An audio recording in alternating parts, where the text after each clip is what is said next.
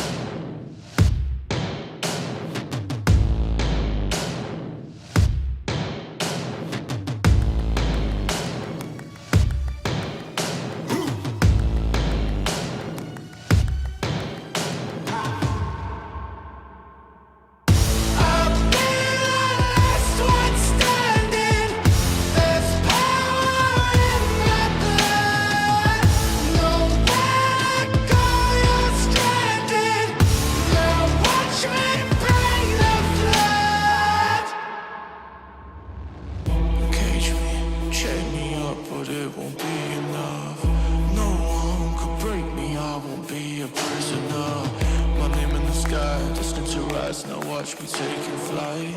You can't contain me, this is it, your time is up. Passion I can't control. You better tread lightly, thunder and lightning live inside my soul.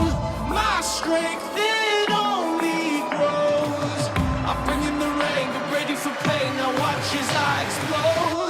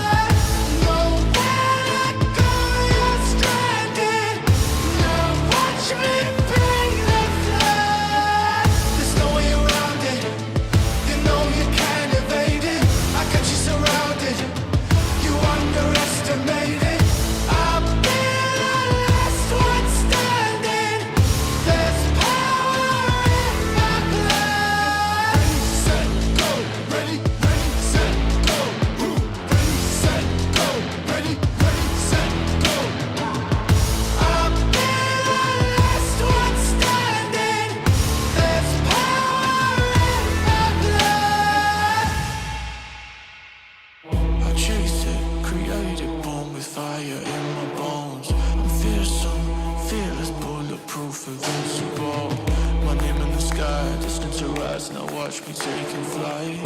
You can't contain me, this is it, your time is up. Passion I can't control. You better tread lightly, thunder and lightning live inside my soul. My strength, it only grows. I bring in the rain, get ready for pain, now watch as I explode.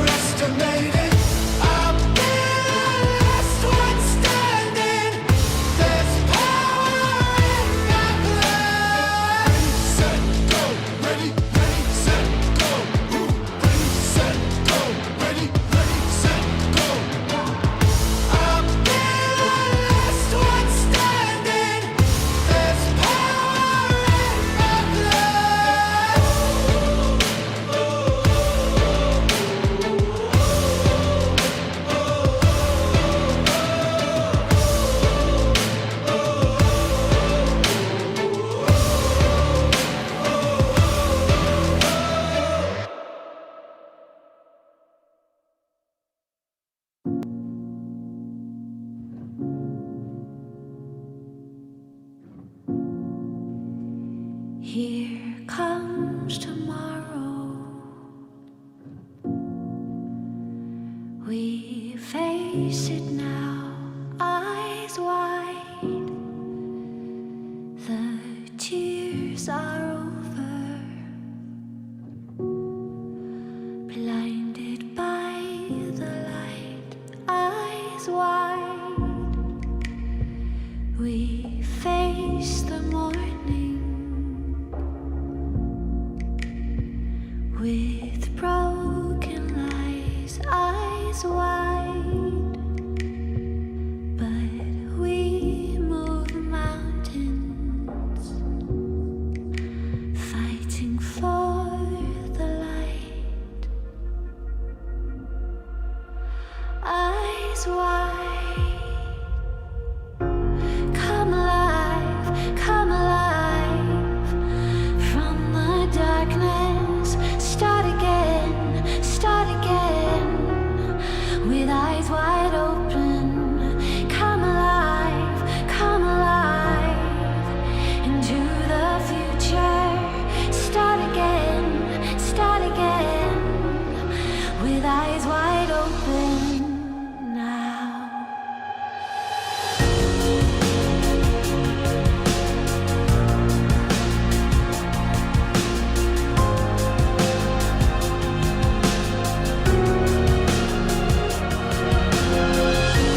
Come alive into the future. Start again with eyes wide open.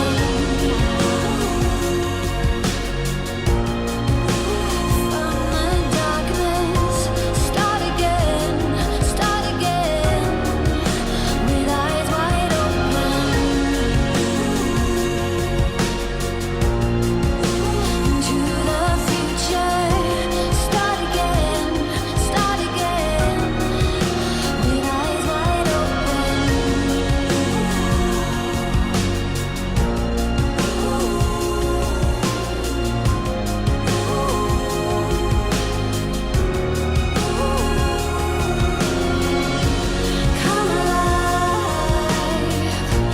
Come alive.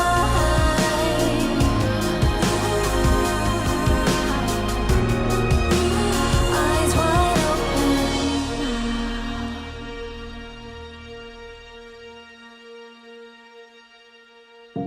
Come alive.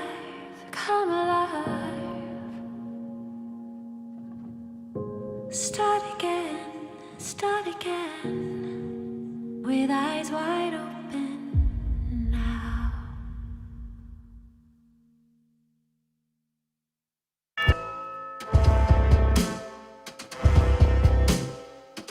This is our calling, our journey. Together we stand. Destiny is ours. Tearing down the walls, landing on the shores. Everyone will know us. We are legends. Let history unfold. 'Cause we're born to win. We were born fighting. We were born to live forever. We are legends.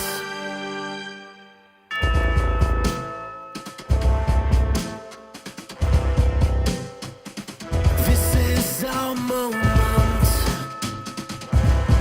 our time, and we will rise up victorious, tearing down the walls, lighting up the dawn. Everyone will know us.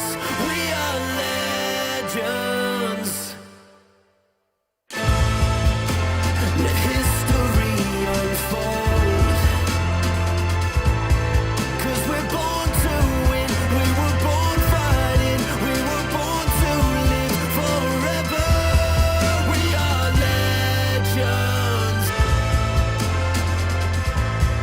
We are legends.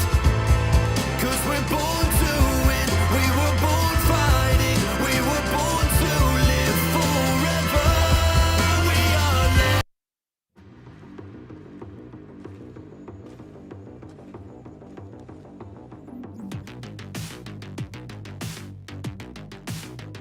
ada flank yang dilakukan oleh Luxy dan RRQ join the fight. Menembak pertukaran Bigetron kali ini 3 pemain bakal dihabisin.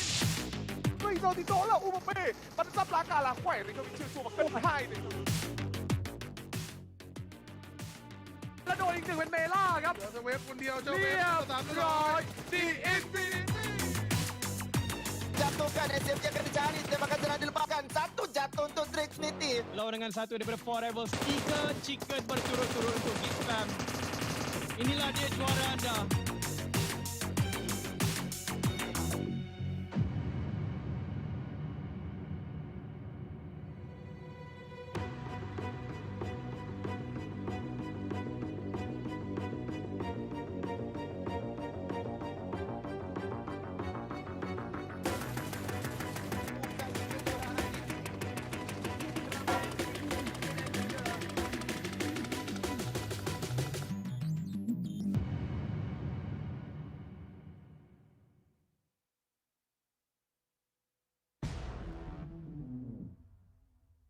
Magandang umaga! Kumusta ka, kaibigan? Welcome to the PMPL MY Season 5 Qualifier Finals for the Philippine Regions, day number 2.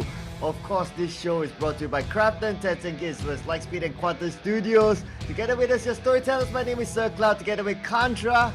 And we will be watching the final day, aka day number 2 for these qualifiers, and we'll find out who will be the representative from the Philippines into the PMPL. That's right, and today is the day we're going to find the top team of the Philippines, not only to qualify to the PMPL, but also in hopes to be selected into Team Sibol, where they could represent their home country and play in the international stages. So that definitely is something that's going to be exciting, not only for players vying for that spot, but there's going to be so much more spotlight on them from then onwards. But of course, let's have a little bit of recap of what goes on throughout the course of the day. So we start off match 9 as we last left off on match 8. As we continue here, we'll see a little bit of a lesser map. I would say that there's only 7 maps that played out as compared to 8. As we start on an Erangel, as we move over to the desert dunes of Miramar and then into Sanok. And this will rinse and repeat all the way till match 14. And on match 15, we're going to go back into classic Erangel once again. And we definitely do expect that every team have prepared for not only the best, but also for the worst case scenario, because this one spot is being sought after by all 16 teams. Oh yeah, definitely. This is down to the last 7 games and will determine who will be the one sole representative from the Philippines into the next stage of this tournament. So make sure, get ready. It is 7 games. I know sometimes we're used to like maybe 5 or 6 games, but it's 7 games. But we went through 8 games yesterday. So 7 games is should be alright for everyone to catch up. Well, this is the tournament format. I'm sure everyone would have been familiar with this format by now. It has been around since PMPL Season 2. So the winner chicken dinner number 1 for each round will receive 15 points. Second place will receive 12 points. Third place 10 points. Fourth place 8 points. Fifth place will receive 6 points. Sixth place will receive 4 points. Seventh place 2 points. 8 to 12 will receive 1 point. 13 to 16 will not receive any points. However, for every elimination, they will receive 1 point. That's right. And yesterday we see quite a number of teams who managed to not only get chicken dinners, but also come up with high numbers of elimination points to stack it all up together. And that's how they managed to get into the top 4 of the standings. And speaking of the standings, we'll be revealing to you what's the score as we ended day 1. And I believe that, it's a brand new day and also brand new opportunities for all the teams that are participating for the entire day. So we start off here, of course, reintroducing the teams. If you do join us for today, and you might not have catch any action at all, we have Blacklist International, UTG International, as well as Demigod Incognito, who are invited into the qualifiers. And we got two easy: Elevate Esports Mikasa, Demon Gun Pro, Elevate Fear No One, and MSI Lost Souls. Yep, followed by Eklestos Esports, Reborn Dios, Zap Esports. I can see it in the comment section. Hashtag get zapped. And we have Key Esports. I can see it as well. Hashtag RiseKey, 6 Zetra International, Nira, M42 Esports, Hype International, as well as Evil Squad Killer. So these are the teams as what's mentioned by Contra. The first three teams mentioned: Blacklist International, UTG International, as well as Demigod Incognito. They were directly invited into this stage of the tournament. The rest of them, they came through an open qualifiers. So all these teams, they come with their own reputation. Definitely no pushover. Indeed, and we've seen so many names have already gotten a taste of the chicken dinner. You know, in the span of 7 rounds, any one of the 16 teams right before your eyes can secure that chicken dinner. So, as it stands, as we take a little bit of a walk down memory lane of what happened day one, Key Esports still remains as the top team on the leaderboard. They have more than 100 points to book out of all 8 matches, and other teams are still trailing behind. We have M42, who managed to get into a top 3 scenario as well, as they slowly picked up the pace, and we've had a little bit of a slow start for some of these top teams out there, and I'm still thinking whether or not is there going to be any point of time that Blacklist International could catch back up. Yep, not to mention as well, teams on page number 2, let's not forget about them. Hopefully they can do a comeback. I'm looking at you, especially when it comes to a Demon Gun Pro. It wasn't that day yesterday. They were rooted at number 16 the entire day, and they managed to only get like, what, 10 points out of 8 games yesterday. So hopefully they can recuperate themselves, they re-energize, and today will be a better day for them. Indeed, and you know, like, if you get at least a good 3 chicken dinners back to back, we've seen that instance before. That could possibly send any team from that second pager all the way up front, or even to contend for that number 1 title. So that's a lot of points because it's a total of 50 for each chicken dinner. And usually to get that chicken dinner, you do book out with at least a good 3 to 5 pointer. So that's a whole lot of things that we have to factor in. But of course, it's all down to how they navigate around the map. So of course, let's take a look at the standings once again before we drop into our first match of Arangel. Key Esports now at the top spot with 122 points, followed by Zap Esports on second place, as they acquired a total of 70 placement point and 44 frags to add on to 114. Top 3 is Demigod Incognito. I guess I made a little bit of a mistake when I mentioned M42 was at the 3rd spot, so they will be on the 4th place with 79 points, and followed by Hive International at the top 5, 77, and 10 points behind them is MSI Lost Souls, who have managed to impress me by climbing the ladder really quickly. 54 points for Elevate Mikasa, and Evil Squad Killer comes out at number 8. Yes, and followed by page number 2, we have 6 Anira with 51 points. Number 9, number 10, Elevate with 49 points at number 10. Number 11, 49 points as well, Blacklist International. Number 12, UTG International, 39 points. Number 13, Eklestos Esports, 37 points.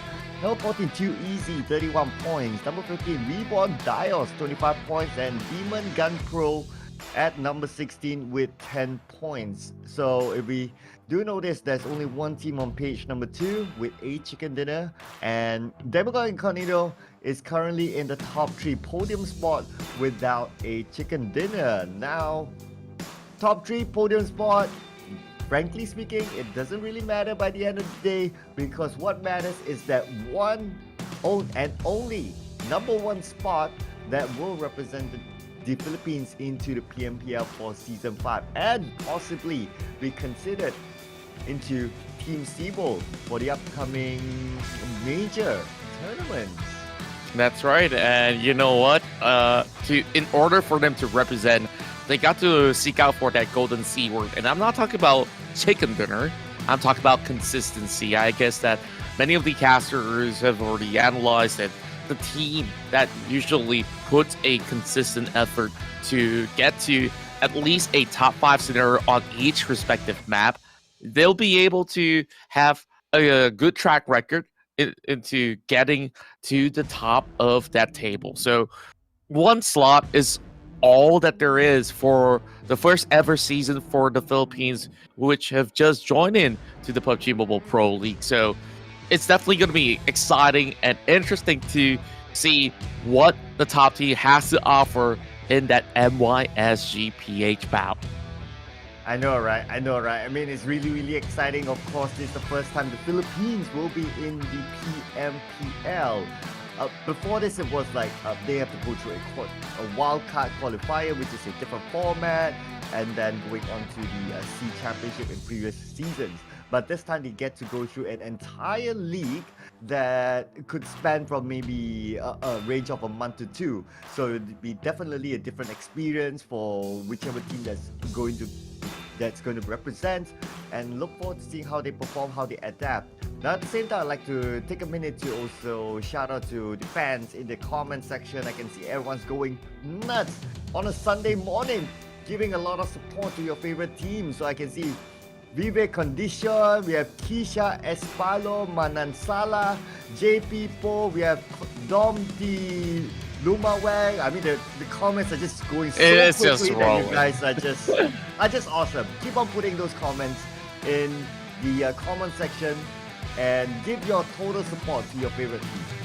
That's right, as we are about to kickstart day 2 of the PUBG Mobile Pro League.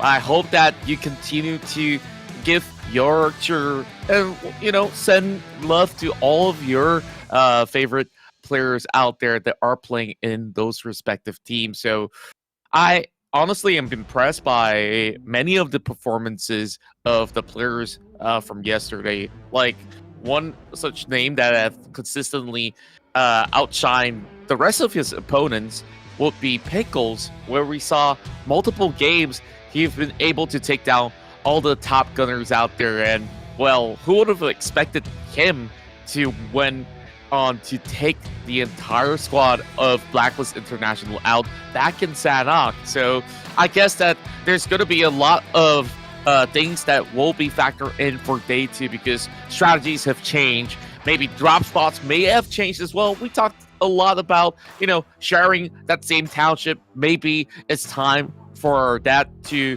be taken into a 180 spin. So, Sir Cloud, let's jump right into our first game of the day. And of course, welcome to PUBG Mobile Pro League Philippines Qualifier. This is match 9 in Arangel. Oh man, can you feel it? Can you feel the excitement? Can you feel the energy? My goodness. Okay, so this will be the day that we will find out who will represent the Philippines. So every game counts. Now we're going to start the flight path from Nota Power to shooting range. So probably teams who like to drop into Ferry Pier, Quarry, Primos might find it a little bit difficult. But keep your eyes on the school, because in game number 1 yesterday, we saw a very early skirmish in school, not only involving 2 teams, but a third team, and that was Zap Esports came in as a third party. So keep your eyes on that if there could be a early skirmish there, and also on the Southern Island. That's going to look pretty rough for some of these players out there, as we are taking a look into the island. UTG International as well as 2Easy are the only 2 teams inside of Sinoska. Meanwhile, heading over on the far western side, we see Key Esports this time moving into Milta Power, so they will cover a lot of ground. And not only that, take a look at Mini Milta as well, where you have not only the circle on top, but Demigod is actually headed directly to the city, and he's gonna have all the loots by himself. Wow, it's going to be a circle on the right, it seems. So it could be a kind circle, unless it pulls all the way down to Novo.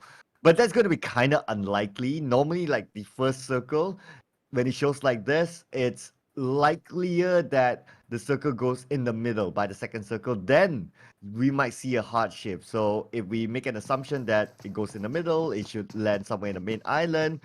I do expect teams on the southern island to move up after they're done looting. That's right, and I'm just really concerned for some of these other teams that are here in the first phase. And as we take a look at the Georgia Pole area as well as Ruins, there's so many names. I believe that's like what 6 teams around that corner, which they will have to share a lot of all these vehicles. And if they are denied any form of mobility, it's hard for anyone to get into that circle. So for the likes of MSI, instead, they are taking the safest option possible, which is the furthest away from the circle. And we're looking at the entire squad hanging around Zarki. This is a town that most pro players in all the other regions would not like to drop in because there's just about enough loot, but most often than not, the vehicles don't spawn all too much. And yep, this is the usual things that happen with the trike. Well, for Senor, I'm not too sure what he has planned though. So first, he is moving away from his teammates. Second, he's moving away from the circle, and he's going to nowhere. Not like there's a lot of loot in this area. There's like a couple of small houses, but he also risks Oh boy. bumping to other teams. So Demigo and Cornito is in the same area. Well, I just hope that he doesn't flip because he's finding it really hard to control this tricycle. But I guess he's going to be all safe for now. And as we move over to another township, this is going to be directly in Rozak as we are taking a bird's eye view on what Zap Esports is up to. Just a casual early game looting phase. Now, yesterday, when we first start off our match in Erangel, there was a 3-way battle between Zap Esports as well as 2 other teams around that school Rozak section. But I guess that with the importance of day number 2, it's extremely vital that everybody starts on a good note. Get all your weapons up, get the vehicles ready, and that's where you could start taking those fights. If you're not going to be fully stacked up, then rest assured you just have to prepare for that, the worst case scenario. Yeah, well, the fan favorite teams, of course, Key Esports, they're currently heading the leaderboard. All they need to do is just to remain consistent. Now, even though they're number 1 at this moment, they're the only team that got themselves 2 chicken dinners so far. But if they stumble today, teams behind them can catch up. So they need to be careful, especially team M24, who kind of make a comeback. They didn't start off well yesterday, but as we went along, when we reached the second half of the game, they seem to start to rise up. So Key have to be careful of their competition. That's right. And this is definitely a squad full of experience. So Key Esports, they could not just sit still on the top of the throne, as there's going to be a lot of visitors coming in. Speaking of visitors, Clasos Esports, they're slowly getting into the circle. This is just right down below Shelter, as this is basically the highway that's going to get congested in the next few moments. Blanks holding onto the DBS have heard the vehicles crashing into the corner of the neighborhood compound. So I guess he's just sitting still, hoping to unleash all the shells to whoever steps over on the staircase. Oh, Blanks. Well, he has a DBS though, and we do know how deadly DBS can be right in front of anyone's face. So let's see if we can work out for him. He does have his teammates across, and they're coming to give him backup. The Vigo is in the same compound. He has a UMP in hand. They're trying to find a good angle. Trying to find a good angle with a TPP, but can't spot anyone just yet. He knows that someone's in the house. Edo 10 trying to take that high ground. So they have everything covered. Myers with a beautiful drop shot here. He unleashed the M249, but it's a TP, yes! that secures first blood for Hive International. So there's going to be the DBS effect that we talked about. Don't play with a DBS. If it's right in front of your face, it's always very dangerous. 8/10 has a high ground advantage, but look, on top of the hill, there's another team waiting in case they want to be a third party, so it's going to be something of an interest if that happens. That's right, Elevate Esports wants to join in the parade while Blanks just going with some random shots as he will find small little angles, and that's just about enough for his team to come in for a flank. And with the knockdown, this is going to be point secured. Blanks gets the second pointer for the team. Third party! Third party is happening! Okay, as we predicted, third party is happening. They're coming right now. Let's go! And fear no one. They fear no one. They want the third party. They want the points in the bag. My, oh my. Things just got a whole lot more interesting now. Hive International dropping the grenade into the top half of the plane, and this is where Tyra unleashes the M16. Not really finding the mark for now. More of the bullets are being sprayed there by Elevate Esports as Hive International.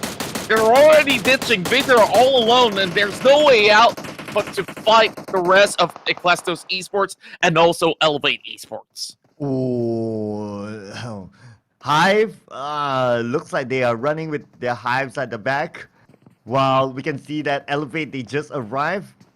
But they haven't got anyone just yet though. So a third party, but it's more like a 2.5 rather than a third party.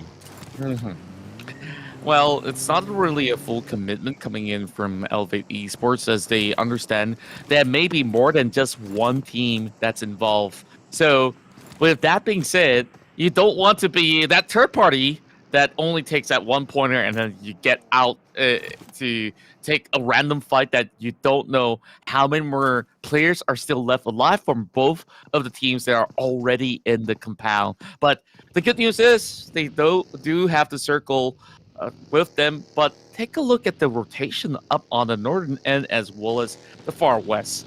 And we have MSI, who have just left Darky, Reborn joining along as well.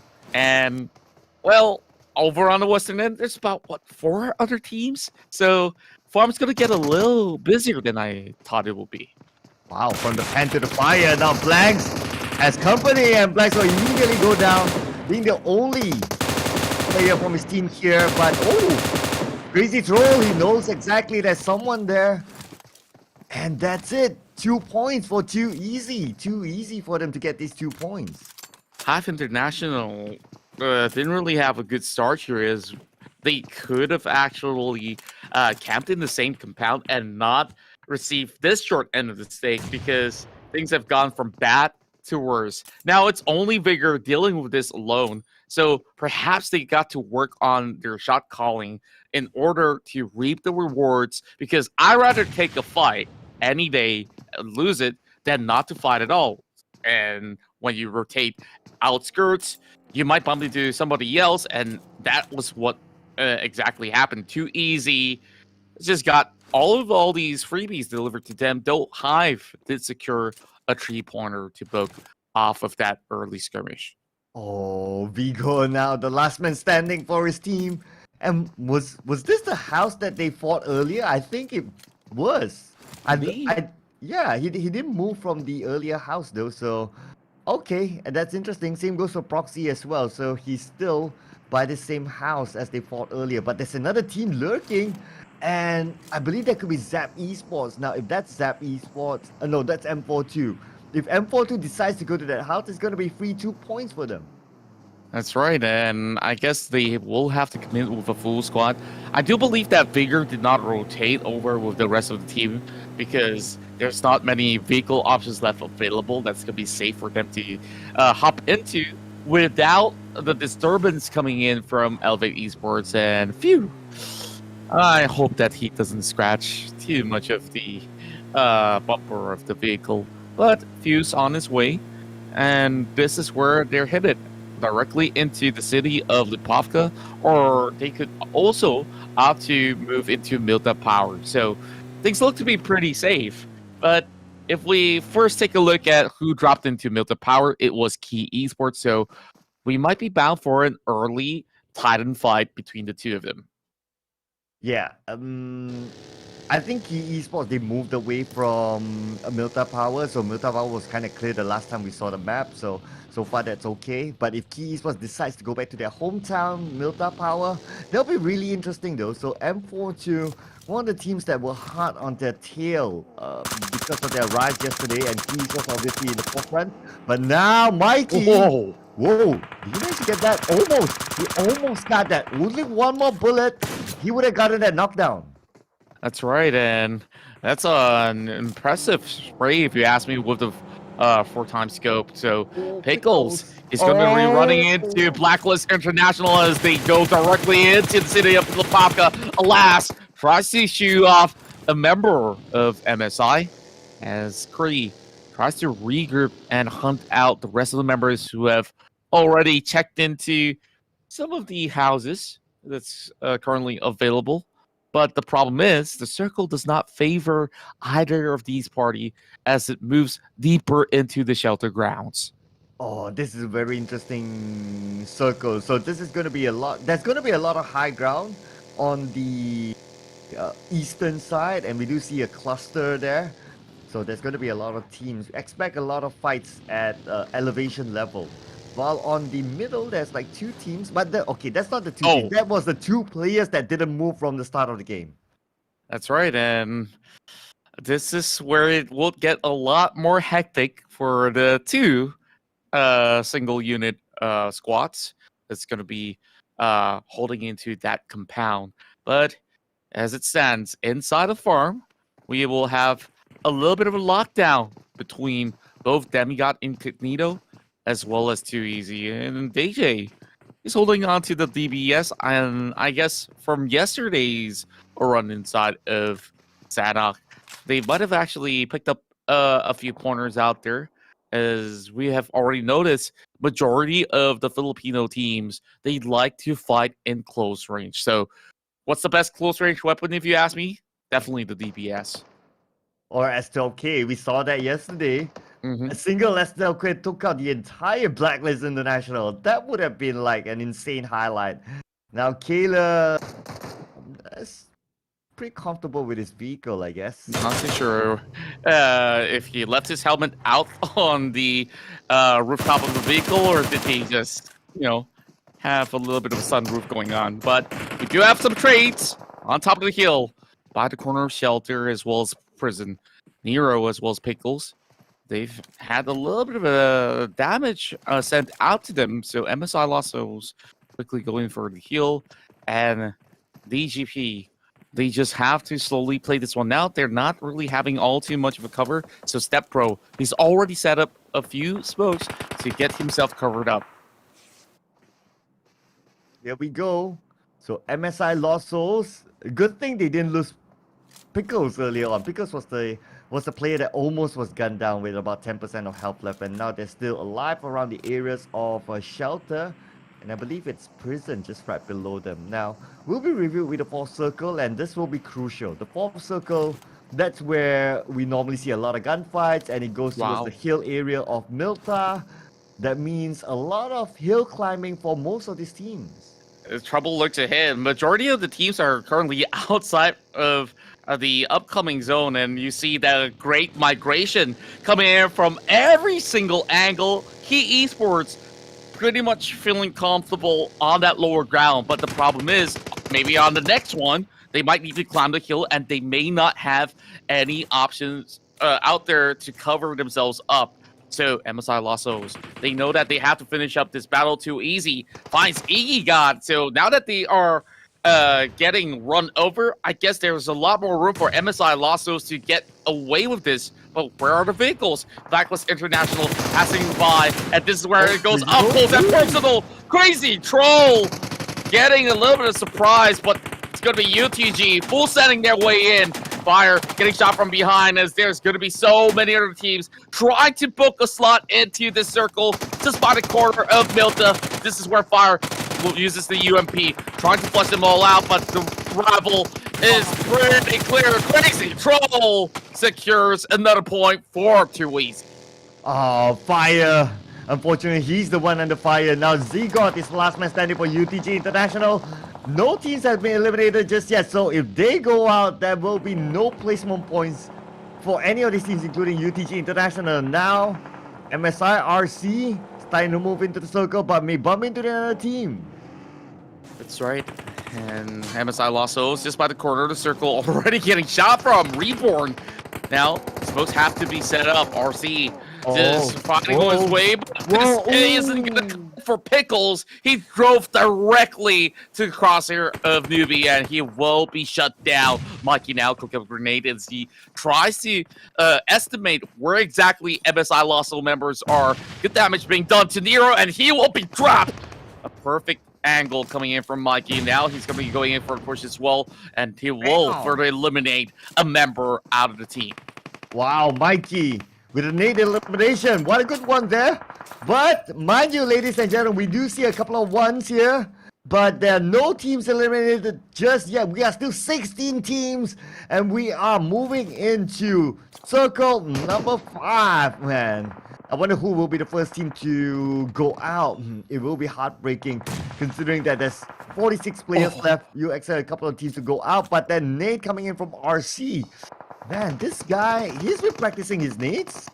Indeed, and what's impressive is that he doesn't have any vision at all. Sakuragi has been appearing on the kill feed for quite a while as he managed to get a few more other players being knocked out. But Blacklist International, they lost 2 members, and they have yet to secure those points. They might have gotten third-partied, and that huge flock of crowd right down over the southwestern end. DJ now holding on to the grenade. Crazy Troll is still alive. He's already gotten 3 points back to the team, and this is definitely looking a lot better as compared to yesterday. But DJ, though, he get shot from where? Senior from the top of the hill as he did an impressive tap straight to the head. Oh, and the circle hardship to the left. All the best for these teams still outside the circle. They'll need to make that move, and they might need to fight against other teams that's currently in the circle. We are still 16 teams, Roger. Look at the pressure being exerted here. Reborn trying to finish up this fight, and it's all down to RC. He gets spread out, but it's going to be another team that snagged it away. Sakuragi is doing all the damage out here. Elvin now has KD going for the full flush. Demon Gun Pro is the 15th place team for the round of Arangel, and Elevate No Fear. Well, I kind of botched their name. Elevate Fear No One has definitely done it again. Oh, the Starman for Blacklist International, Sakuragi. That was the best he could do, frankly speaking. Being the last man standing, there wasn't much option for him considering there's no more time to get into the circle. But hopefully Blacklist International, they can come back in the next round. Now we get focus onto the legendary team M42 Esports. Oh, look at the transition coming from Dragon. He does manage to stack one out. Ramen is the one that has been taken off from Zap Esports, while Bahama is the next one to be shot down by Momboy of Key Esports. There comes Rampik as well. They take down Manta Boy. Now, Zap Esports just prolling on their bellies. This is one of the toughest circles that we could start the day with. But hey, I love myself some difficult games. But Range is getting invaded already. He's trying to hold on, and the pressure is good. The grenades are dropping in as well. 6 extra. Zetra has been taken off, but it's going to be Newbie pushing inwards, but there is a little bit of surprise behind the door, and it's Few of M42 Esports to bring it right back. Oh, none other than the legend himself, Few. Coming in to save the day. Can he pick up his teammate in time? Rage is waiting for the right moment in case anyone jumps in. But Tango with a long range shot, asking them to dance. And Tango, they will. Zap Esports eliminated in 11th place. My, oh my, Tango tapped them through the smoke. He's just estimated, and he got not 1, but 2 frags out of that effort, and now Range is going to give him a little bit of taste of his own medicine, and Bigger goes in for the shot, but it's not enough to take out Reborn. Hive International manages a top 10. Honestly, that was a good performance from Vigor because he was left all alone from the start of the game. A straw hat. Waiting for the next circle. Might not be his. going to be nerve-wracking to see where the circle will end up next, and it will be hard shifted down south. Zorhead will need to move. My goodness, this kind of circle. What is this? This is the same exact circle where Hive was at much earlier on. And Reborn, honestly, is not too far away. And this is going to be a lot tougher for those that are going to be cutting into that section as well. While Too Easy, they have managed to get into the checkpoint as they have Key Esports moving directly into the circle. Wow, it's a surprise. And he goes in for a beautiful straight transition, but he will get shot from the back. And well, that is Key Esports sending them the signals. While Too Easy just lobbing those nades. This might just connect, but it bounces right back on the air. Ooh, Key Esports is still around, but crazy troll! Wait, what? He shut down. Where did he come in? He didn't come in from behind. Reborn damage! On the same vehicle, moves in and starts to fight. Too Easy, been taken out, and there you have it. 3 points for them. Wow, that was a beautiful shot. And he was in the vehicle. He's just going for those random sprays, and you know how high the recoil can get. Key Esports knows that there is a full squad now taking over the top of the shack, but Key Esports, they want to gatekeep members of not only Reborn from coming in, Elevate. If there's going to be any sort of shift into a lower side, that is one place to pick out from. ESK have stayed solid for the most part, while Elevate having Tangle there to pin down Mikey. And it's M42 yet again. Dragon now will finish off Elevate, no fear. And now we only have 5 more teams left alive. And there's going to be a little bit of exchange going on between Reborn as well as Key Esports. But the AUG in hand might be the difference maker here. Demigod trying to pull something up. Rambik's going to be revived in a few seconds from now. But this is a push coming in from Straw Hat, and they will be a shot. But from where? I did not even see it as they just vanish through mid-air. Oh, Key Esports, this is a team that's hard to banish. Look at this. They're still around though with a full squad at this moment, with 4 elimination points in their bag. And now Dama killed. We need to find a way to move forward. They might need to plan ahead because the circle might not be in their favor. Let's see, the 7th circle, where will we go? But in this other area, we have 3 teams in the same compound. Well, special literally coming in from MKS, but the problem is Elevate. Mikasa couldn't go out there to pick up the package. Damakyu having the angles against M42, and he almost got him few with so little help left. They have to recuperate, and with 1 more member getting spotted out, Damakyu now gets a little bit of trade back from both sides, just trying to get the healing done, but M42, they're outside of the next circle, and there's only so little space left, and that pixel shot comes from Spaz as wiped members of E one after another. Oh, at the right corner, at the right time, Spaz, he takes out 2. Will he be able to get more? There's 1 more on the outside. There's actually 2 more on the outside. Yes, and our backup has arrived. Let's go, let's go, let's go. And Meow holding onto the grenade. He tries to lob it to the top, but he's catching property. Meow! No, this is not the way he wants to go out. He's the last surviving member of Evil Squad Killer. He needs to heal up. And now, he's the only one left. Spaz invading the building, tries to clear the sector, and the rest of the squads are slowly making their way. Key Esports, nowhere to be seen, but now he manages to only get himself a few bandages in. He does have the medkit though if he wants to get that full heal through. Now he does go in for a revive. The rest of the members of MSI Lost Souls are in this whole sector of the compound. This might be their game here if they can pull up a perfect defense. Oh, that was a close one for Mel. He almost got melted. Man, now but Momboy is starting to move in though. Let's see who are they going to crash into. Momboy can't get a good angle. Momboy needs to be careful. His vehicle is still active. It could explode right in front of him. Momboy knows exactly where his opponents are at. M42 Esports, the last man standing, tanking out the blue. Spaz invading into the building. He's going to be bringing out the AKM, and he will find a catch all the way from the back.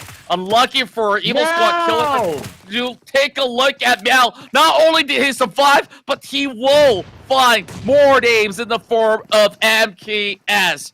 Now, Key Esports have finally arrived. He knows that there's going to be a squad being taken out. Few last member of M42 now taken outside of the play zone. No points in for the side of Key Esports. Now it's down to ESK Mikasa as well as Key Esports to do something about it. Smash, he gets spotted out already. And Key Esports, they may not have noticed. He can sneak his way in just by the corner of the tire. This buggy getting him so safely planted on the corner. Key Esports, they just got to check everywhere to get this point.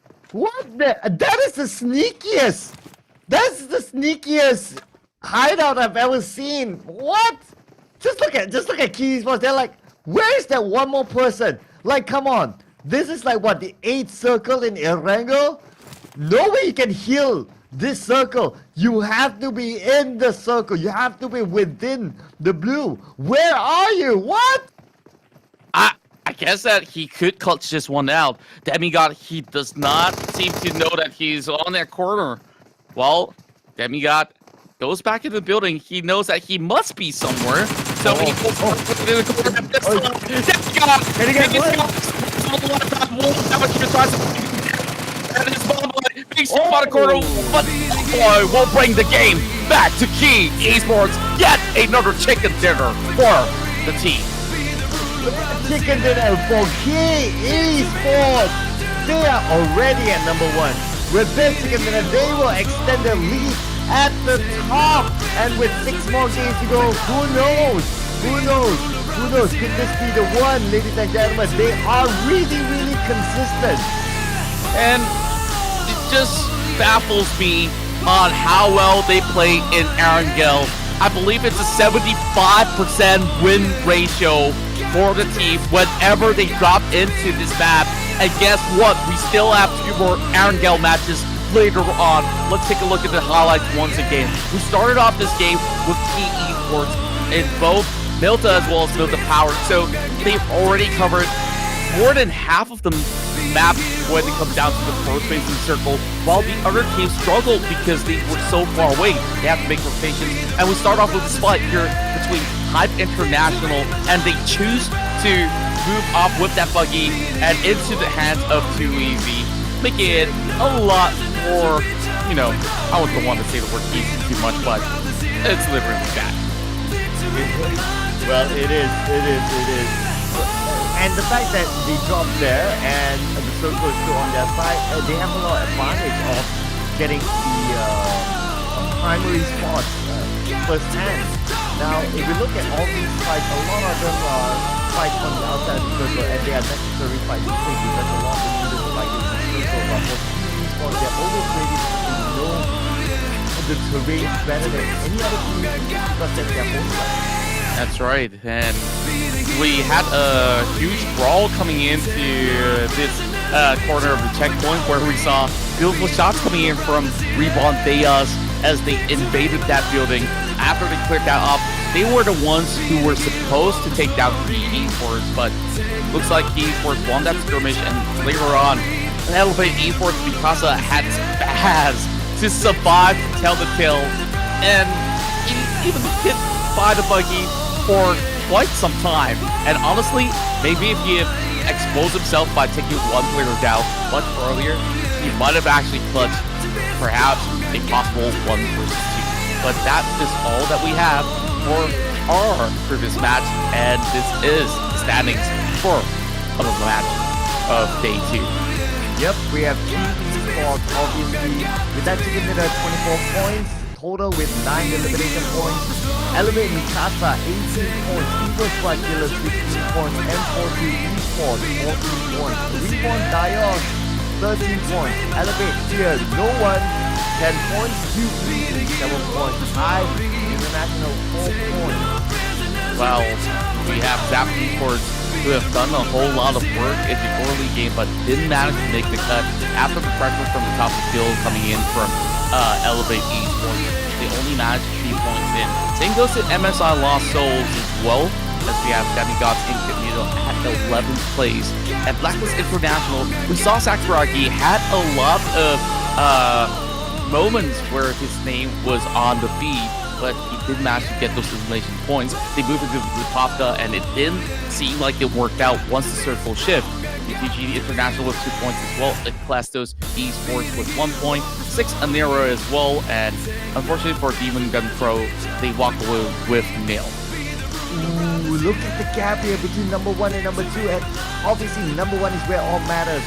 So Key Esports, number 1 obviously, 146 points, and the gap with Zap Esports currently at number 2, 173 points. That's like what, 29 points difference? And followed by Demigod Incognito at number 3 with 95 points, and 42 Esports still at number 4 with 93 points. We have Hive International number 5, 81 points. Number 6, Elevate Mikasa, 72 points. MSI Lost Souls at number 7 with 70 points. And Evil Spot Killer number 8 with 69 points. That's right, and 59 points will go over to Elevate or no one. They do have the chicken dinner, but they didn't seem to have had enough points to push to the first pager, but maybe in the upcoming games they will. 6th January on 10th place with 52 points. 1 point behind them is Blacklist International. Honestly, up till now, I'm not too used to seeing Blacklist International as well as UTG International side by side, not on the top, but on the second pager itself. Too easy have advanced forward with 38 points, now tying it with Eclastos Esports and also Rebondeas. And for Demon Gun Pro, they only had a total of 10 points. Demon Gun Pro still not budging from that 10-point mark. And also the number 16 since yesterday, since game number 1, and that 10-point mark since the last 1 or 2 games. They really need to do something with the remaining 6 games. But for Key Esports, with a 29-point cushion, this is worth about a round's worth. So if anything happens in the next round, they could possibly still be on the top. That's right, and they have 1 or even 2 games to spare if this is going to be the case. That I think that Zap Esports have shown quite an astounding performance when it comes down to firepower. All they have to do is try their level best to survive, because their strategy is just about good enough.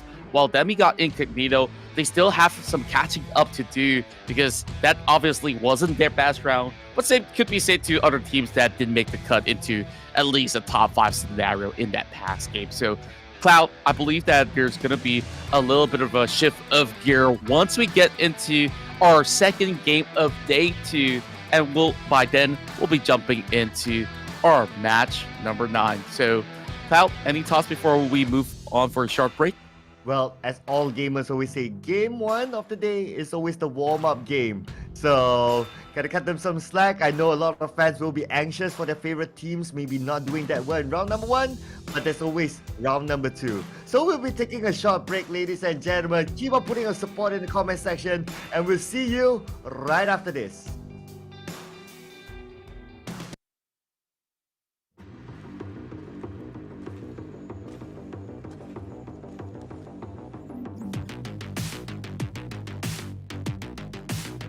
Ada flank yang dilakukan oleh Luxi dan RRQ join the fight. Menembak bertukar Navigator kali ini 3 pemain bakal dihabisin.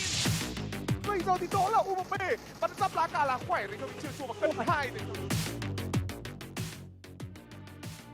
แล้วโดนอีก 1เป็นเมล่าครับเจ้าเวฟคนเดียวเจ้าเวฟตามร้อย The Infinity Jatuhkan SMJ akan dicari, tembakan jangan dilupakan. 1 jatuh untuk Trinity. Lawan dengan 1 daripada 4 Rivals, 3 chicken berturut-turut untuk Geek Fam. Inilah dia juara anda.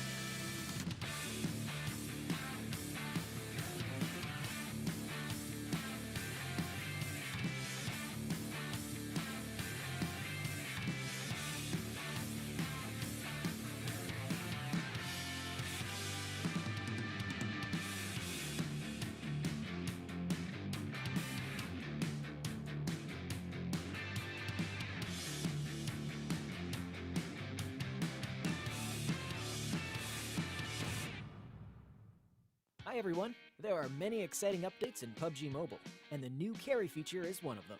When a teammate or enemy has been knocked down, besides reviving or eliminating them, you have another option. You can now carry any knockdown player and move them to another location. Yes, you heard that right. You can carry your enemies too. You just need to approach a player on the ground and tap the carry button to carry them. Do keep in mind that there are some limitations when carrying another player. First, you will move slower when carrying a player, and you can't crouch or go prone.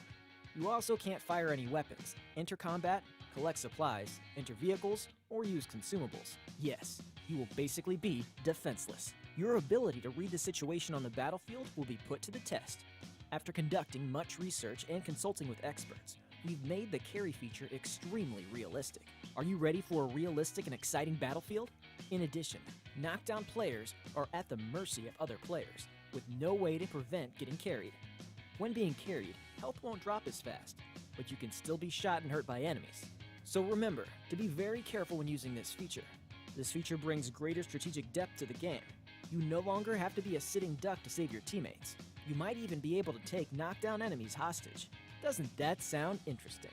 There are still plenty more interesting ways to use this feature, and we can't wait to see what you come up with. Of course, there's even more fun and exciting content lined up for release, so keep following us on our channels and stay tuned. Happy gaming!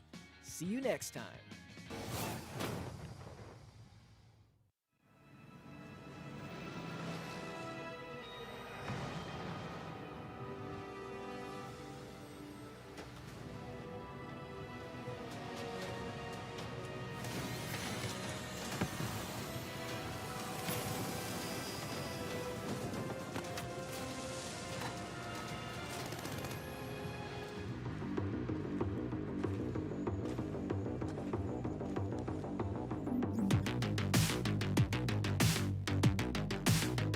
Ada flank yang dilakukan oleh Luxi dan RRQ join the fight. Menembak pertukaran Bigetron kali ini 3 pemain bakal dihabisin. 最後跌咗啦，烏木咩？不得啦，架啦，喂，你個超速跟派你。แล้วโดนอีกหนึ่งเป็นเมล่าครับเดี๋ยวเวฟคนเดียวเรียบร้อย The Infinity Jatuhkan SMG akan dicari. Tembakan jangan dilupakan. Satu jatuh untuk Trixnity. Lawan dengan satu daripada 4 Rebels, 3 chicken berturut-turut untuk Geek Spam. Inilah dia juara anda.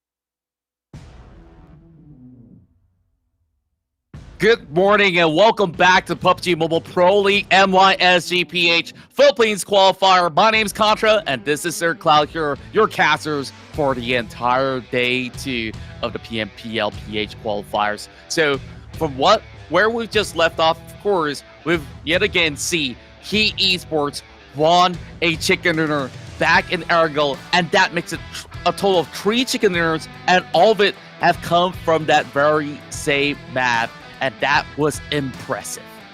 At this point, it is a question of who's going to stop Key Esports, because they're just that consistent.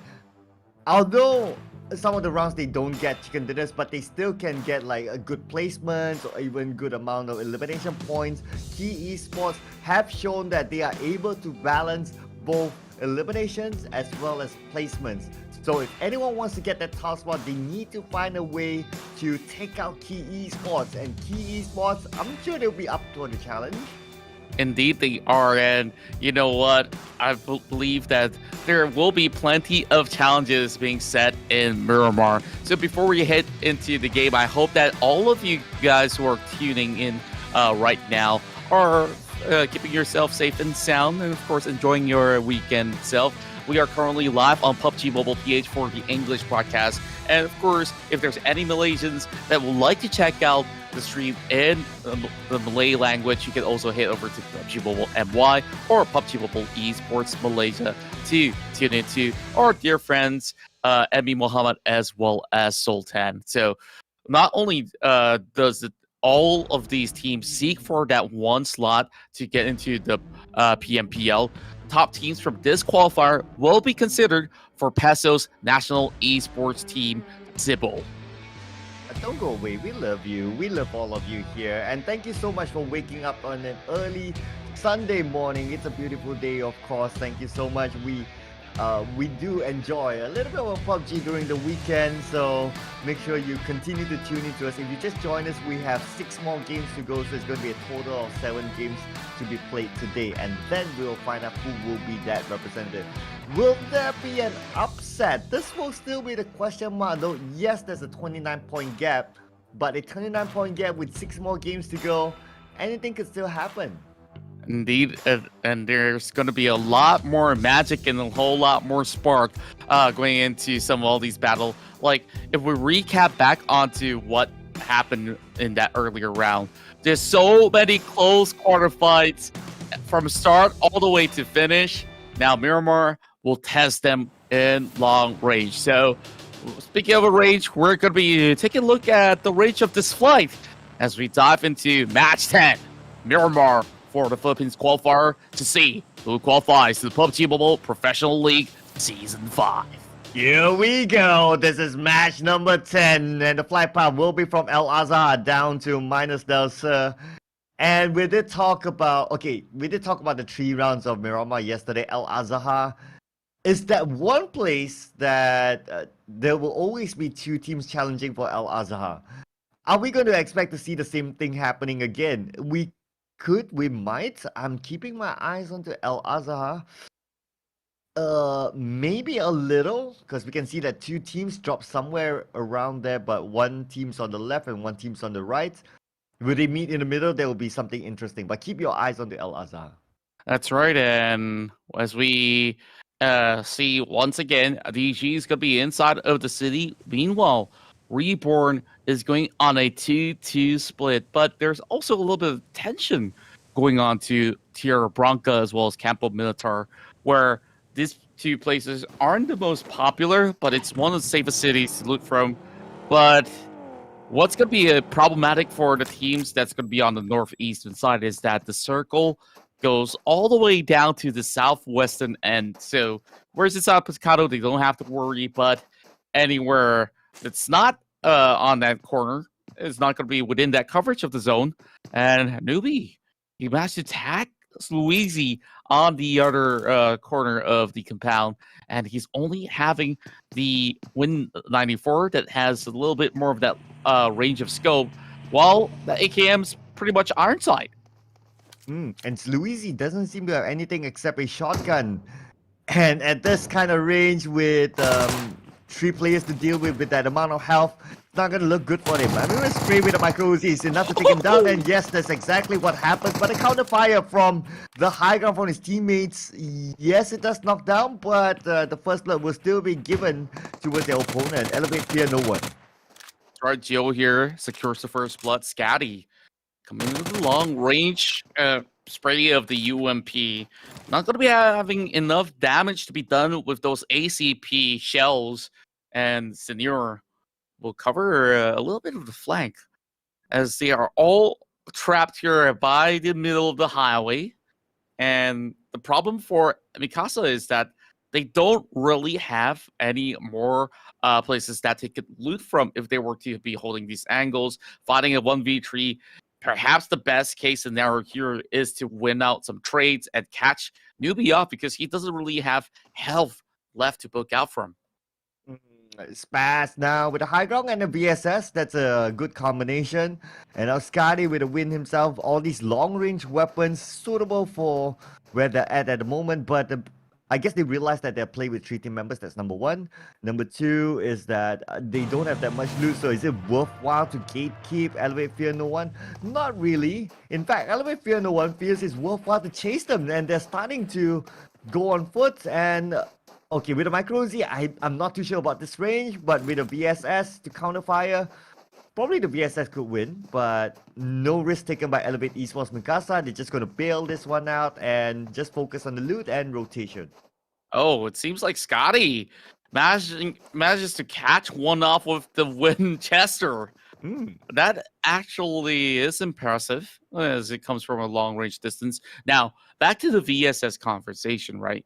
It's great because this sort of DMR slash sniper has 10 bullets in the chamber only, but it comes with that 4x scope as well as the suppressed shot. So they may not be able to track it all too easily when the shots are being fired. Now, Elevate Fear No One, they haven't lost a man. They did get knocked down, but they felt that this fight is not worth taking, so they will just let them be. And I guess that's for the greater good as well, because they are so far away from the circle. Yeah, it's definitely not worth it. First is the circle distance. Second is the loot. Just look at like Tango, for example. He has nothing on him. He's naked at this point, so you might as well focus on the loot, and then you plan your route into the circle. That will mean a lot more than trying to get a couple of points that you might not even get the other day.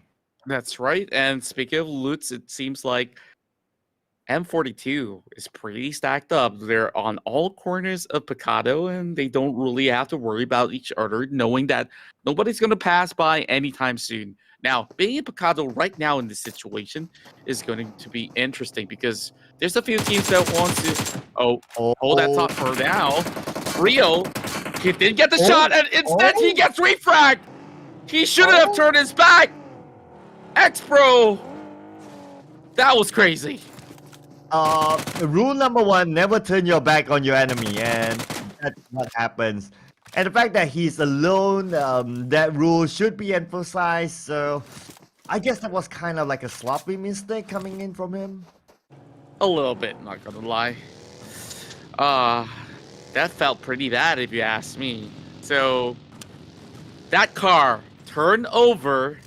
There's plenty of time to unload that clip or switch to the second weapon without turning the back. So, honestly, that looked a little bit more like a rookie mistake. Yeah. Speaking of turnovers, another time. It is from X Bro. Excuse me. Excuse me. But I do agree that he had time to actually switch over to another weapon. In fact, he has enough time to reload and continue on shooting. And if he exploded that vehicle, he might have gotten maybe a knock, or maybe he would have injured the opponent and he could finish him off. But yeah, that just happened. Yeah. And I guess that it's also an unfortunate turn of events as well. Speaking of turns, seemed like the Envy Radical reversed to... Oh, wait a second. Wait, how many cars are turning around? We got some of the baddest drivers around town. I mean, not that they're bad, but yeah.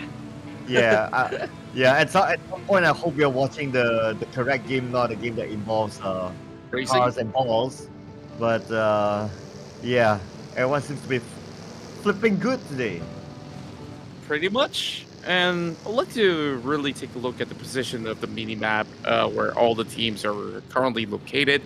The only two teams that have gone on the Duke out was Elevate Esports, as well as that free picking of a member out of, I believe, was it Demigod? Was it Mikasa? I can't really remember. But what's interesting to me is that there's only 2 frags, while there's only 61 players alive. So what happened to that one player that we didn't manage to catch upon? Oh yeah, so not too sure. Not too sure. Maybe the action happened at the same time, so it's kind of hard to catch up sometimes. I mean, it does happen. We're talking about like 64 players here in PUBG Mobile, so it does happen. But I guess right now at this point, all the players, they're just going to focus on rotations. If we remember it as compared to yesterday, most of the maps we do see a lot of very early fights, like it's action after action after action.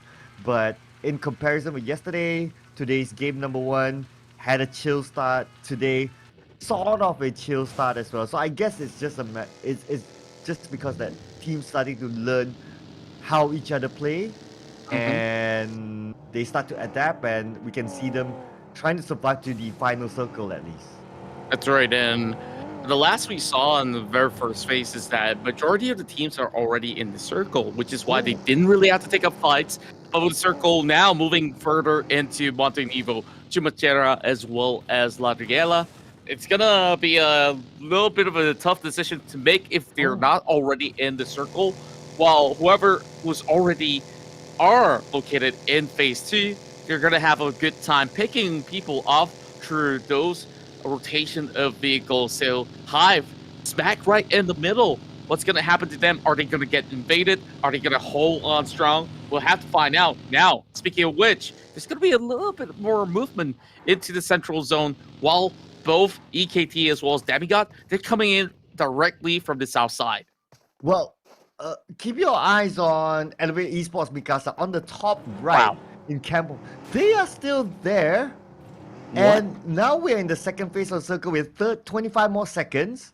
I'll be a little bit worried with their position. I hope they have enough first aids to at least last to get themselves into the circle. If not, we may see them just die out to the circle.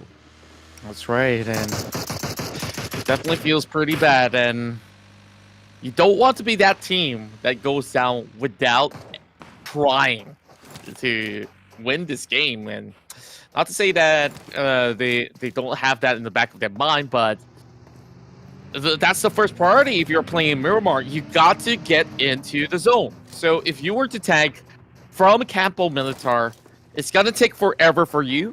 And also you have to stash a few gas tank. I mean, like a patrol if you want to fill it up. Vigor now getting tagged as Dragon lands it directly to the head.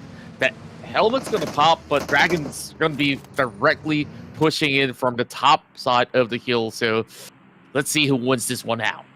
Oh yeah, so it's going to be M42 Esports versus Hive International. Both these teams has a lot of fan base. I noticed that Blank's almost taken out by the nade. They need to recover Vigo as soon as possible. They need all the help they can get. Kayla now has the high ground advantage, but Kayla being counter-fired will need to retreat behind. Will need to recover himself. Pops up a smoke and pops up a first aid. And now his teammates, they need to cover him for a bit. Kaler tries to fall back. They do have a lot of the cover of the terrains here to work with. So Hive International, they might have expended a lot of utility here in the early game. It's only phase 2. You don't want to burn everything out. But Blanks, he made it himself. What? Did he mislop? Did he hit the tree? I don't know, but he's gonna be back up in the jiffy. Well, but what's for sure, he has been hitting Blanks with that nade. So, okay. Oh. Did he just eliminate himself? No, he's still around, I think. He just needs to be picked up. So, yeah, he's still around. So, hopefully he gets picked up soon. But looking at the minimap, there's someone lurking in the corner. What is this guy doing here? Zemas, wait a second. What are you doing here alone? Didn't Mama tell you don't walk off alone? Well, technically he's not walking. Okay. And Amas, I guess what he wants to do is to stay goal. Right. Be the golden child of Mama. Don't Golden walk child. alone. I guess that works as well. But that Mirado park on the corner here, not too sure if it's still working or not. Not that he's checking the tires, but he's just fancying his time here by the corner of Chumachera. But nearby, there's going to be Hive Esports that will come into the city eventually.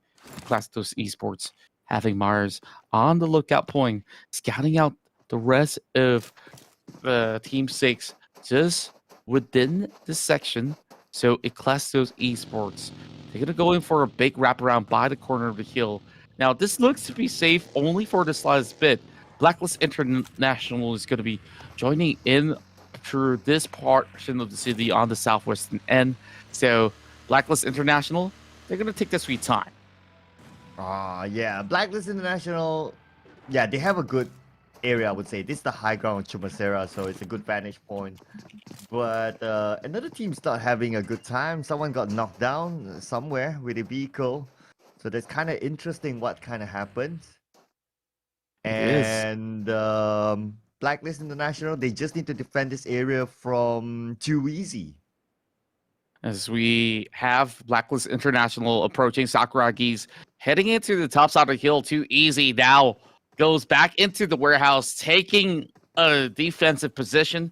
They don't really want to reveal all too much, and the first thing that they do, pop that smoke, save the Mirado, and that's going to be important because if this circle shifts, they may be lacking in terms of mobility, and that means that if you want those vehicles, you got to steal away from Blacklist International. But here comes Meow, cooking up a nade, and he's just going to go back on his feet first before challenging. Iggy's not looking though. Iggy, 1 HP left, and he survives. Oh, Meow! We'll be keeping eyes on the high ground, tossing out another nail onto the side of Iggy. Will it land? Onto Iggy! Will it be a Kobe? Not just yet. No 3-pointer for you, Mr. Meow. So Meow, to try to fend them off. And he is not alone though. His teammates are right behind him. But now we move over to Sakuragi. Blacklist International knows that Too Easy is around. Sakuragi tosses out nail onto the right side. Or will it land nicely onto their opponents? Not just yet. It does chip some health bars off Too Easy. Yumi this time will be flanked by Iggy as well. Iggy will be brought down. And the rest of UTG International, they're nowhere close by as they're all sitting inside of the church praying for help. But then again, back to Blacklist International. Kree finds one in the crosshair and 2 members of Too Easy already on the floor. And that's just easy pickings for them. Kree looking for the third one to be secured as the rest of Blacklist International comes in with a confident push. Yeah, he's looking for a 1, 2, 3. The third one, can he get more? Cool is currently at the forefront. Cool tosses out a Molly onto the second floor, trying to flush out anyone that's there. It will not land onto his opponent. Saigon getting ready for the fight. Cool with a Thompson. Some random sprays just to see what's going to happen, how they're going to react. Another Molly being tossed out, but no one's going to move. Cool. Just trying to find the angles right. There's so many small windows of opportunities for them. But then again, you can't squeeze in through that window. Now, a must. Traits right back. And instead, the ball is turning up. You cannot fill up the time. Now, Kree hunting out for that one member that remains inside of the building. So all they have to do, flush him out. Saigon is trying to stray right back now that he's being spotted out. It's the challenge being put onto him. Too Easy. Having all their hopes on the shoulders of Saigon. That grenade almost connected, but the big wraparound might do the trick. Sakuragi has arrived, but the bullets does not work. They do get one down, though, but Blacklist International, they remain as 4 as they take down Too Easy. Blacklist International, they remain as 4 with 4 elimination points so far, and Too Easy is the first team to go down. And Blacklist International, they have a compound in the circle, so that is a good takeover for them in the areas of Chumacera, but they have company. Another team starting to move in onto the high grounds and the low ground as well. And we got Zap Esports, Demon Gun Pro, as well as Key Esports surrounding Blacklist International. They might have heard all those shots, and speaking of a shot here, it's going to be Nero that gets pinned down. Demigod sandwiched in between both ESK as well as MSI. And look who's here, UTG International is going to be joining into this party as well. Yujiro now cracks open the smoke, protecting that buggy, just needing to save that mobility in case that this circle moves up to the hill. They cannot afford to go on foot at all. So Dre got that perfect parking skills. I guess he's just charging the valet fee. While Zap Esports, they crash into the compound, and we're going to see another huge fight breaking out between DG as well as Zap. Oh, talking about charging, the charge has started here from Zap Esports, Demon Gun Pro. They're the ones being charged at. Now Collide is waiting for the right moment with the micro Uzi in hand. No first aid zone on the hand of Collide. That bro on the outside tosses a nade onto the high ground, but it will not now do anyone but a counter nade coming from Primon. Takes him down. Primon is still active, trying to find an opening into the house. That's right. Primon soaking so much damage, and Envy as well as OJ Nav, he find them all, and this is gonna be a tough one for Zap Esports to save. Cool. Getting another one, and I guess that's gonna be a little bit of third-party action. Zap Esports, they only have one member that remains, and it's UTG International on 15th spot as they got spotted out.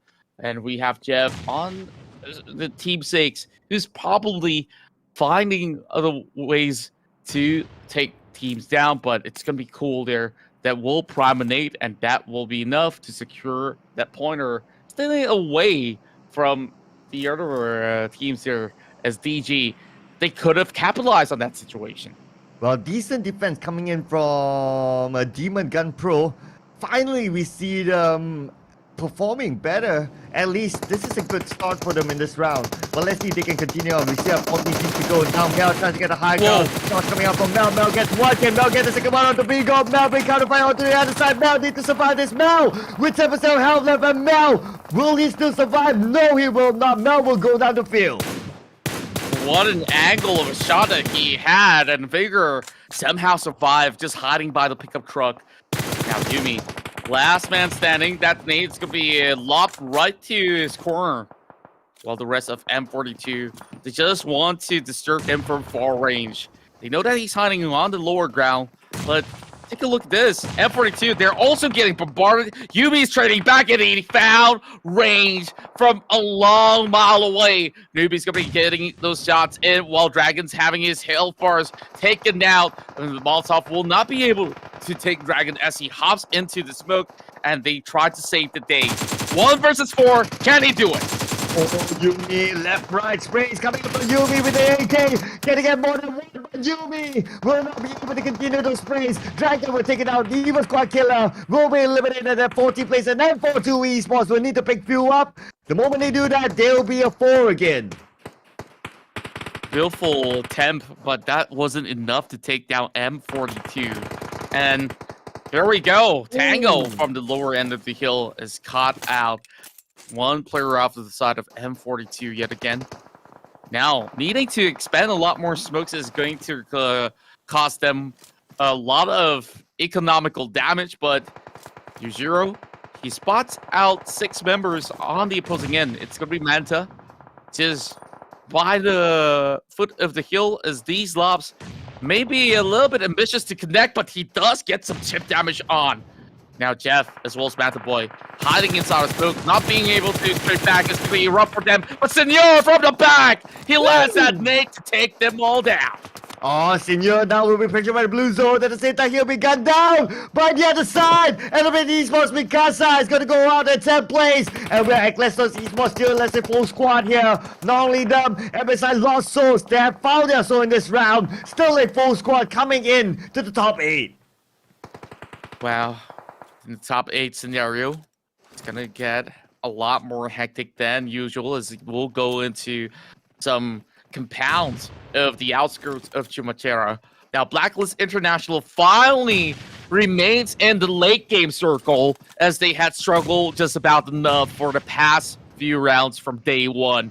Now, on the lower side of the hill, we still have DG lurking around. Alas, he's the only member of Blacklist International on the second tier of the terrain, while Zap Esports brings down one. It's a 1-for-1 trade between them as well as MSI. And this is going to be a lot harder than you would think it to be. And that's way down from long range. Opti takes out M42. Opti, the last man standing there. My goodness, Opti. He's not the last man standing, but he is the star man right now. He is holding 5 elimination points on his own at this moment. Blacklist International, they still have a 4-man squad. Electos Esports, still a 4-man squad as well. 7 more teams to go. 90 more players who will get this next chicken dinner. The second chicken dinner for today. Zero stuck on the rock, but it's going to be enough for Proxy to spray in with the Thompson that he held onto. And that SMG meta that we've seen from time to time has worked out for a majority of the teams who got used to those iron side. So, Tyra, although they were damaged, they have no time to heal themselves up just about yet because they have to make their way to the circle. MSI lost souls. They do have a little ground to cover if they were to move by the edge of the blue zone, but they're turning the other way around. This is going to be pretty interesting because they're about to meet up with EKT, special delivery from the top, going up close to Blacklist International, but it's going to be on an open field. They're not going to be picking it up. Key Esports loses one. Radbig was proning, and Tyra spots him out. Oh, the leaderboard currently Key has been eliminated, but at a 6th place finish, it's fairly okay for them. They should be able to still maintain the top spot. But let's see who's going to get the chicken dinner this time. Dre tossing out the nade onto the other side. It does chip a little bit, but not enough to knock anyone just yet. Tossing out the second nade. Will he be able to knock out anyone this time? Almost. That came close onto Proxy. And he needs to reposition because if you stay on the same spot and if there's more grenades, they might get chipped off. Proxy and now has the help of Tyra as Dre goes up close to personal, find that crosshair onto Tyra. That's 2 down. MSI lost souls. They managed to get 2 points in, but they haven't secured just about yet.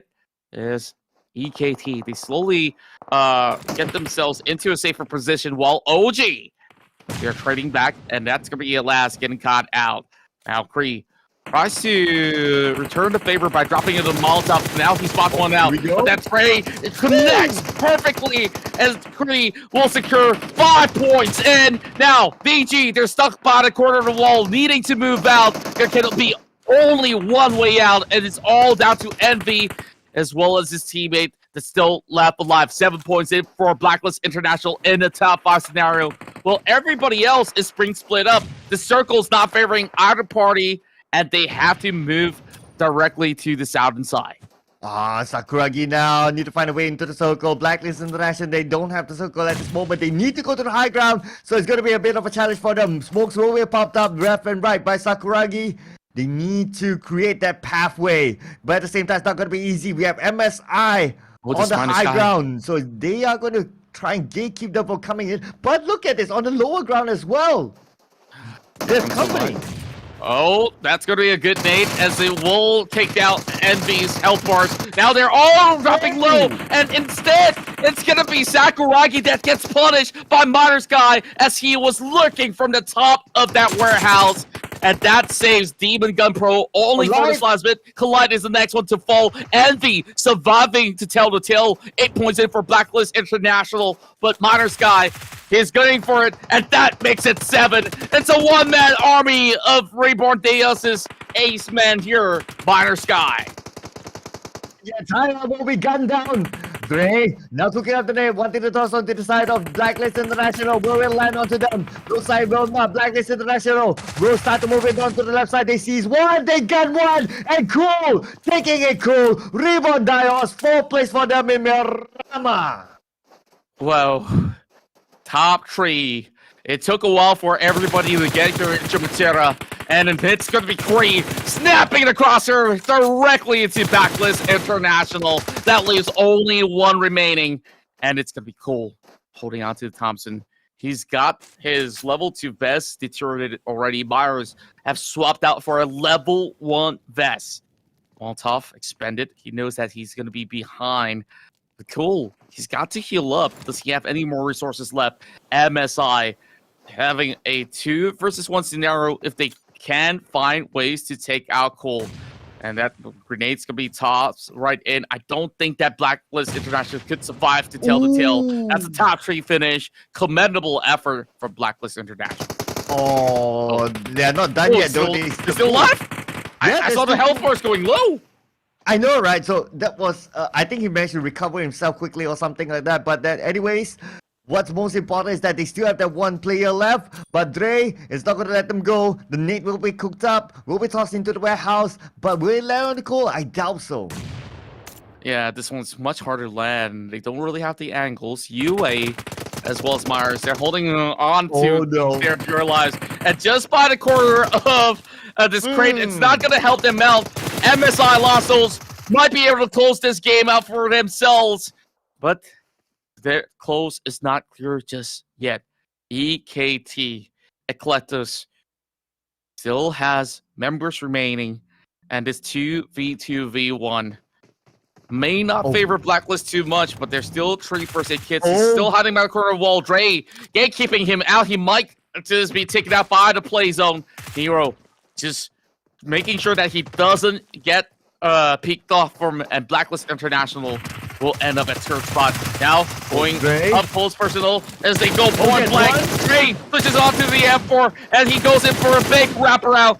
Magic Right. going for the pre-fire, and he will go in to secure MSI Lost Soul, their first chicken dinner of day 2. SI Lost Souls found their soul in day number 2, and this is their second chicken dinner in the qualifiers. Wow, MSI Lost Souls. What a great fight finale that was. I mean, it came super close. At some point, it looked like Blacklist International could have gotten it. At some point, it looked like any other team could have gotten it as well, including Eclipse Esports. But MSI Lost Souls, they played it well. They played it patiently and finally landed themselves their second chicken dinner in the entire tournament so far. It's a beautiful run inside of Miramar, and I like that you pointed out that there could be so many different variations of how this chicken dinner could have ended up in someone else's hand. Well, Blacklist International, they lose members after members, and they didn't really check the other side of the warehouse, but there was Reborn that kind of kept them at bay. And after that, you know, even with the numbers advantage, it looked a little bit iffy for MSI because they had to go up close and personal into the warehouse in order to close off the game. But as we take a look at all of the things that happened in the early game, I just love all these compound invasions, and Blacklist did it well this time. Yeah, Blacklist International, this was a good round for them, despite getting a third place finish, but it was a good round overall. But I must say, commendable as well to Demon Gun Pro. This is their best round so far. I think they went out like a 5th place or something like that, and this is their best round so far. They didn't have the circle, so that was a little bit unfortunate, but had to give props to them. They've been showing a lot of fight today.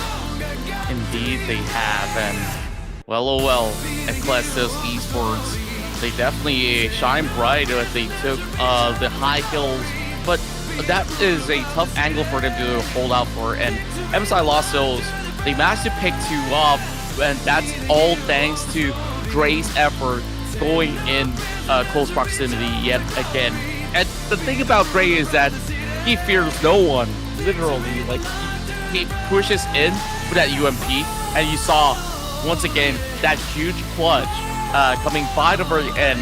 And by this sort of a death dance, it's really a 50-50, but he made the biggest difference because he was proactive in searching for the final member. Yeah, so that was a well-coordinated play as well by MSI Lost Souls. Congratulations to them. Their posters go up, their team logo goes up. Be proud of their achievement. Now let's check out the points collected from the previous round. So MSI Lost Souls, the only team to receive double digit when it comes to elimination points, so that brings them to 26 points in total. Blacklist International 19 points, Eclipse Esports 15 points, Reborn Dials 15 points, Team Esports 7 points, Zap Esports 7 points, Demon Gun Pro with 7 points, so this brings them to 17 points in total, and Elevate Fear No One with 6 points. Right, and this has to be the best performance coming from Blacklist International. Plus, those definitely step up their game as well. So, when we take a look at the second page, we have M42. They took too much more fights that they had hoped for, and then they end up with only 5 points in. Elevate Mikasa have been able to rally it up to 4 points in for Evil Squad Killer as well. Then got in Casino, and that's 2 points in for 6 Anira on 13th spot. 5 International now on 14th with 2 Easy, both getting 1 point apiece. UTG International, unfortunately, it's been quite a slumpy ride. Yeah, it's been a tough day, or at least since yesterday for them. But Key Esports, 153 points, still on top as expected. So now the gap is still, it's still 29 points gap though, with Zap Esports 124 points in second place. Third place, M42 Esports, they move up 98 points for now. It's still quite a gap, but with 5 more games to go, anything can happen. Then we got Incognito, the only team in the top 5 without a chicken dinner at number 4, 98 points as well. Number 5, MSI Lost Souls. Wow. Boosting up to the top 5 spot, 96 points. Number 6, Hive International, 82 points. Number 7, Elevate Mikasa, 76 points. And number 8, Evil Squad Killer with 72 points. And at least Blacklist International have been able to salvage the situation, getting enough points to get back on track slowly but surely. 70 in 9th place. 10th place finish for Elevate for no one, while 6 Anira this time have dropped from 6th place all the way to 11th. So it's going to be a pretty rough ride for them, but hey, there still could be more opportunities. Blacklist Esports secure top 3 finish, and that ties them with Reborn Deas on 12 as well as 13 respectively. UTG International on 14, Too Easy with 39 points, and for Even Gun Pro, slight improvement, now they jump into 70 points. And there you have it. At least they changed their number, so I'm happy to see Demon Gun Pro actually doing well in this round number 2. With 5 more rounds to go, who knows, could this be the momentum for them to get multiple chicken dinners and do that miracle comeback? We can never discount that. That's right. So, of course, with the game concluded in Miramar, the next matchup is going to be Sanhok. And what I really love about casting the Philippines qualifier is that they have a very aggressive playstyle inside of Sanhok, where they definitely don't back down. They don't play too much of the healing game. So this is something that we do look forward for our next match. And with that being said, we only have about 5 maps remaining. So with 5 maps, we will be crowning the champions of the Philippines region. Yes, the champions and also the one sole team to represent the Philippines into the PMPL MY SGPH for Season 5, the first time ever as well, and create history for the Philippines. And not only that, to be considered into Team Sibol to represent maybe the Philippines into future international tournaments. That's right. And of course, with that said, we will take a little bit of a breathing space and we'll catch you guys shortly.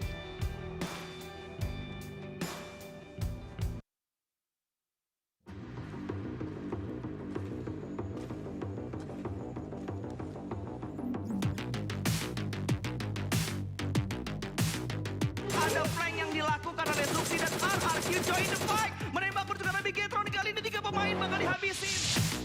對手跌咗啦，烏木飛，問執乸架啦，喂，你個超速跟派你。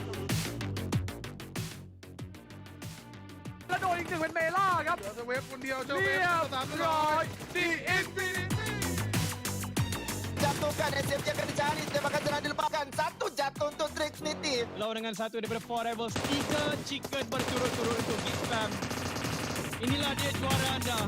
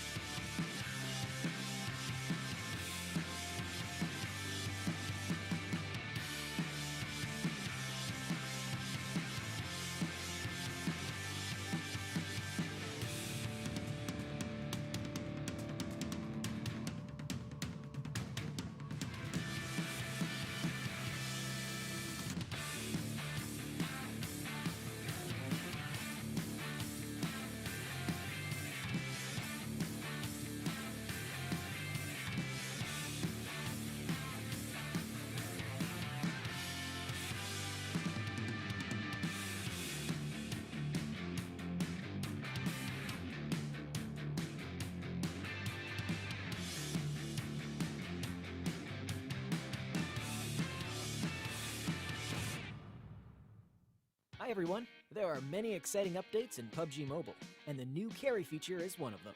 When a teammate or enemy has been knocked down, besides reviving or eliminating them, you have another option. You can now carry any knockdown player and move them to another location. Yes, you heard that right. You can carry your enemies too. You just need to approach a player on the ground and tap the carry button to carry them. Do keep in mind that there are some limitations when carrying another player. First, you will move slower when carrying a player, and you can't crouch or go prone. You also can't fire any weapons, enter combat, collect supplies, enter vehicles, or use consumables. Yes, you will basically be defenseless. Your ability to read the situation on the battlefield will be put to the test. After conducting much research and consulting with experts, we've made the carry feature extremely realistic. Are you ready for a realistic and exciting battlefield? In addition, knockdown players are at the mercy of other players, with no way to prevent getting carried. When being carried, health won't drop as fast, but you can still be shot and hurt by enemies. So remember to be very careful when using this feature. This feature brings greater strategic depth to the game. You no longer have to be a sitting duck to save your teammates. You might even be able to take knockdown enemies hostage. Doesn't that sound interesting?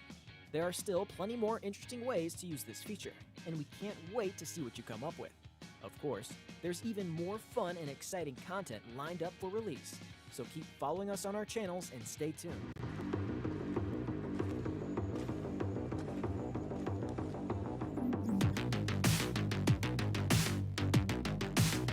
Ada flank yang dilakukan oleh Luxi dan RRQ join the fight. Menembak pertukaran Bigetron kali ini 3 pemain bakal dihabisin. 最後跌到啦，烏木飛，問執打架啦，喂，你個超速跟派你。แล้วโดนอีกหนึ่งเป็นเมล่าครับเหลือสเวฟคนเดียวเจ้าเวฟเรียบร้อยดีเอ็นบี Jatuhkan SMJ akan dicari, tembakan jangan dilupakan. Satu jatuh untuk Definitif. Lawan dengan satu daripada 4 Rebels, 3 chicken berturut-turut untuk Big Fam. Inilah dia juara anda.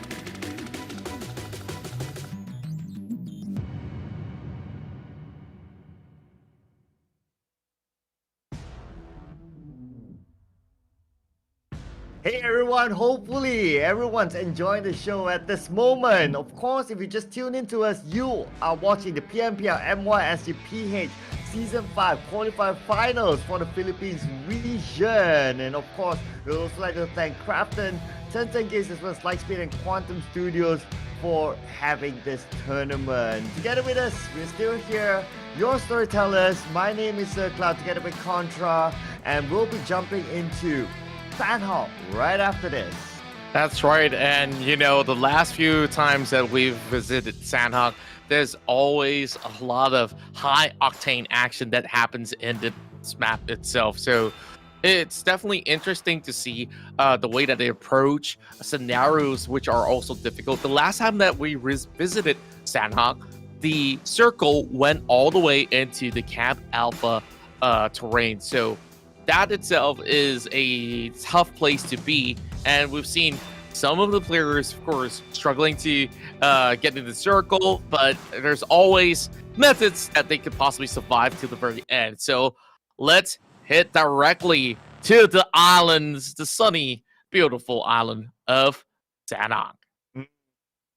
Here we go, Hatin down to Bantai. So that means teams that like to drop into Camp Bravo, Mount 9, Lakawi will need to drop somewhere in between and get there on foot, or if they're lucky to get a vehicle. But let's see. So early skirmishes in Sandhawk, keep your eyes onto maybe the outskirts of Boot Camp, or maybe the southern side, Camp Charlie, Bantai, those kind of areas. Let's see if there's going to be any early skirmishes. But so far, it seems to be so good up north. But what's going to be important is the circle as well. We did see some tough circles yesterday in Sandhawk. Some of them went to the Camp Alpha Island. And if it goes there, it's going to be tough. It feels like a deja vu circle, though. It feels like a similar circle like yesterday. Yeah.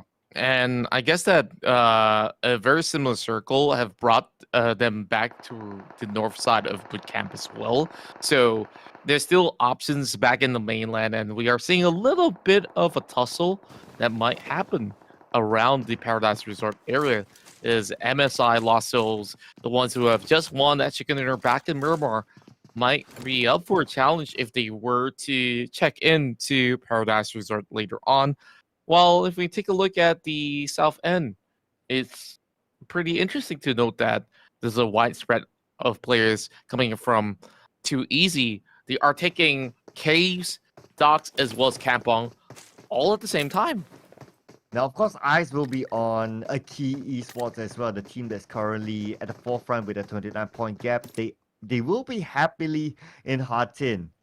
They're smiling with this kind of circle. They'll be like, yep, we love this kind of circle. If the circle ends up in the Camp Alpha Island again, they will have a big advantage of getting better placement points. So let's see if the circle does ship away into the main island. But what we have learned yesterday, and I remember M24 Esports, they got the chicken dinner in that somewhat kind of similar circle, is that migrate yourself onto the Camp Alpha Island first. If it does go there, then it's cool. If not, it's still not that bad if they need to come out. Yeah, and just to mark the exact location of where that final circle ended up, it's just on the southwestern side of Hatin, that small little compound in between the Temple Hills as well as Hatin. That's the place that they might actually predict yet again if it's ever going back into the island.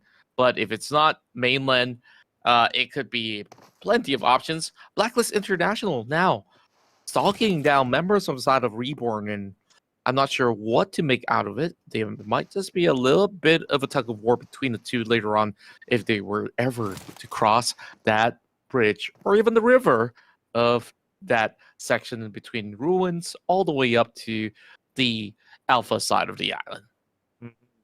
Yeah, so let's see if any teams decide to use a similar strategy or if they decide to just, okay, the chances of we going back to the Camp Alpha Island, nah, it's not gonna happen again, right? Like lightning doesn't strike twice at the same area, and they might still choose to stay in the main island, which is okay as well. I mean, it's still kind of like a 50-50, but it's not gonna be 50-50 for Beast. He will need to take this fight because he has company around him in this. I believe he's at the top or somewhere at the mountains of Camp Alpha. That's right. And just having Beast playing this one alone is so easy. Now, has to ensure that he pulls the trigger at the right time. But they do surround this sole member aside of Reborn, who's going to, in hopes, push out and catch the trigger off. But even if they do push out, you see, they haven't sent Calvary. And speaking of which, Straw Hat caught them out. Sepro as well as Elevate Eastwards tries to go even. That's two members down. And Reborn Deas surprises members on the opposing end. And MKS, what could they do right now? They couldn't really salvage this. And Scouty, he's all the way up in the high ground. And it's not going to take very long before they might have to shift away. They don't have all the resources intact. Oh, Scotty has a high ground advantage. Tries to spot out his supporter, but he's still inside the house, so can reset for now. But doesn't look like he has any med kits or first aids though. He needs backup to arrive. Would he be able to arrive in time? But Spaz have been knocked out. Senor will need to go and pick him up, and Senor is on the way, but he needs to do it quickly. That's right. So, as we have Elevate Esports Mikasa, just gatekeeping that sole member of Reborn inside the building. I guess that they are trying to seal the beast. I'm pretty sure that there's some Naruto fans watching. That ain't no Nine-Tailed Fox, though. Okay, I can see who's the weeaboo here between the both of us. So, I need to increase my knowledge on that. But here we have a minus ski. Minus guy, minus ski. He's definitely up in the sky, that's for sure. But he'll need to fight out against a couple of other a couple of other opponents there with a high ground advantage. Can he Wow. get that knockdown? Yes, he can. Perfect snap of the trigger, and then the smokes definitely decoyed them Oh, for a a bit. pan! Oh, wait. Minor Sky panned his own teammate? Did he throw that pan to his teammate for fun? Did he... No, it was the opponent. Was it? Yeah. Or did he deny the kill? It was so no one from his team. Right.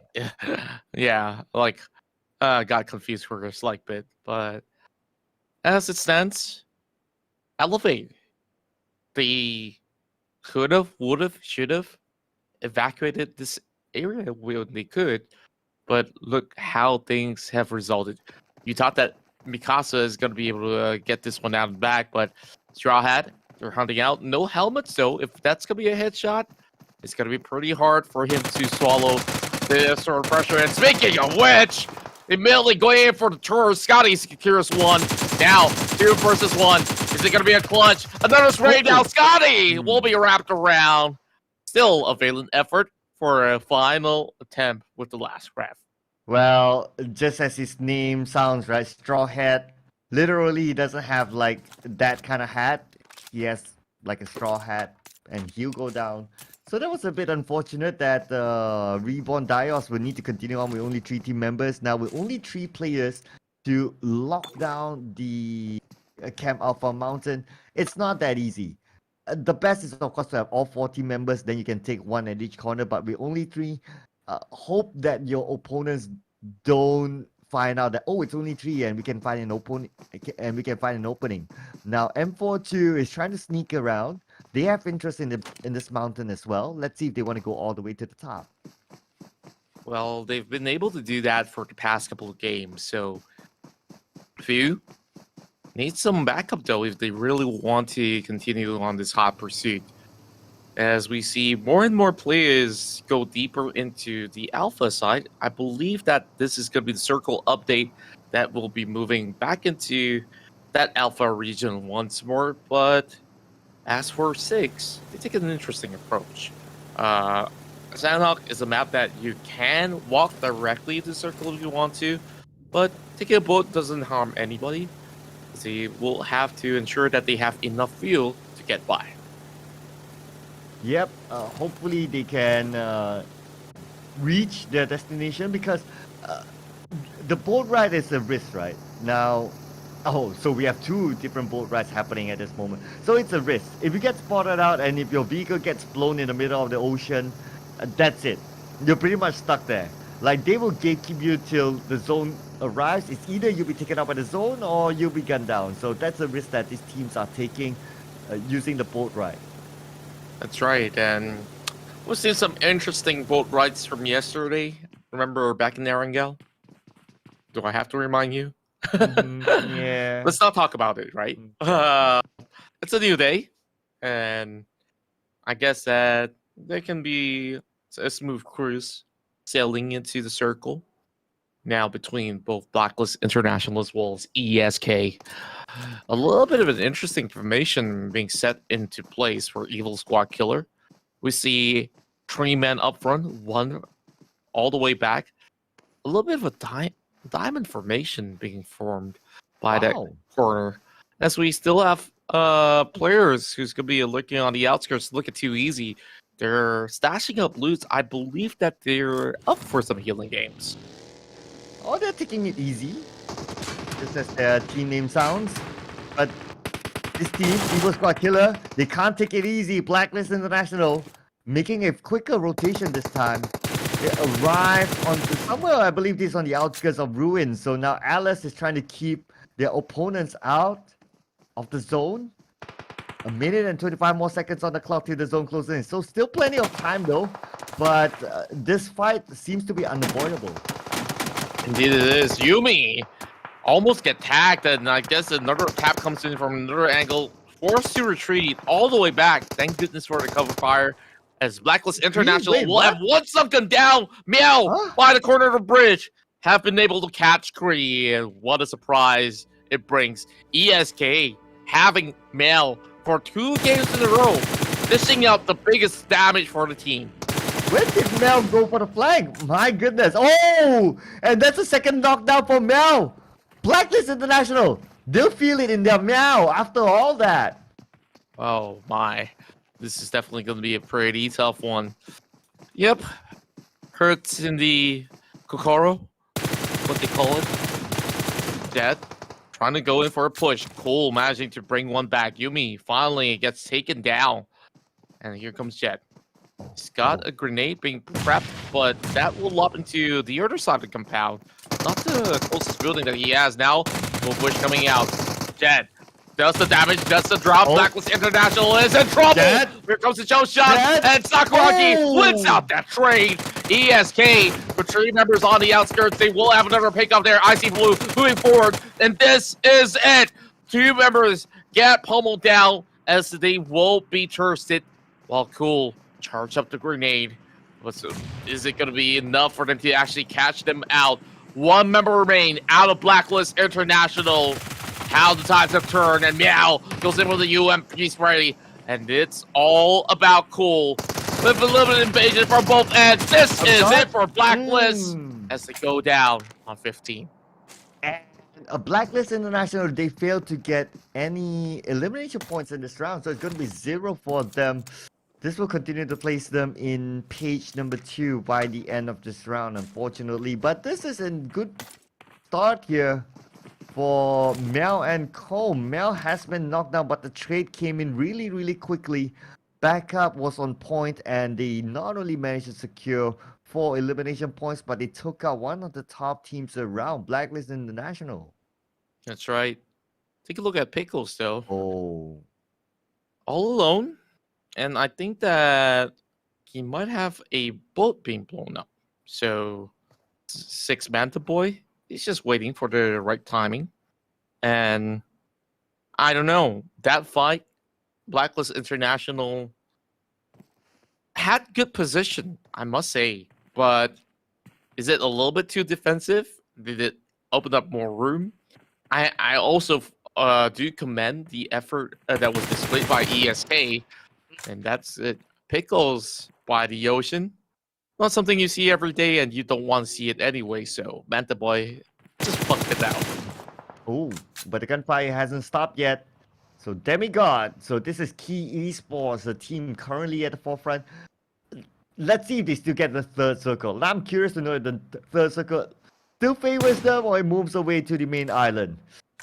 Man, Key Esports, if they still get the 3rd circle, man, somebody do. stop this team. This team right now has the circle, has skill, has the points. They are unstoppable.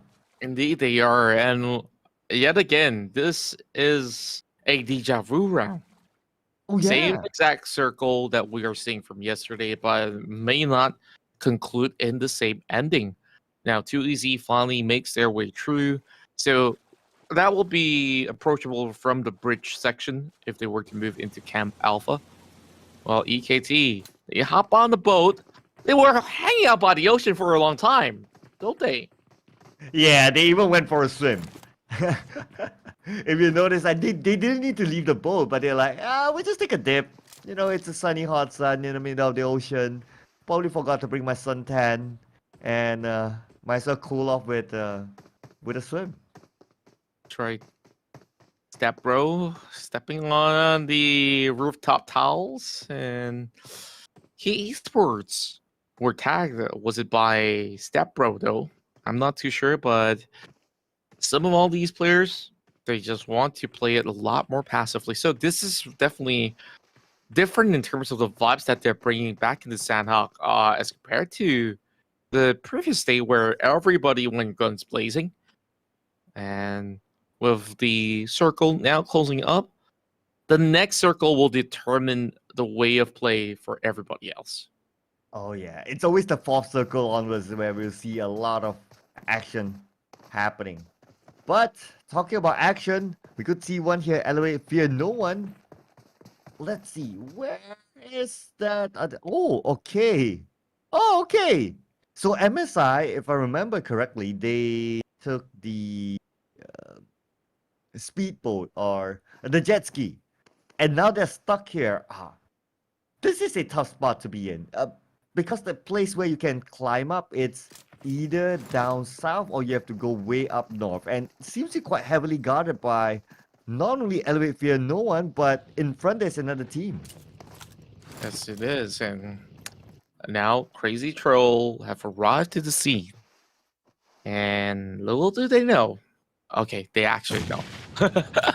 They know it very, very well. So, Crazy Troll, what are you doing there alone? Again. He is clearly trolling. So, looks like it, because he's alone. Like, where's his teammates? And he brought a buggy. I mean, Steinhawk is that small that if you bring a buggy almost anywhere, you're easily spotted. So I'm not too sure if that's a good idea, considering that we are into the third circle and a lot of these teams are starting to get close. And considering that there's a 40% water ratio as well, 60% of land to play with, you do the math. Well. I guess Too Easy still struggled. And as we have a little bit of a slow burner of the face, honestly, what I do wish to see in the upcoming updates for, say, PUBG Mobile Competitive is that they should update the damage of the blue zone and also the speed of the blue zone. Because based on the rules, it's basically similar to the classic matches. It's not too huge of a difference now. Edo10 getting picked off this time as they try to swerve across. Bigger will also crash out of match, and unfortunately, Hive International haven't taken it. Oh, newbie! There was a close one though for newbie, but this time it is a 4 circle, so it's going to be about 20 more seconds on the clock until the circle closes up. And Step Bro will be knocked down somewhere else. Opti will be taken out by Tyra.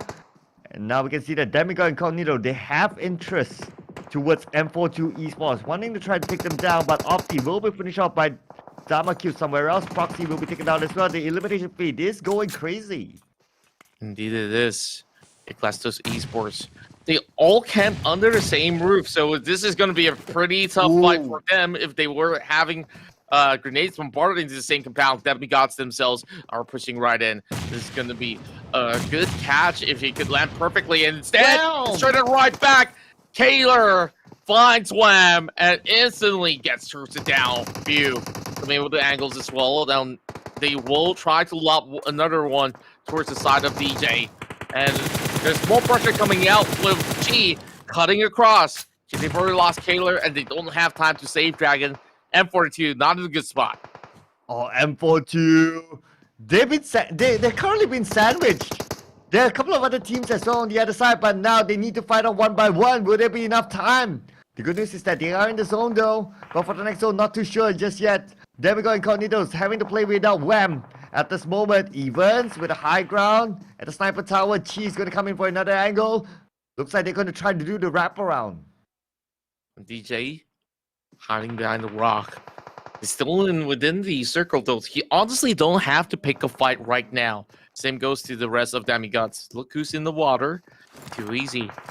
Just swimming by the edge. Well, I don't fancy swimming in particular in Sano because you're not going to be able to get any points at all on the... Like, take a look at Kalai. He's going to be able to pick off Yumi. Well, Step Bro also gets across against Meow. As you see them turn it up a notch. Things are looking better for the side of Dishi. Ooh, the nades, but no one's right below him. And now MSI lost souls. They got their chicken dinner, but this time they seem to lost their soul again. So coming back, eliminated at 12th place. And now Manta Boy is really trying hard to find the remaining team members that he saw earlier on, but he just couldn't get that right angle. He doesn't get that information. And now we move over back to M42 Esports. Playing without Kyler, playing only few range as well as Dragon. They don't have the zone. And the zone! Wait it's a second! Urban warfare! And it's a key esports circle! I love it! They are taking this to the turf of Key Esports. and there's already teams involved inside of the city. EKT, what's their next plan here? Because Key Esports, they got everybody gate cap just by taking the left half of that circle. I know, right? Just by taking that left half, they would have a gate cap like at least 4 or 5 teams from there. And Key, this is their home, this is their house. They know their angles, they know how to defend this. Wow. But the problem is this, Key Esports, they're all segregated in different compounds. If anybody drops, they may not be rescued in time. And surprise, surprise, KD comes in from the back. 6 Zetra International gets taken out. And more shots being fired in the way, while Tyra goes in for a magnificent spray, getting 2 on the ground. Oh, indirectly, this kind of helps Key Esports as well. Tyra with the spray coming in, and Newbie managed to make it in. But not just yet, the zone has arrived to say hello, my friend. Snap Bro will need to step it up as well. With the vector in hand, Tango will be knocked down. And Newbie's the last man standing for Elevate Fear no one. Newbie now has to play it safe. He's only got 1 first aid kit. Can he actually make the run? DG gonna be hopping over the wall. And Elevate! It's not being able to salvage that situation. They will crash out, but they're not going down without a fight, bringing 1 more member of Demon Gun Pro to be taken along with them. Damakyu going for the spray as well. DG in the tough situation, while Key Esports, they've already got 7 frags, and guess who's catching up? It's Demon Gun Pro. Key Esports, they still get the circle! They get the circle! They're already at top, and they still get the circle! This is their round to lose! And not only that, they have been dominant throughout the course of Sanhok. And all they have to deal with is UTG International on the south side. He's got no way to play this one out. He just has to kill himself till the game ends. While Damakyu slowly hold onto the corner of the wall. He's already spotted the movements coming from Ecclestus and Demigod, the next team to fall out after holding onto the far end side.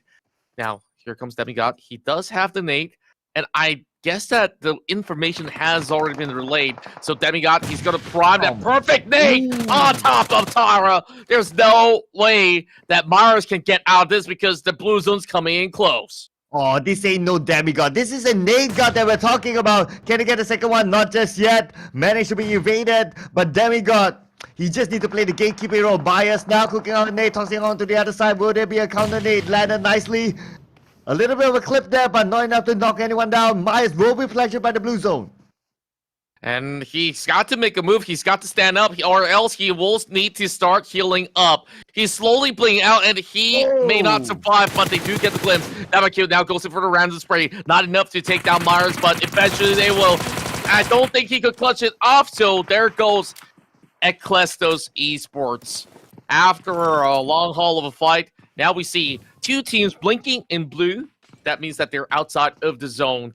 So, Zap Esports, remember this, they are the number 2 team throughout the standings.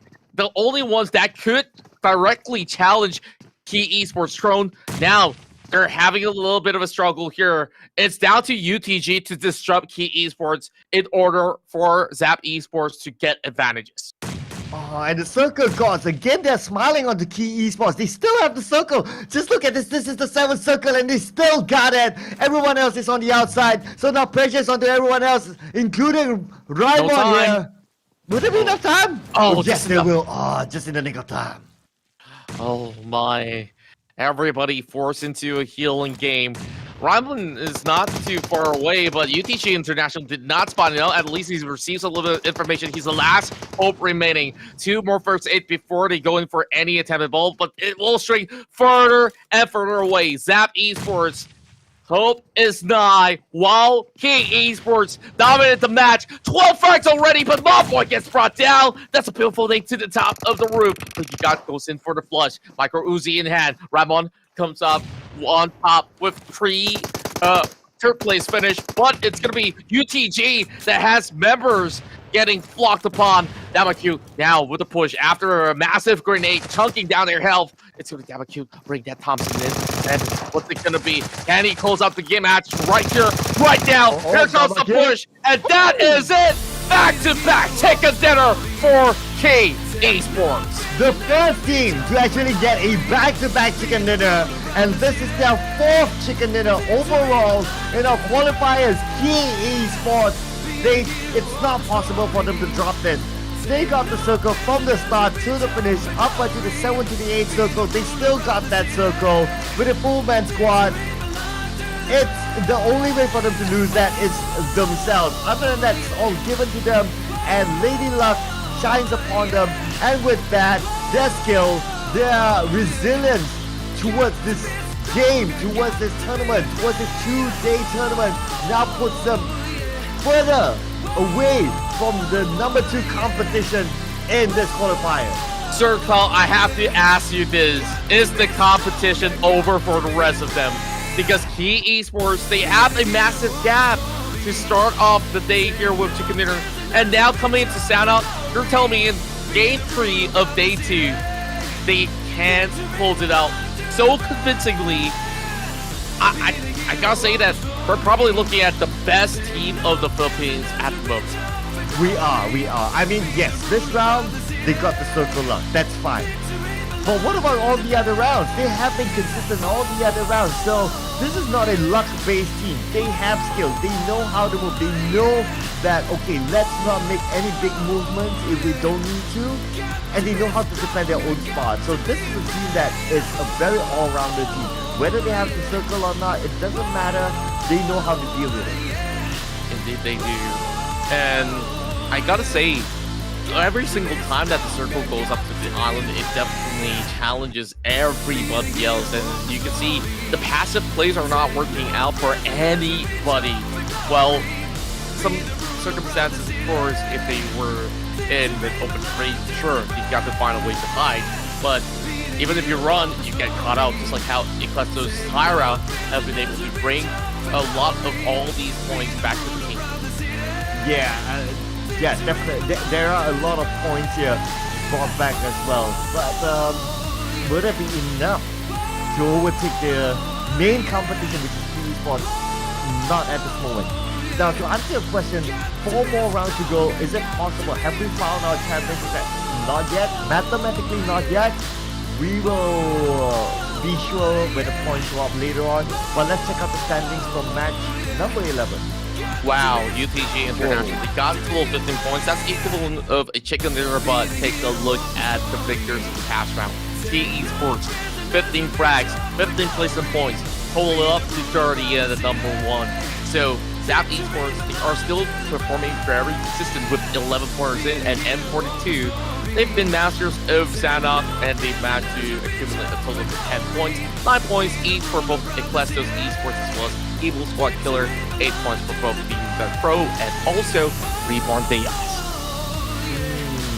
So, and on page number 2, we have Elevate here, no one, 6 points. And Demigod Incognito with 5 points, 2 points for 6 Anira and 2 Easy, 1 point for Elevate Mikasa as well as MSI Lost Souls. No point this round for Blacklist International as well as Hive International. But Key Esports with 30 points. That will open up the gap.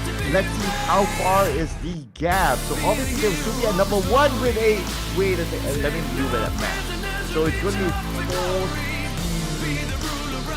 48 point gap. Now 48 point gap now between Key Esports as well as Zap Esports. Key Esports obviously 183 points. Zap Esports 135 points. M43 Esports 108 points at 3rd place. 4th place Democratic Condor 103 points. 3rd place MSI Lost Souls 97 points. 6th place Hive International 82 points. 7th place Evil Squad Killer 81 points. Elevate Mikasa 8th place 77 points. And a 48 gap here. And if you're telling me that's 48 between number 1 as well as number 2, I would say that it's already mathematically impossible for anybody that's beyond the 12th place. Anything below a 64 has got no chance to catch up to Key Esports. That's the honest truth that I have to lay it out. Unfortunately, of course, I have to spill the beans, but if there is going to be any sort of miracle, it's back-to-back wins with high frags. But to do it consistently, definitely no easy task at all. So we got Elevate FNO at 71 points, 70 points for Blacklist International in the top 10, while Plastos Esports comes in at 11 61, 62, and 61 for Reborn Diaz. We got 6 Anira on the Turkish spot, UTG International on 14, 2 Easy will end up on 15 with 41 points, and 25 points will go over to Demon Gun Pro. Well, I'll be honest, I'm not even sure if M42 Esports can catch up. M42 Esports have a 75-point gap with Esports, and we have 4 more rounds to go. I'm not even sure about M42 Esports. Zap Esports, yes, mathematically yes. M42 Esports, I'm having that down. Anything below 100, I'm probably already writing them off. Sorry. That is just mathematically how it is. True, because in 4 games, you're telling me that you can beat more than 100 points. It will take teams like, Nova Esports to do exactly just that. So we'll have to take a look and see whether or not if there's any form of miracles for other teams than Key Esports to be able to take out the Kings of Erangel. And speaking of Kings of Erangel, I believe that we'll be returning to Erangel right after this. So expectations are being set. 2 chicken dinners. Why not make a trade? Yep. And you made a point, right? They have proven to be the Kings of Erangel. And now that we are getting back into Erangel with that kind of stat, with that kind of thought, it's not going to look so good for other teams. And considering that we have only 1 slot, Key Esports, they'll be feeling really confident. But of course, they cannot just say that, hey, because we have a good record in Erangel, we will walk away and run in Erangel. They still need to put on a good show. So let's see if they'll be able to continue on their momentum. We'll check that out after we're back from this break. See you guys later.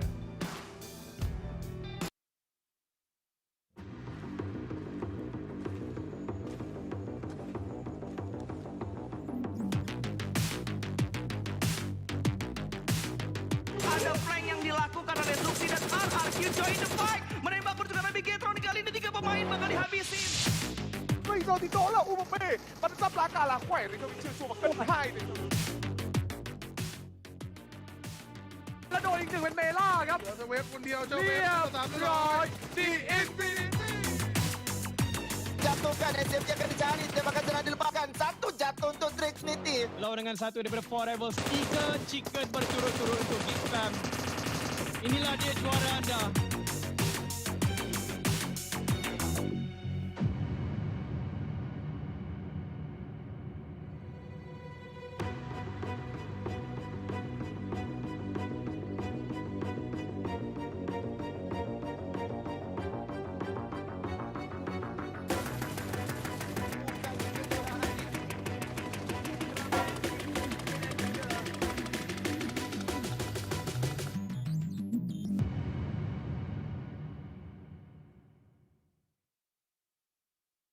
Hi everyone! There are many exciting updates in PUBG Mobile, and the new carry feature is one of them.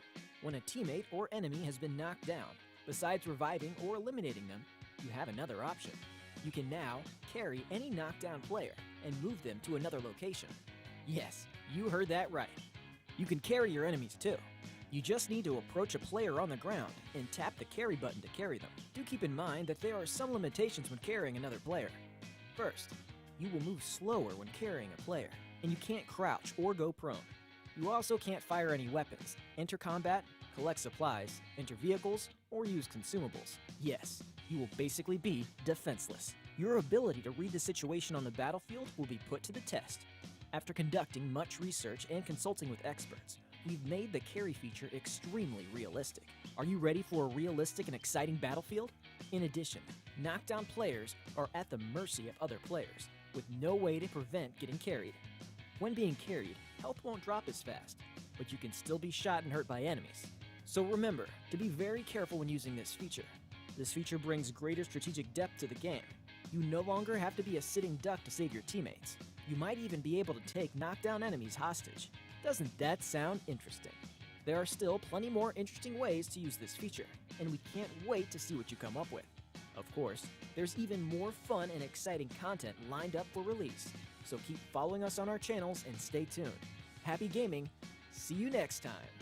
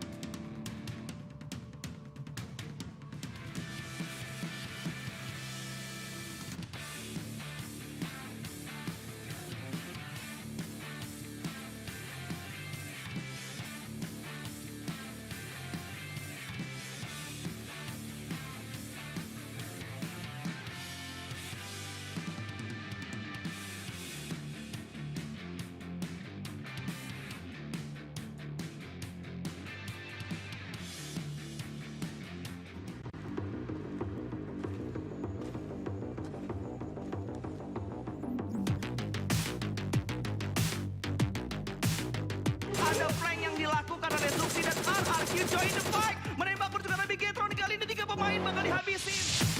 最後跌咗啦，烏木啤，問執乸架啦，喂，你個超數跟嗨你。แล้วโดนอีกหนึ่งเป็นเมล่าครับเจอเวฟคนเดียวเจอเวฟร้อยดีอินฟินิตี้ Jatuhkan SMG akan dicari. Tembakan jangan dilupakan. Satu jatuh untuk Trinity. Lawan dengan satu daripada 4 Rivals, 3 chicken berturut-turut untuk Big Spam. Inilah dia juara anda.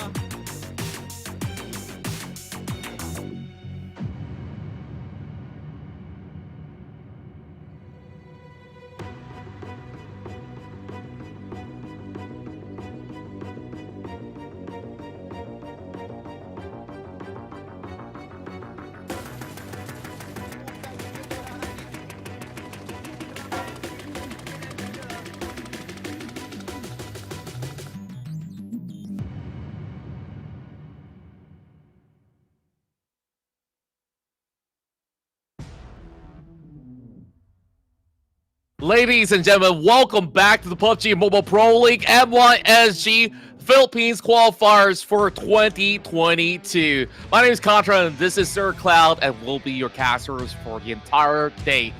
Today, we have seen incredible performance coming from all the teams involved, but Key Esports is showing dominance throughout the span of the tournament. Will they be toppled? There's only few more games before we find out who will represent the Philippines here in the PMPL MY PH. And frankly speaking, if they continue on this kind of momentum, we might even crown them champions before maybe the last game or maybe before the second last game even. Because they've been super consistent. Whether they got the chicken dinner, whether they have the circle, whether they don't have the circle, they still manage to keep themselves up on top. Yeah, they have maybe like one game whereby they went out kind of early, but that's okay. It happens. It's PUBG Mobile. But for the majority of the time, they're on top. So if they can keep on this momentum, who knows? They can chill for the last maybe 1 or 2 games. Indeed, and I guess even if they were to drop out way too soon in 1 out of the 4 matches, it wouldn't matter too much. In fact, even 2 games, it could be possible, unless if that in that 2 rounds, it's Zap Esports that gets 2 chicken dinners back to back. Then perhaps, when with that sort of scenario, we will have a contest between the 2 teams. But so far, things have been looking pretty good. We've been amazed by all the talents involved, and of course, speaking of all the talented bunch that has been playing in the PH qualifiers, some of the top few teams will be selected as candidates to join Team Sibol in order to go into a major tournament here in 2021. Yeah, so there are a couple of major tournaments in 2022, in fact. So sorry, I was laughing in the past. It's 2022 now. It's okay. I'll introduce you to the time machine when the time comes. But yeah, so who will it be? Of course, that's going to be in consideration if the winning team wins, and they will consider that later on. But what's going to be sure is that the winning team will definitely be the sole representative for the Philippines in the first ever PMPL MY PH that's going to be happening in season 5, and it's going to be super exciting. I see a lot of support for the Filipino teams in the live stream. Expect to see a lot more support when we start the Pro League coming soon. That's right, and you know, there's so much more good news that will be shared in the future events, and of course, I hope that all of you have already hit that like button on the PMPL PH page, which of course you guys could just pay a visit to PUBG Mobile Philippines, and all you could possibly do is to always keep up to speed by also following them on Instagram as well, or you can follow Sir Cloud and I on our social media. Sir Cloud does stream from time to time for scrims and stuff, so that will definitely be some good things for you guys to look forward to. So as we are getting ourselves ready for match 12, the last time we saw that circle have moved into Milta, and you know, there seems to be a certain pattern when it comes down to how the circle ends up, especially in Angle. If you have noticed, for the past day, all of the circles are moving into the central or the southern side. But usually, if you're staying around the central zone, you're going to be A-okay. So let's head right into match 12. This is PMPL Philippines qualifier in match 12 as we dive right in to Angle. We have yet to see a tough circle in Erangel, as far as I remember, for There was one. qualifiers. Was it the military base one? Yes, Alright. around Novoromnoy. And Oh. you notice everything's around central as well south. Oh yeah, true. So we haven't got a northern one yet. So if we do get a northern one, I'll be happy. And that's what I do look forward to as we are having this flight being set from Kameshki heading into Sonosko military base. I think this flight is fair enough for many of the teams to get to where they need to be. MSI Lost Souls, they've got 1 chicken dinner today, and they're dropping pretty far away in Kameshki, a very safe town to loot from, but I don't really fancy it all the time because it's usually a far journey, especially if it goes all the way to the western end of the map. But, you know, it's all RNG, and when we have all the players now being jet set and ready to go, I love that surfing animation that's coming from Key Esports as we are having them just enjoying their time. They don't really have to worry. And take a look at this. This time around, Key Esports, they're no longer in Milta Power. So they're just going to be diving directly into the city of Milta, and there's Hive International sharing the spoils of war with them. But talking about sharing as well, keep your eyes on the Yasnaya Polyana. Two teams are currently sharing the same town. So one of them is Too Easy, the other one I believe is 6. So let's see if any of these teams actually get our live. School was really popular in day number 1. Today it's been already 2 Erangels. I don't see anyone dropping into school at all. Right, and I guess that after that first incident, everybody's like, nah, fam, we don't want to take that risk. We might see 2 teams, we might see 1 other team. So sharing loots itself in school doesn't really give you all too much. Usually, if you were to drop into school, you want to take both the classrooms and also the apartments at the same time. Because by doing that, your full team will get enough loots for everybody. If you send the full team into the apartments, maybe one guy will say, hey, I don't have enough bullets. I don't have enough smokes. And that's going to be a problem. Yeah, that's true. That's true. And you have a risk of being hunted down because normally in Warsaw there'll be another team, and if they make a quick rotation and if they want to be sneaky, they can do like what Zap Esports did in game number 1 yesterday. They just crash into school and take out anyone who's there because they know that there is possibly a split that happens between school compound and the apartment. So if they were to crash into school, maybe there's like 1 or 2 players there. It's an easy 1-2 points for them. So there's a little bit of a risk factor there. That's right. And by now, certain teams can take risks if they're not on that top 5 position. But if they're not on the top 5, yeah, I mean, if they're on the top 5, all those risks that is involved is going to be so dangerous because it will factor into their position at the end of today's standing, as we have already have our cameras moving around Arangel. Now, one place that I think is optimal for this type of circle, which does cover a little bit of the northern side, is South George. So South Georgia Pole is now occupied by Reborn, and I think that if they can hold this section well enough, they will yield the rewards. Well, okay, whoever wins this qualifiers at the end of the day, I have one wish list. My wish list is to see Demon Gun Pro walk home with a chicken dinner before the show ends today. That is my wish list. Well, I hope to see that as well. I think that they did pretty well today, if you ask me.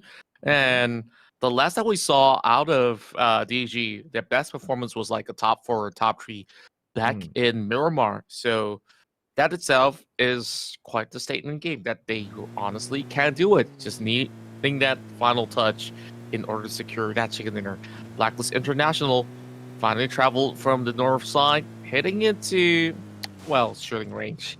I guess that there is a plethora of options for Blacklist International. They can move in from North Georgia Pole and slowly get into the thick of things, or else they could take their sweet time because they're just by the edge. So Pickles, he's still looking for a vehicle. He found himself the buggy, got a jog for it. I never knew Pickles could jog. Well, I never paid much attention to Pickles in the first place because I ain't a fan of Pickles. But after watching this Pickle, I mean, he's showing that we should give him attention. But Straw Hat, I remember an early elimination for him in a Sandhawk, and it doesn't seem to be a good start. He's been knocked down. Don't seem to have any teammates around him, and that's going to be first blood given to Elevate Esports Mikasa.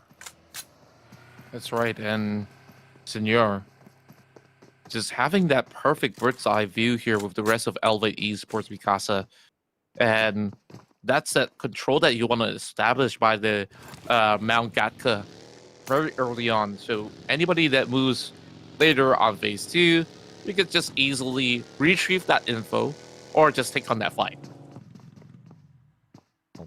Blacklist International.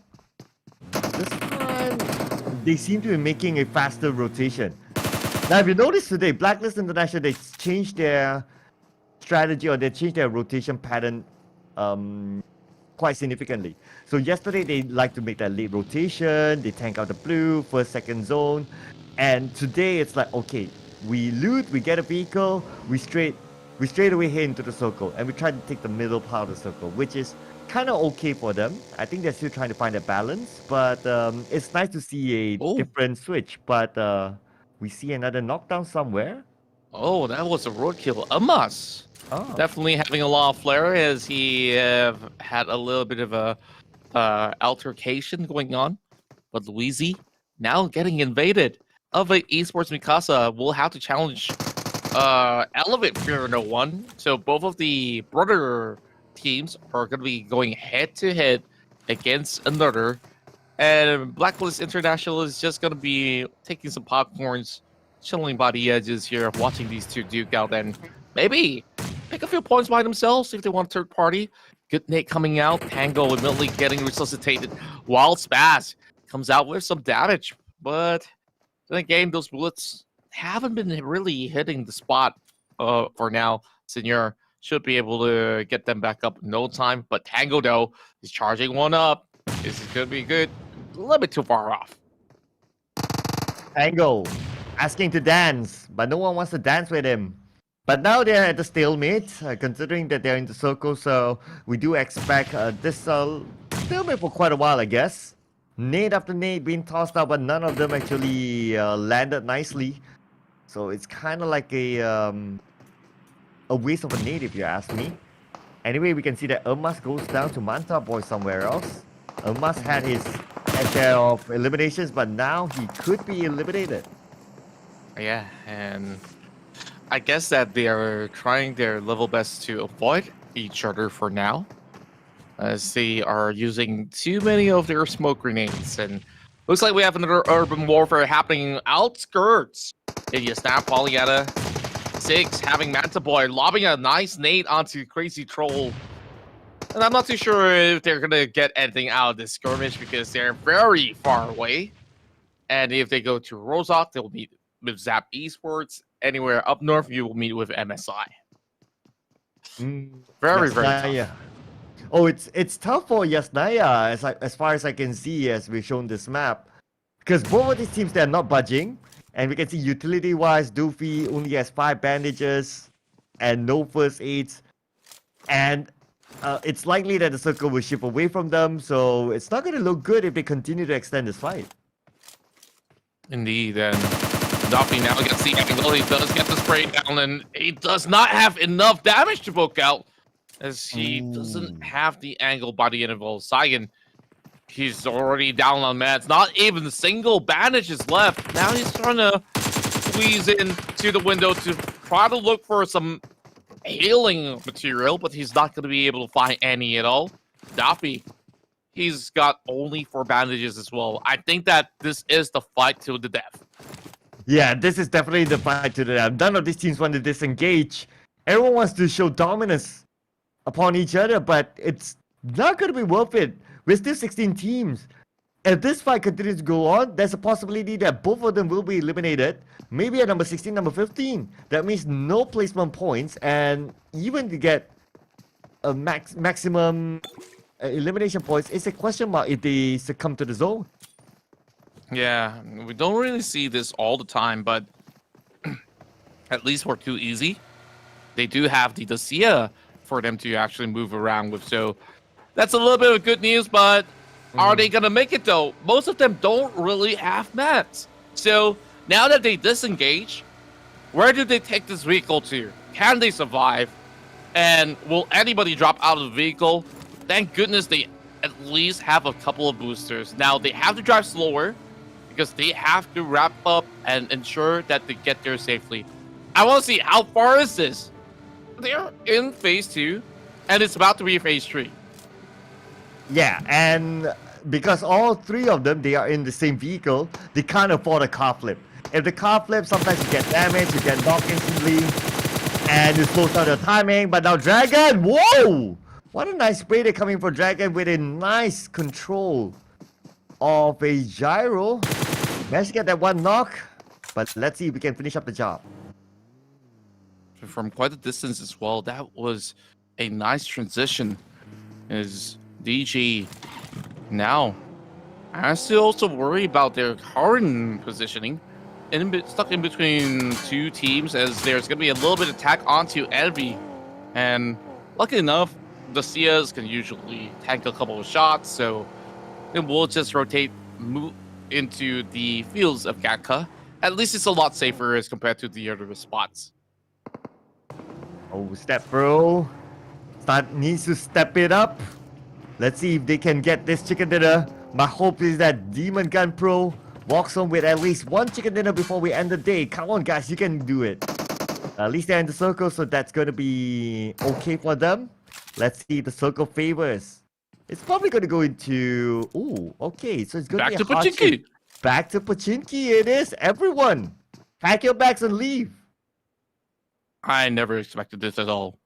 But I love myself that urban skirmish, because if there's any way to prove your worth, it's always settling it inside the Pachinki. Look who's there, M42. They haven't moved a muscle. So this itself is a really good showing of discipline coming from M42, that they have to circle, they don't really have to travel too far. And now, all they have to do is wait. And everybody else goes on a huge convoy. They're going to be making their way back into the cityscapes, but it's not really 100% defined that it's going to end up directly inside the city. And there are instances that we see it ending outside, and that is another beautiful shot coming in from Bull, going with the spray now, and now it's MSI Lost Souls that gets down to stick as they drop out of the vehicle. Elevate Fear No One. They might have lost Geo, but they have what it takes to trade back. Well, that is a cool shot, that's for sure. But now, Blacklist International, they need to consider their next route. It's likely that they won't have the circle, considering they're playing somewhat on the edge of it. But just look at the number of teams surrounding them. MSI Lost Souls is one of them, around the areas of ruins. And on top, there are a couple of other teams as well. Just look, because of the hardship of the circle, the migration, everyone from the left side starts to move, and this is what happens. They all meet around the areas of ruins. That's right. And just hang out by the corner of the bunker. It's hard for them to get anything done because they have to rely on that wall of a cover. And oh my goodness, Tyra! How do you see that? Through the grass. What? With a short scope as well. And he's moving forward, chasing Elevate Esports and Tango. He's coming down, but can he make it in time to save the day? Oh man, that's an insane shot there, just with a hollow, with a kind of distance. And look at how brave he is. He's like, okay, get in at one knock, let's go for it, let's go for it. So the nade onto Newbie. Newbie is still being picked up by his teammate by Tango, but Tyra has backup and starting to move in. Yue starts to hesitate, but Tyra doesn't hesitate. Tyra, very confident, just like how Tyra is on the walkway, and now Tango is trying to back up. Walkway? By walkway, do you mean a catwalk? Yeah, like a catwalk. You know, I like believe so. Like But model. I'm not too sure if it's time to strut, but if they have to strut, they have to strut quick.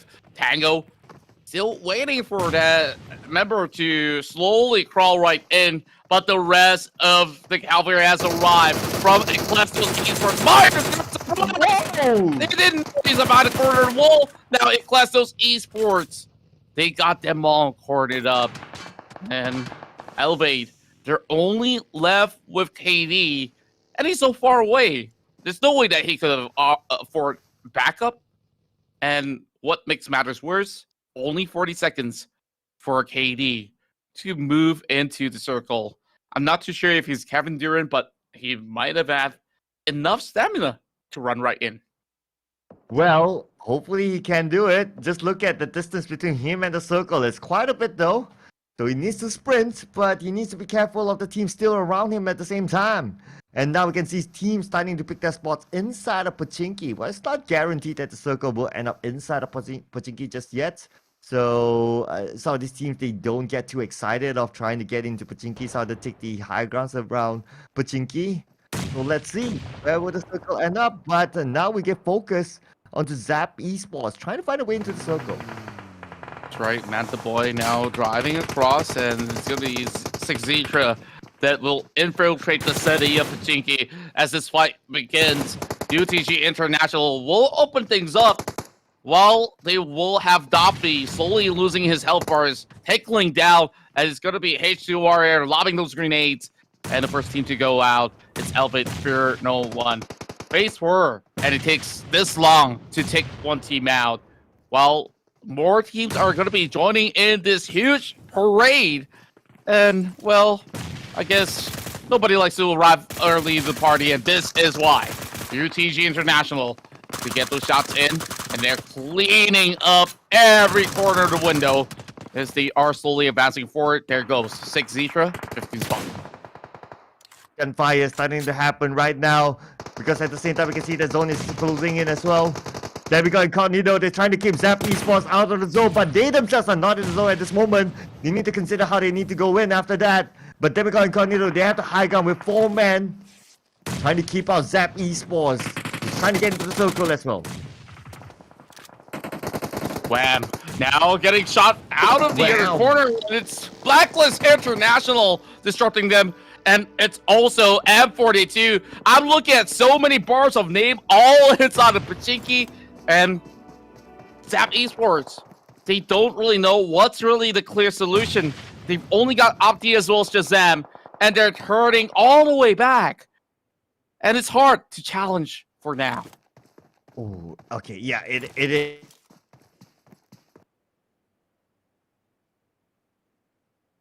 Well, seems like we lost our Cloud for a bit, but don't worry, he'll be back with us in a jiffy, as we have... That's someone that is starting to rotate and... Okay, not gonna have it done with it. Oh, you're back. Oh, yeah. Glad to have you back. Glad to be back. And now, I'm glad to see that Evil Squad Killer is trying to play the gatekeeping role, but MSI lost souls, just happened to lost their soul at 14th place. That's right. Zap Esports. Very low on resources, and that grenade sends them all back to the lobby. The only team that could challenge PE Esports, and they're already down now, and here comes Evil Squad Killer going up close and personal. Instead, that will be taken up. It's only down to Luigi as well, Smash. But it's an uphill battle that we're talking about. Smash goes down, 1 versus 1. Evil Squad Killer, can they make it in time? Meow is waiting for that pickup. So it goes to Luigi. So it's between 2 versus 2, but this is not going to be all too quick for them as they manage to resuscitate another member up there with Yumi. Now dropping the grenade. This is going to connect while Meow tries to heal up. Next team to fall is going to be Riondeos and followed by Eclastos Esports. And now only the top 10 team remains in Arangao. Oh, and 3 more seconds on the clock, and the zone will close in, putting pressure on this teams that we see on screen right now is currently on the outside of the zone. Evil Squad Killer will need to start to decide how they're going to move in, but they'll be gatekept by another team waiting for them. But just look at this, the zone actually moves away from the township and it goes up to either the open area or the high grounds of Pochinki. Yeah, and this is what I did expect as well, because it's not all the time that it goes directly inside of the city of Pochinki, but more towards the outskirts. And this is where Hive, they're getting shot, and Kaler secures 1 more point in, making it the first for M42. Oh, Vigo, they're trying to defend this area. Nate will be tossing on to the 2nd floor, but will not land on the Vigo, so it's a couple of smoke grenades impact, but the Molly! Oh my god, Vigo's on fire right now. Hopefully he'll be able to recover. Blanks on the lower ground, but there's Kaler. Still trying to defend this area. Blinds goes down to Kaler. Oh my, what a hectic compound that they're in. Kaler only have a dash of health left. And Hype They just have to hold on for dear life.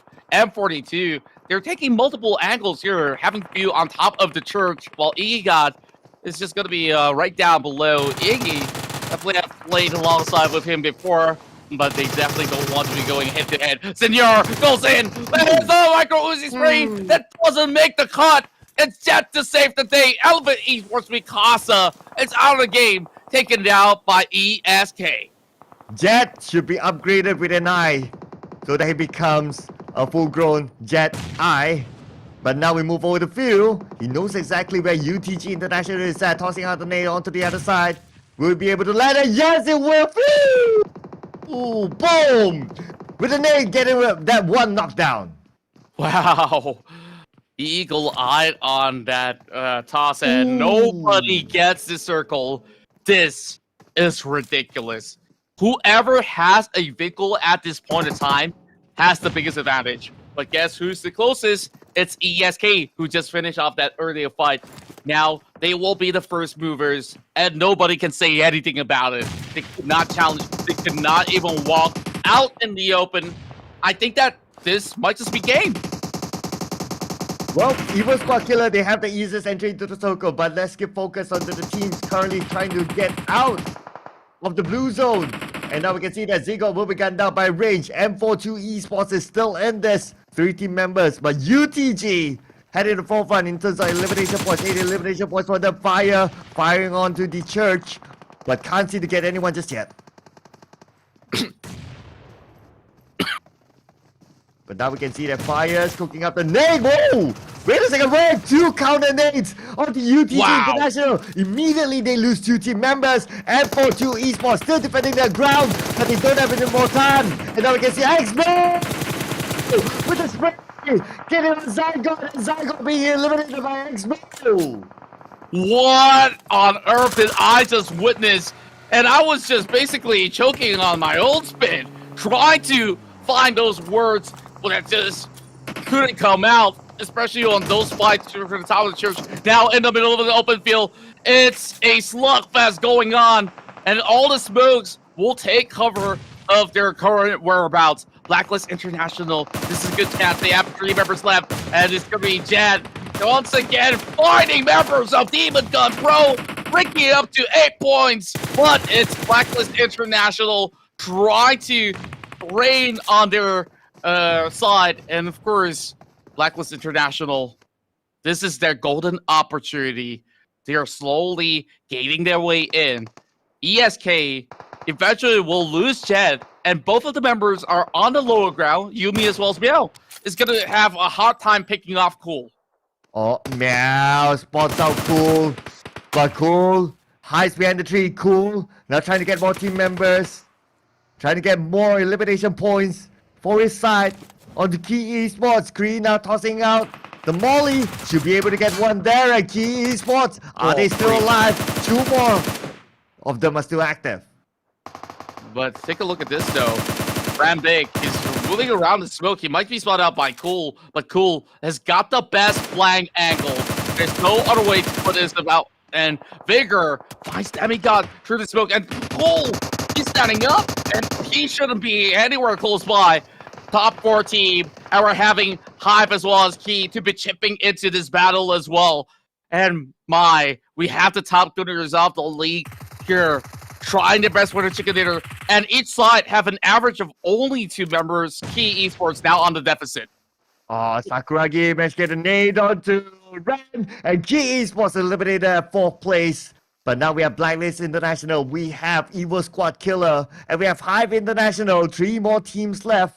Who will get this chicken dinner in Erangel? And the circle kind of open though.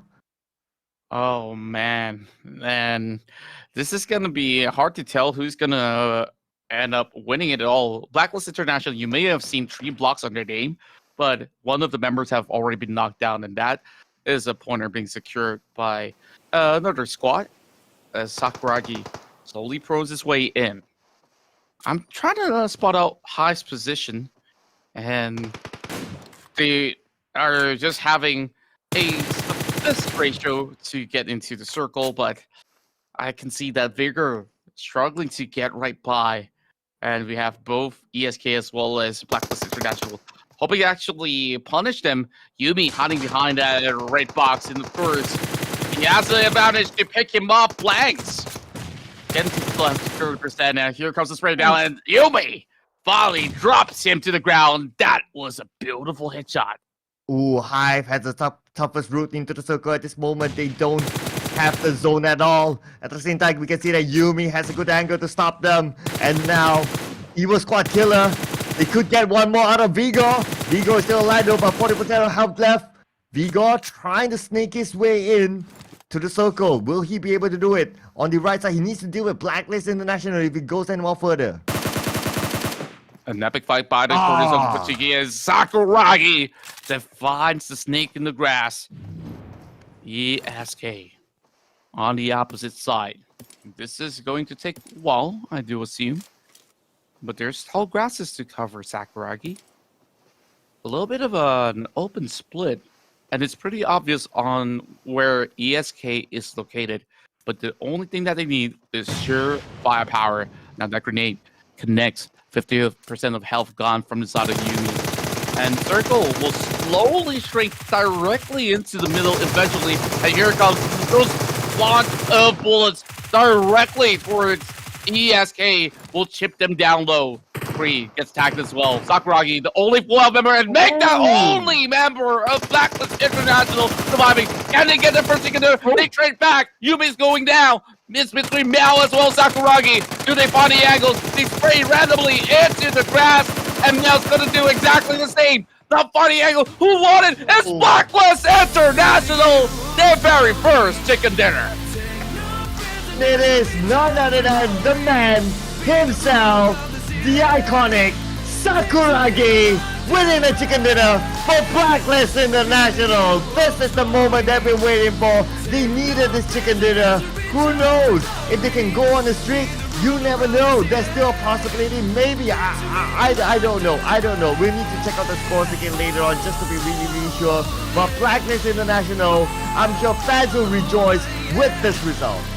Indeed they do, and every fans of Blacklist International have been waiting, and finally they deliver here on day 2, match 12. Let's take a look at the highlights again, Cloud, as we elaborate on something happening to in South Erangel. A little bit of a fight happened early in the game when they were taking it on top of the hills of Gakta, and eventually we pick a little bit of that sort of the rotational bouts that most of all these teams are getting, and majority of these points definitely were scattered to every single team, but there was too much action involving players from the corner of Ruins. Yeah, Ruins was where everyone was kind of stuck there because of the migration that needed to happen on the left side to the right side, and a lot of these teams happened to choose Ruins as their entry point, and that just had to happen. But then again, as we reach the later stage of the game, we can see the circle kind of shifted towards the southern side, or somewhat the southern side of Pochinki, and that was a bit tough for these teams coming in from the northern side as well. But we have to give hats off to teams that try to exit the Pochinki side. It's never easy to get out of urban warfare. That's right, and by the end game scenario, it was only down to 2 teams. I've definitely made it pretty far, but down to that 1 versus 1 scenario, it was the pressure all on top of Sakuragi's shoulders, and he managed to not only lift the weight, and he finally lifted the plate of chicken dinner. Yes. So let's see the standings. Obviously, Blacklist International would gain the most points with that chicken dinner and 11 elimination points, bringing them to a total of 26 points in that previous round. Evo Squad Killer 21 points, Hive International 14 points, Key Esports 12 points, UTG International 9 points, QEZ 8 points. We got 6 points for Demon Gun Pro, and for the Esports as well as Demigod Incognito. Reborn Dios 5 points. Eccleston Esports 4 points. Elevate Mikasa 2 points. Elevate Fear No One with 2 points. Manila 1 point and no points for Zap Esports as well as MSI Lost Souls. And considering that Zap Esports didn't get any points this round, Esports could widen up the gap even further. That's another 12 points addition to what they need to chase. Zap Esports got to get everything together from here on because there's only like, what, 3 more matches remaining to conclude the entire evening. And I don't know, in 3 games, is it going to be sufficient for Zap Esports? Let's take a look at the standings at the moment after round 12. And PE Esports is still number 1 with 195 points. So that, to be safe, for Total Chicken Leaders is hard to beat. Well, Zap Esports didn't get any points. They remain at 135 points in second place. M42 now slowly giving chase to Zap Esports as well with 114 points. 109 for Demigods and Camino, and even Squad Killer now makes it into the top 5 with 102 points. MSI lost low. Slide downwards to the 6th spot, and that's a total of 97. 96, just 1 point behind is Hive International and Blacklist International. For that chicken dinner, they leapfrog forward and finally finding itself into the first page of tying it with Hive International. Wait, Mikasa, number 9 with 80 points. Number 10 goes to Elevate. Here, no one with 73 points. Number 11 goes to Electra 6 points, 56 points. Shane goes to 6 points to Reborn Dios at 12 place. Number 13 goes to UTC International, 65 points. Number 46, Anira, 57 points. Q Easy at number 15, 49 points. And Demon Gun Pro at number 15, 31 points. But now there is a 60-point gap between CB Sports and Zap Esports in Asia. How many games left do we have within 3 more games, if I'm not mistaken? Yeah, I think that was around 3 games or 4. I kind of lost count, just like you. Yeah, I think it's, oh man, I kind of lost count because it's like so many games since yesterday. But if it's 3 more games, if I count correctly, can we already crown PE Esports as the champion? Well, I would hold your horses for now. Remember, there are also times where you have teams that can get 20 overfrags in a single round. And I think that's what Zap Esports needs. But then again, can you play that aggressively in this PH qualifiers where everyone is pretty stacked up when it comes down to firepower? So you're kind of playing with fire here. So it's definitely going to be difficult, but I say there is chances still left available for the teams. Okay, 1 more round. If PE Sports can put in a decent performance in 1 more round, we can it's pretty much safe to say that the last 2 rounds is a non-factor for them and they can be crowned champions if they can play a decent. And I just got to really everybody's got to admire them, whether if you're not a fan yet, you eventually will become fans of PE Esports because they have shown us sheer determination, how hungry they are for chicken dinners, even though they didn't win. So, of course, we want to find out if they will really be the one, but we'll have to take a break, and we'll come back to you here in the PMPL MY PH.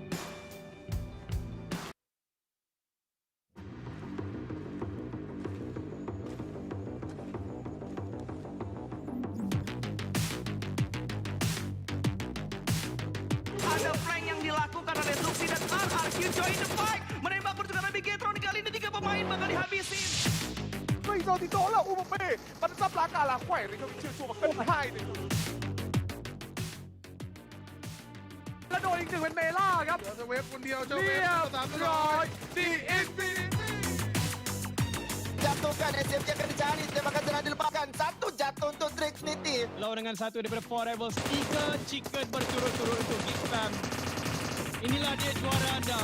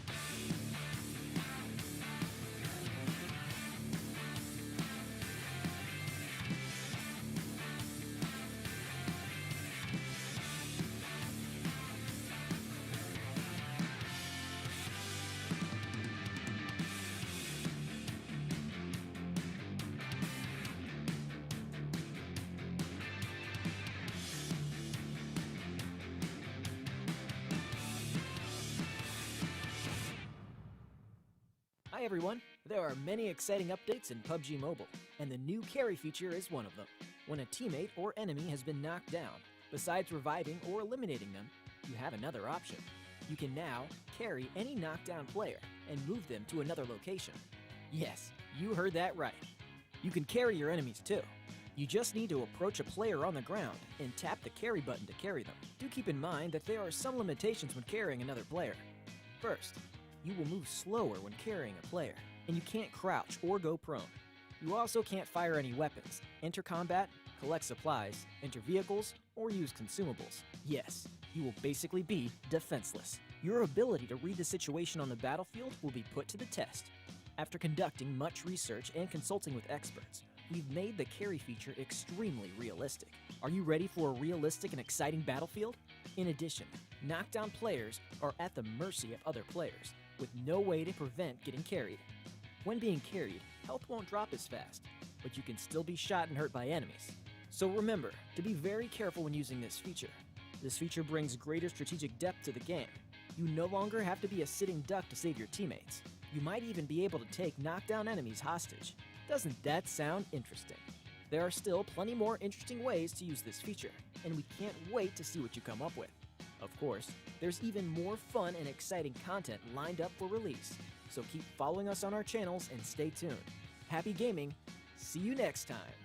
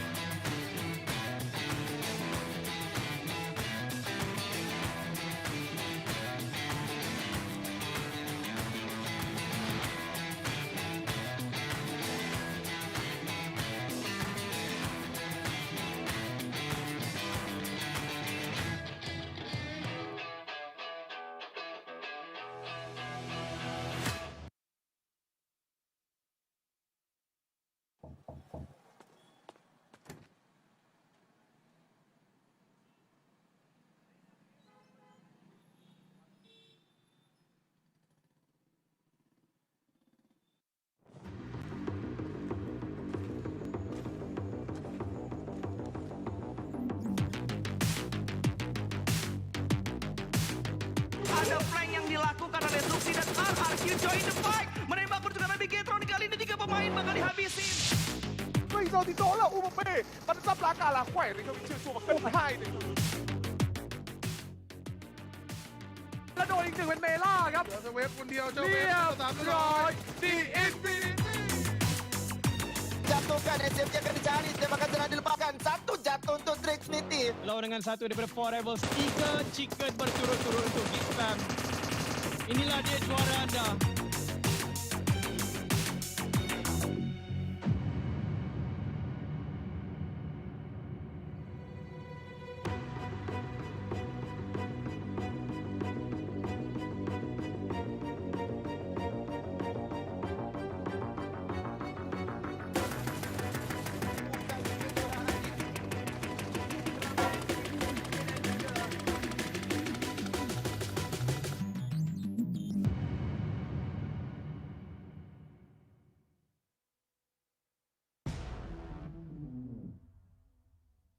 Magandang hapon! That's good afternoon in the Philippines, in case you're not from the Philippines. And of course, you're still watching the PMPL MY PH Season 5 Qualifier Finals for the Philippines region. And thank you again to Crafton, Tencent Cases for Lightspeed and Quantum Studios for having this tournament. And we're still here with you. My name is Sir Cloud together with Contra, down to the last 3 games. That's right. This is the final 3 games, and we'll end it all on match 15. Before we get to 15, we are at 13. So heading into Miramar, we've already seen a lot of special surprises with multiple different winners coming to claim the chicken dinner for their own. The last we saw, the circle went down into Chumacera, and that's where we saw MSI Lost Soul finally secured themselves one chicken dinner up top that hill. And of course, I believe that there is still a lot of potential to be shown by teams who have yet won the chicken dinner, but it's very important to keep an eye on Zap Esports on how well will they perform in the final 3 match. Yeah, keep an eye on Zap Esports. Realistically, I think is the only team that's able to stop Key Esports at this moment. Now, if Key Esports manage to get a decent round this upcoming round, they could probably be crowned champions before the last 2 games. But let's see what's going to happen here. Of course, this is Miramar. It's going to be our battleground. Man, can't wait to see what's going to happen. Let's go! Here we have it. Ladies and gentlemen, we are flying through from the western end all the way into the corners of Ladriela on the west. So, teams, they have a lot of options on the table, but if I could possibly see changes of teams on their approach, I don't want to see anybody going to anywhere close to Campo Militar. Play along the middle of the map, or even in cities like Los Leones. You're going to have ample amount of loots, enough time to still rotate around the map. And, El Azhar this time, they're going to have only DG to be moving into the ground. So Reborn, they will plot a plan B heading into this map. Yeah. Well, let's see if there's any changes of drop spots as well. So that's something that we want to keep an eye on. Now, El Azhar finally, there's only one team in El Azhar. Yeah, so no contest this time. And it's going to be a kind circle. It's going to be a nice circle. I don't think we've gotten any overly tough circles when it comes to Miramar so far in this tournament. Indeed, and I guess that there are certain challenges over the south side, which we see, like places like Chumacera, but this is very much neutral. It could end up anywhere, given for the fact that it can still move all the way up to the water treatment. It could be on power grid, or in the big city of Los Leones, or where Reborn is currently at. After switching things up, instead of El Azhar, they drop it to La Bandita. Now they smack right in the center, but look who's nearby, Key Esports. So that's going to be a little bit of a tough fight to go against if they were to clash early. Now, pay attention to the northern side of St. Martin. We have Hive International there, together with, I believe it's Demigod Incognito. So we could see an early clash. And yes, we will. Vigo will be gunned down, but he's not out yet. But now this is a confirmation. So Chi will receive the first blood in Miramar. Great, and well, it's already starting on a blast as we have blanks getting stuck in between, and Zap Esports, they don't really have much weaponry on the side of Opti, but an AKM should be just about good enough. No helmets, no vests, so he might need to stash it up first. Edo 10, he's going to be safe for now. Yeah, Edo 10, so far so good, but let's see if he can get out of this, or what he's going to do. Okay, he's going to back blanks up, so they're going to take this fight. Edo 10 is not going to leave his teammates. Let's see if they can actually clutch it. It's going to be a 2v4. Opti starting to move it, but Edo 10 is just too low. No items to recover. Immediately been blown to pieces. Opti rushes into the compound, but being fooled, but not that long. And there you have it. They got 2.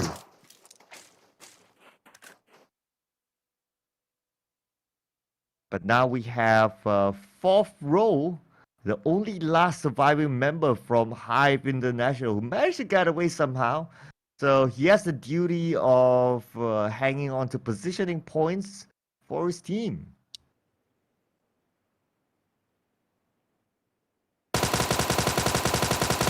Well, Contra is away for a while. So at this moment, we can see that Elmas, he has the high ground advantage. He has some information, but because he is alone, so he's not going to engage. That's for sure. Of course, team name is too easy. He doesn't want to be the one that's too easily be eliminated, if you get what I mean. Minerski knows that he's being spotted out, immediately relocates himself, and I believe Contra is back. Yes, I am. Sorry for keeping you hanging all alone. But hey, I guess that we all will now have some good time under the sun once again back in Miramar. So I believe I didn't really miss out too much, did I? Not at all. All right, that's good news as we carry on this journey with Reborn Deas. You know, back in day 1, I'm really impressed with their performance in most of the maps that they play in. And I guess in day 2, they start to show a little sign of fatigue in certain rounds. But what really hurt them was really sharing that compound with inside the township of El Azahar. But hey, I guess they kind of sort things out at the very least. Proxy? Having a flippin' time. But he's got gravity to help him sustain, so no problem at all, as they stop right in the corners of Impala. Yep, so everyone's just gonna chill and pick their own location. Of course, we are still the first circle, and this is Miramar, the biggest map, so we don't expect too many early clashes, maybe just a little, like what we saw earlier with Hive. Well, I kind of thought that Hive could disengage and maybe save another extra team member, but well, they would count their blessings to say, oh, okay, at least we still have someone to hang on to positioning points. But of course, right now, if we want to talk objectively about who will be the winner and will represent the Philippines into the PMPL MY PH Season 5, keep your eyes on to Zap as well as E. Now, Zap already has 2 elimination points, so that's a good start for them, but Kree only gets 1 for himself. Wow. A swift work coming from Korea, but that's a huge grenade, though. Blacklist International having them blown into tatters, but that's just going to be Alice. SMS. He's just going to keep priming another one. This time, lobbing a little bit too far off. Not going to be able to get much done. So, too easy. After losing Saijin, they don't have enough firepower to book out, especially challenging Blacklist International. We've seen episodes of Too Easy versus Blacklist International before, especially in Miramar. The first time that they have concluded the fight, it was four members of Blacklist International who have managed to wipe them all out. So, on the other side, it's bad news for Zap Esports. They lose 3 of their members! This might just be them being absolutely doomed in Miramar. Man, when they just had a good start, now they're losing member after member. Now Raimon is the last man standing, but now we move over to Almas with a shotgun, and Almas will take down Sakuragi. Take down 2. Blacklist International, they're losing 1 more behind. Trace it up. Alice now with the sky out. Can he get more than just 2? Alice will be taking out the Blacklist International. It's the first team to bow out. Oh, Blacklist International this time getting flushed out, and it was what, a 3 versus 4. But there was also Reborn joining into the party as well. Crazy. The score out, and he will be able to secure another one, but not just in time. Wait, what? It must. Coming over to the S6, so he will be taken out. Cole SEKT. They just arrived to the scene, and here comes the next challenger, Reborn, moving slowly. They are also recuperating from the previous fight. And it's back-to-back-to-back fights. That's never-ending here. by this warehouse. Clastos Esports will try to prime a few grenades. They know that they're all stuck inside of the same compound, though, but Clastos, they cannot afford to just push out. Well, right smack in the middle of La Bendita, that's where their battleground is at. And they still have the circle, so enjoy your time. You have all the time in the world at this point just to bout it out each other, and let's see who has the bragging rights at the other day. Yeah, and I guess that most teams, they have the right ideation of moving into this warehouse, but they need to at least send one scout, then to send the full squad to fully commit, because once you crash your cars to the corners of the wall, there's no turning back. It will take a while to restart the engine to move elsewhere, and you're going to get shot. So, for the moment, both Clastos Esports as well as Reborn are stuck. A little bit of split going on between the Reborn members. While Tyra pulls the line, coming in with a dash. Oh, wow. Swiftly as he goes. Down on his knees, Proxy will take him out. Now, with another member moving in, Reborn, they're sending the bees here to spray them down to Uzi, but he will falter first and foremost. Minor Scott comes into the warehouse, and now only with 2 members remaining from the side of Reborn, it's a 2v2 against the Clastos. Oh, Minus Guy, you need to pick up Beast somehow. Let's see. I think Beast is still yet to be picked up. A strong hand. Oh no! Minus Guy is now all alone. You need to clutch this 1v3. Can he actually do this and make himself into the history books? Yue is trying to find where his opponent is at.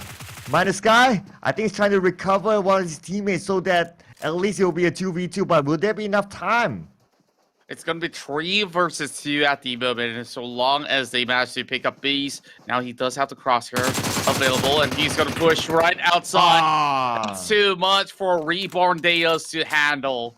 14 spot finish, and mind you, the teams who have bowed out early, all of them were here in the same exact spot, and the champion of it all, Clastos Esports. Oh, take this action now to be a Demon Gun Pro. Envy makes his opponent envious that he managed to get that one knockdown, but then again he needs to recover his teammate. Envy is not done yet. Envy gets 2, but Envy will be got down from behind. And here comes the light though. He tries to control the spray transition, but he missed the whole clip of the AKM. Wham. Still has some time. He's just gonna take a little bit of a booster and of course some health for us to be replenished. That bro getting shot underneath the vehicle, and there goes Collide. And that will be the elimination of Demon Gun Pro. 2 more rounds, Demon Gun Pro. 2 more rounds for you to get that chicken dinner. Come on, Demon Gun Pro. You guys can do it. But Demigod Incognito securing 5 elimination points. And that includes Demon Gun Pro. Now, again, our 2-star teams. Key Esports, Zap. Just to remind you, Zap is still in this, despite only having 1 team member left. I don't know. Could this be a crazy run for Zap Esports to clinch? If Zap Esports gets eliminated anytime before Key, at least, at this point, Key, we can safely say that Key will be crowned champions. We can say that, but I guess we'll just leave the suspense to the audience, if there is any. And Circle slowly moves into the graveyard sector, also covers the corner of La Bandita. Now, certain teams might have actually wished they never moved at all, like Reborn Deus, who recently got taken out. If they hung around La Bandita, they may not have as much loot, but Circle now ships, and that could be theirs to take. Yeah, okay, so looks like there'll be 20 more seconds on the clock. Spaz starts to move into La Bendita to the southern side. It's going to be an easy entry for them. I don't think there are many teams on the southern side, probably considering that the flight path is as such earlier on. And also it's there are many teams that took on early fights as well. So we have already got what, like 4 teams being eliminated by the second circle. So there's a lot of room to play, and this is a big map that we're talking about. That's right. And in phase 3, a lot of teams are still making their decision on where to be exactly. And little Poro always accompanying you. Doesn't matter if it rains, it snows, or if you're in the desert team, but poor Poro. Kind of lost inside of Miramar. A whole new realm of course, the cute little creature to explore in the world of PUBG. And sometimes the legend says that if you pet a Poro, they drop coins for you. Oh, it does. Yeah. And you can feed Poro stacks in the Howling Abyss. You can try that out. Yeah, if only the PUBG Mobile character can pet Poros and feed them. Yeah, I believe you'll be the first one to do that, right? Oh yeah, I'll take home a Poro. Like I'll make Poro my new friend, my new family. I'll do that. I wonder if Poros can talk though. I don't think Poros? so, right? I don't think they talk, Ah, but okay, they do make some noise. okay. Well, what do they sound like? I forgot. I gotta eventually check it out. Okay, we have 2 more rounds, just so you know, to show us how a Poro sounds like. Well, eventually, and honestly, I absolutely forgot. But probably you would be able to Google that. So, Zap Esports still struggling as a lone unit. A very important game, and they've already lost 3 members. And that means that they only have 2 rounds to play catch up with the victors of the past few chicken dinners throughout day 1 as well as day 2. Key Esports so far taking the lead. And with a little spray coming in from Spaz, he does get a few shots connected onto Prozzy. And my oh my, damage done pretty good deal on the other side, but Spaz, he's keeping his eyes closed on Clastos Esports, but they're all indoors, so it's no point for them to hold on for a long. Well, Hive on the other side of the map has been taken out. When the circle shifted towards the right side, I noticed that it's really, really far for the last team member for Zap Esports. And I don't think he had a vehicle. So it's not going to be good. With a couple more seconds on the clock, no vehicle, and this, we're talking about the 4th to 5th circle. It's definitely going to hurt him a lot. I didn't notice where Key is at though, but wherever they are, it's all about Zap Esports at this moment. If he drops out, that's it.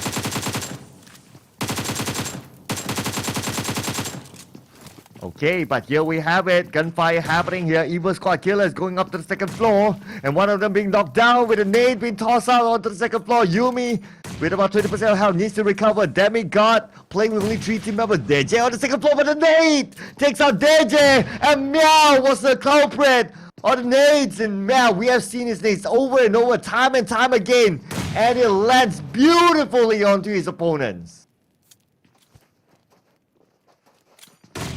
And now at the same time, we can see that the fight is still continuing. DJ, there's no way to pick him up. Wham, as well as Chi, will need to play on with only the both of them. DJ will definitely be the next one out. Well, definitely unfortunate circumstances here. Demigod now having a little bit of struggle here. Only Chi to hold the line against ESK. I see Blue, Meow, as well as Jet. They're trying to seek out more of them to secure the points as they slowly storm through the building. Yumi convincingly advance forward, and it's going to be a Wham that has his health being chipped out.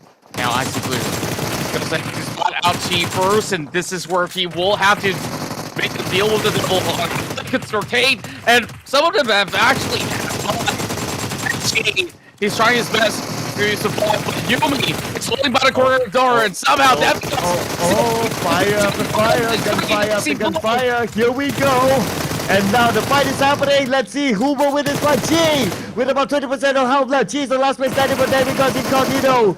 While his teammates Wham is trying to reset. Yes, he will be able to reset. Okay, and Wham starting to move in. Will he be able to finish them off? And Wham now, can he be the Starman? Can he be the superhero? Can he finish them off? Yes! They got some backup from afar. Trying to take that one by one. And there's only one more left. They just need to find that one more person. So it's going to be Wham as well as Chi. Chi has been knocked down. So it's going to be Wham 1v1 against Jet. Jet with about 10% of health and move up to the second floor. And now Wham with about 5% of health. He needs to recover before he continues on. But Yumi will be finished up. Looks like he's going to go in for the pickup. But at the same time, we can see that Jet on the second floor managed to recover himself. Starting to find ways to put his head. Then the space coming in and Jet will be the one to finish up Demigod Incognito.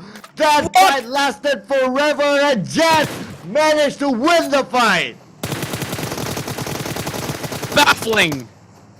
Down to that 1 versus 1, he almost managed to go in for the pickup, but instead, they dropped in that huge bomb of a surprise by marching upwards, and that's how they close it out. And here comes another fight between MKS, Elevate, with Louise trying his hardest to go in for this rescue, and Scotty is trying to go in for that pickup, while Duffy's going to do exactly the same. It's going to be phase 5. They're going to be having a hard time to get them off the ground. And even if they try, they might all be taken out by the blue zone. So with the circle slowly moving deeper onto the crater field itself, M42 is just by the edge of it, while Key Esports are driving all the way up top that crater. They're going to join into this parade here. Well, there's more bullets sent their way. As M42, they pinned down players from MSI Lost Souls. And they're just right out of the open. Kaler just breaking down the vehicle to make it into a bunker for now. But now they lose mobility. Later on, if they move to phase 6, it's going to be a little bit of struggle for Kaler. But he knows this is a spot that he can farm those kills. Oh, MSI. They'll be eliminated as well. So now we're down to the top 17, 20 more players to go. But Key Esports still maintain a full squad. And they have an easy entry to minus. But then again, we can see that their position has been compromised by MKS. Now Elevate Fear No One cooking up a nade. Tossing onto the other side, onto fire. He's definitely under heavy fire for now. But now the second nade will be tossed out. Will it land nicely into the shack? It will clip, but not taking down just yet. Gio trying to squeeze this nade onto the corner, and Fire is just tanking the blue for quite a while. Now going for a load of attacks. He couldn't actually catch on fire, and yes, he will. Gio finding her kill in the back before he hides behind the building. UTG International caught in a rough spot. They all have to move out from that corner, and I don't know what could they do about this, because Elevate Fear No One is just surrounding them for the moment. Ramping with the big after 4-9 going for the spray, and instead it's a 1-for-1. Great trading coming in from Louise, but it's not enough to take out Key Esports. All of them still survive. They just need some help coming from Dalacute. Yes, and they have enough time. 35 more seconds on the clock. They can all recover. They can all reset. And no one's there to stop them. Everyone else is on the left side. Just look at this. Zap Esports. Ryman is still in this. Ryman, the last man standing. And Ryman managed to slip into the zone. It's all down to how Ryman positions himself. His Elevate here are coming in with Newbie pushing up the hill. Securing 1 point in, taking down Kaler in the process, while on the back there's nobody else that they really have to worry about. But UTG International, they're retaliating. Tango down, they got to do something about it. Now, Newbie going straight into the crosshair of UTG, and it's between H2R and as well as Zygon, but the push is coming around. Brad Big coming with attacks, and it's going to be the Scar out here to tap them all off. Newbie will be sent back to the lobby, and it's Elevate losing members after members, although they had 10 points in the bag. Oh, and we're not done yet here. The nade will be tossed out on the side of G10. Will he be able to land onto his opponents? UGG International, they're trying to get into the circle, but they'll be present by the zone anytime soon. And now Zygon's trying to be the forefront here. But will there be an opening for him? And Zygon, Portal 1, Zygon's trying to take them all out, but Zygon will be counter fire. Zygon almost gunned down. What a good shot. And Iggy God, he managed to salvage the situation for UTG, but the Blues is also closing in. There's not enough time for both elevated as well. As Molotov is gonna burn them all as if Miramar wasn't hot enough. UTG International with the clutch.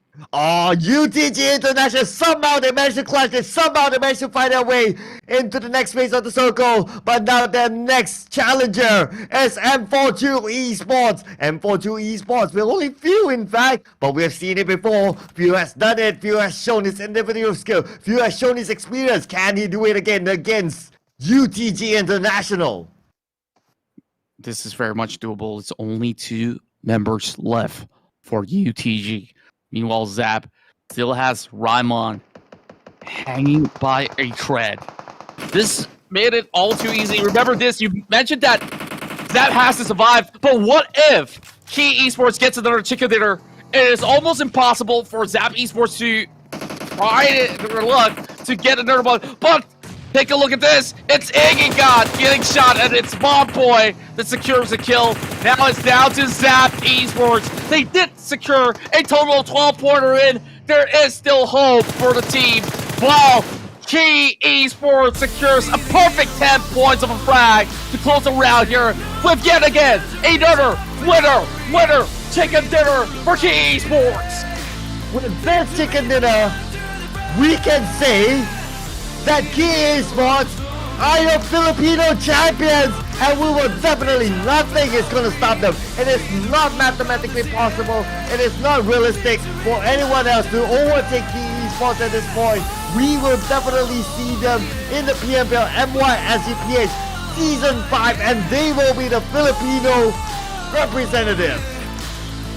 We might have actually announced this prematurely, but I believe that Circle has done the math enough. But let's once again go back into how it all started off.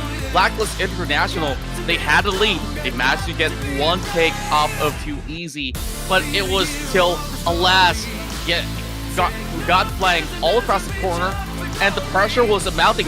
No matter the result, Blacklist may not survive because there was another 2 to 3 other teams that's going to move into the compound.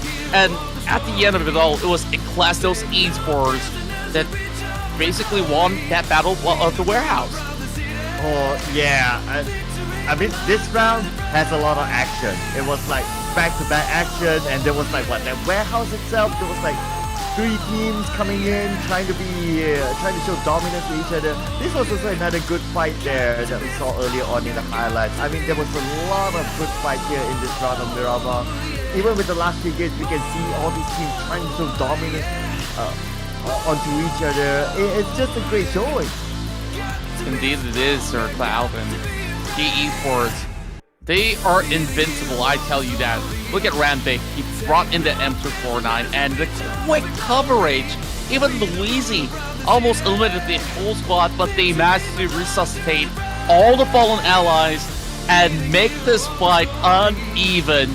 They are absolutely unrivaled. 4 versus 1 versus 1. And on to the standings we go.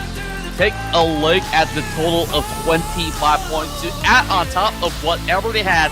I think Key Esports is the first team to break that 200-pointer mark in the ladder. Hang on, is it already 200? Okay. I think it's close. I think it's close, but another 2 more games, it is easily possible. But let's go through the numbers. So UTC International 16 points, same goes to Elevate. Fear No One 16 points as well. Zap Esports 15 points. And then it goes all the way single digit. M42 Esports 9 points, 8 points for both Elevate and Casa as well. Then we got Incognito. Eclastos Esports 7 points, 4 points for Evo Squad Kill as well. Too Easy 6 and Mira 3 points. Reborn Dio 2 points. But this time, it is that no one goes home empty-handed. 1 point each for Hive International, Demon Gun Pro, Blacklist International as well as MSI Lost Souls. That's right, and definitely that was some pretty intense bout by the quarter of Lepidita. So, first, we have to tabulate all the points here on your screen. Number 1. 200? Ooh. Like I say, they have broke that 200 point mark, and they made it 220. Impossible for Zap Esports to chase. It's a total of 70 points with only what? 2 more maps to go? Is that right? Two more maps to go. Unless you're telling me that Key Esports Takes out the soon? entire lobby. Well- and they take out 50 other players? Well, Key Esports goes too soon. Zap Esports gets, I'm trying to do the math here, 20 eliminations each round with a chicken dinner. Then they're going even. But even if they go even, Key Esports will still win the tiebreaker. So they need to get more than that. So this is going to be insane. Okay, but anyway, formalities first. M42 Esports, 123 points. Demigod Incognito, 170 points. The only team on the first stage without a chicken dinner. Evil Squad Killer, 106 points. MSI Lost Souls, 98 points. Hive International as well as Blacklist International, both of them with 97 points. That's right, and on the 9th spot, it's Elevate 001 with a chicken dinner as they have tallied it up to 89 points. 1 point behind is Elevate Mikasa, so here it's just going to be furthest for now. And UTG International is out at 11th spot with 81 points. The Class Those Esports with 73, 68 for Rebound Deas, while 6 Anira has secured a 14th place finish with 60 points, 53 for Turizi. And last but not least, Even Gun Pro with only 32 points. And I guess that we've seen a lot of good showing. Whoever's on that first half of page have gotten a whole lot of chicken dinner. And for Demigod Incognito, they made it consistently to a top 5 scenario without receiving a chicken dinner. Hashtag Rise Key. I mean, the support from the Key fans from day one to today, it's amazing. And they've never stopped. I mean, and they have yet to stop. Even though their team is like, what, 70-point gap, pretty much secured themselves into the next round of this tournament.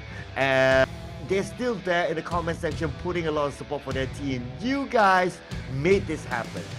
That's right, and of course, thanks to all of you fans out here cheering for the team, and I hope that you all stick around for the final 2 bout because it's all about not only having fun, but we are also looking for players to be selected to represent the Philippines here, as some of them will be joining Team Sibol in the international events coming up throughout 2022. So make sure you guys tune in to the PUBG Mobile Pro League MY SG PH Season 5, and we'll be right back.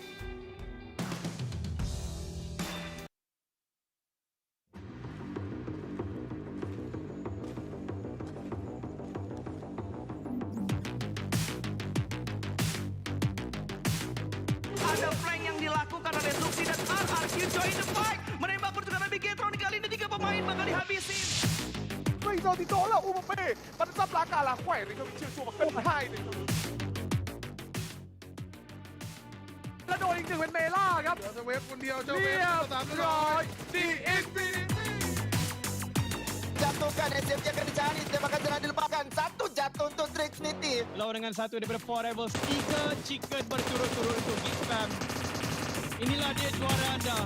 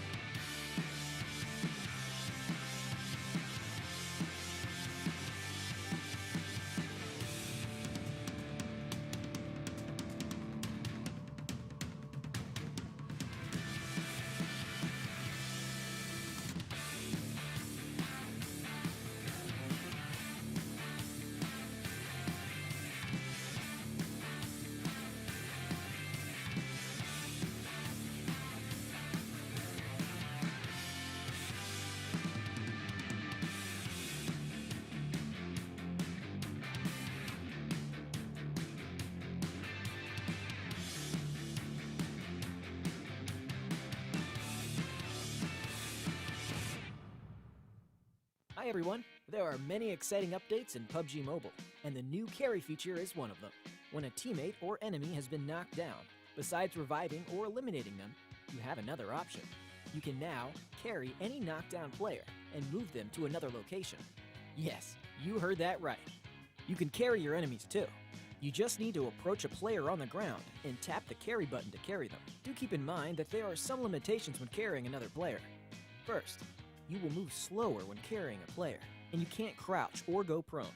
You also can't fire any weapons, enter combat, collect supplies, enter vehicles, or use consumables. Yes, you will basically be defenseless. Your ability to read the situation on the battlefield will be put to the test. After conducting much research and consulting with experts, we've made the carry feature extremely realistic. Are you ready for a realistic and exciting battlefield? In addition, knockdown players are at the mercy of other players, with no way to prevent getting carried. When being carried, health won't drop as fast, but you can still be shot and hurt by enemies. So remember to be very careful when using this feature. This feature brings greater strategic depth to the game. You no longer have to be a sitting duck to save your teammates. You might even be able to take knockdown enemies hostage. Doesn't that sound interesting? There are still plenty more interesting ways to use this feature, and we can't wait to see what you come up with. Of course, there's even more fun and exciting content lined up for release, so keep following us on our channels and stay tuned. Happy gaming! See you next time!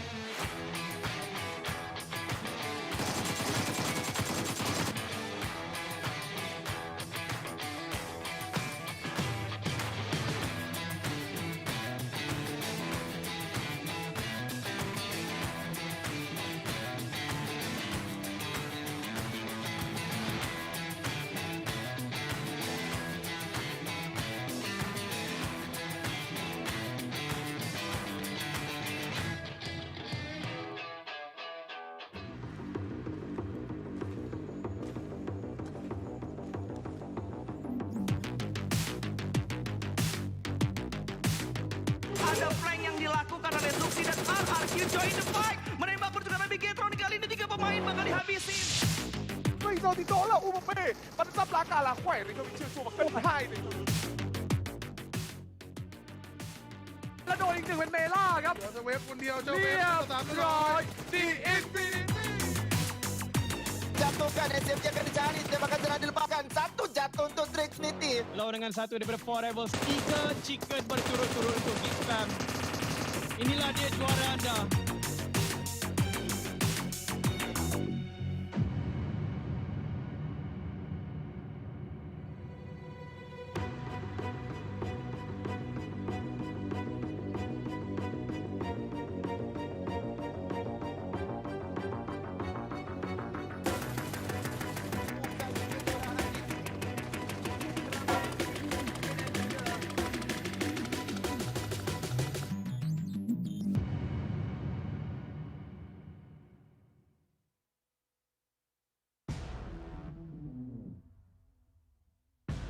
Welcome back to the PUBG Mobile Pro League MY This is the Philippines qualifiers. My name is Contra and this is Sir Cloud. Make sure you follow PUBG Mobile Philippines to get updated about all the latest happenings in esports and more about the PUBG mobile game itself. So now we are here in the penultimate round. Only 2 maps left available, Sir Cloud. This time, we're diving in to match 14 in Sanhok. Yes, and my wish is yet to be fulfilled. My wish is for Demon Gun Pro to go home with a chicken dinner. So I still want to see that. And 2 more rounds to go. Demon Gun Pro, you have 1 job. And your 1 job is to get that chicken dinner before we close off the day. Well, we hope that they won't be able to receive that, but it's even more important for teams such as Zap Esports to really put the highest amount of points on the table, or else Key Esports will be crowned as the champions eventually. 220 points secured by Key Esports is the team to beat, and you know, back in the previous Sanhok round, they were in hot teams and they managed to secure that chicken dinner.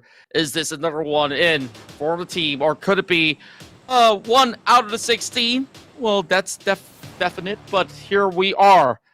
Our final 2 rounds have already been set in place as we start off in Sanhok, and later on, we'll take a dive into Erangel. This flight's tickets from Cal all the way to the docks. So inside of Sanhok, it's always a small map. Wherever you want to drop, it's still possible. But do you notice if there's going to be any changes in particular from any form of team at all?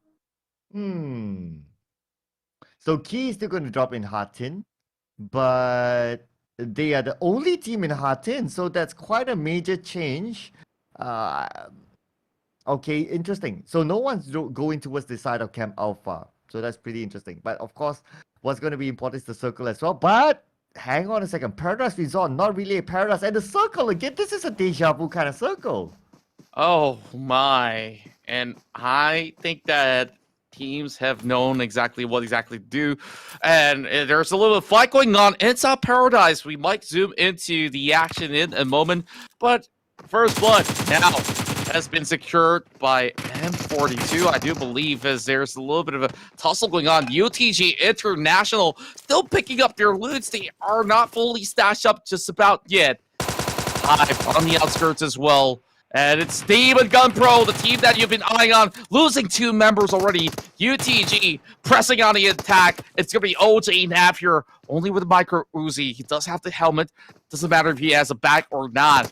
This should suffice. Well, Hype, they hurt all the rockets. That grenade may not be connected all too perfectly, but the Molotov will! It's not going to cut it! OJ Nav, he doesn't really have any form of healing aids to help him survive the battle, but thank goodness the Molotov will only chip away 3/4 of his health as he holds onto the Thompson, and they're all lining up. And here comes the Hun, and my goodness, Step Bro with the okay! Well, Step Bro is going to step under them, but now he's going to be the last man standing. Step Bro, can he do this? Can he do this all alone? We have seen the power of the S12K. Step Bro, couple of shots. He has the UMP in hand. Reloads his UMP, get ready to rush in. Has no helmet, has no vest, trying to get a good angle from the top floor. But Step Bro, can they just finish out the job? Step Bro. There's about 70% of health left. And now with the S12K with a headshot from his opponent. Demon Gun Pro will be the first team to go out. 1 more round for you guys to do it. Well, not too sure if you jinxed them though. That, you know, maybe there's too much pressure put upon them for that chicken dinner. But hey, I love the attempt, and Stepbro definitely showing us some hot shots. But guess who's here? Hive International. And you know, it's interesting to note that in the Philippines, the majority of teams, clans, they love to put the name International to the back. And of course, the most renowned team is Blacklist International. And, you know, compared to a lot of all the other teams out there, they like to put the word esports or, well, something else. But I love it. It shows a little bit of a form of unity in terms of mindset. And now UTG, they may have lost 1, but they are so ready to take on the fight against Hive. That's a good point there. And putting in the name international, well, makes it sound international, of course. But let's see, UTG, can they put in little an bit more international bougie. performance? Yeah. And I guess both of the teams will eventually collide. Hive International hasn't really revealed much to UTG, so they have ample of time to prepare themselves for this ambush on the outskirts. And Zygot has climbed all the way up top the roof. And I don't think that they have spotted them out too much at O10. We've seen a lot of great plays from that specific player, but throughout the course of day one, he was the first one to be picked off from the team for multiple occasions. Now, guess what? This is going to be a hot battle because not only was it the fact that members of Hive International previously were the full roster from UTG. So they're paying their younger brothers a visit. I'm not too sure if things actually went sour, but this definitely will be the talk of the town. Meanwhile, interesting setup coming in from Elevate Mikasa. That's very coordinated. It's like whichever angle that you come in from, they'll be able to shoot. But so far, okay, wow, you know that felt like a piece, like you put a piece of meat, and there are like 4 lions waiting. Yeah, I felt that. yeah. And they went This back to is their original positions. They're like, this okay, is we're done eating. overkill. This is absolute overkill. And they went back to their original positions, thinking that the next person will fall for it. Jeez, Strat, I've not seen this in like what, 2 years? The last time teams have done it, yeah, they catch one. Can they catch the full team? Not always the case, but hey, at least over here, back in Paradise Resort, some of them getting some suntan. Is there a sauna booth going up in there? I'm not too sure, but Iggy got moving step after step. Blanks. Just slowly moving in. I think he spotted him out already, third person perspective, and Iggy got knows what exactly to do. So switching over onto the UMP. Blanks possibly would have gotten himself pretty much ready. Here comes the jump shot. Not connecting from Iggy God. As they alert the rest of Hive Esports. Here comes the push. Iggy got stuck for only a slightest bit. Now Blanks tries to heal up. He jumps over on the inner corner. He's lucky enough that Blanks wasn't actually peeking. Well, technically he does have the view, but not bringing his guns out. You know what? They're playing even more. They're playing even more passive or more careful than when it mattered. So that's interesting. Zygot being gunned down by Vigor from afar. Vigor's coming in from another angle, so they're starting to push in, putting pressure onto their opponent. 8-10 will complete the revive onto Blanks. While we can see a little bit of a push in though from Iggy, but Iggy ups, just waiting for the right moment. Now it's down to Iggy at the forefront. That's right. Is it going to be in the new guards or the old crown guards here of the UTG International or ex-UTG Hive International? Grenades being lobbed on top of the roof. And nobody seems to be connecting as of yet. Level 3 gears on blank. And now shots being fired. H2R being dropped. And Vigor gets 2 catches in a row. Though they did manage to get a revive being done. And here comes the rest of them marching forward. He catches another one. My goodness, being Hive International. They're stomping their way through. And it's going to be Hive here to shut off UTG. UTG International.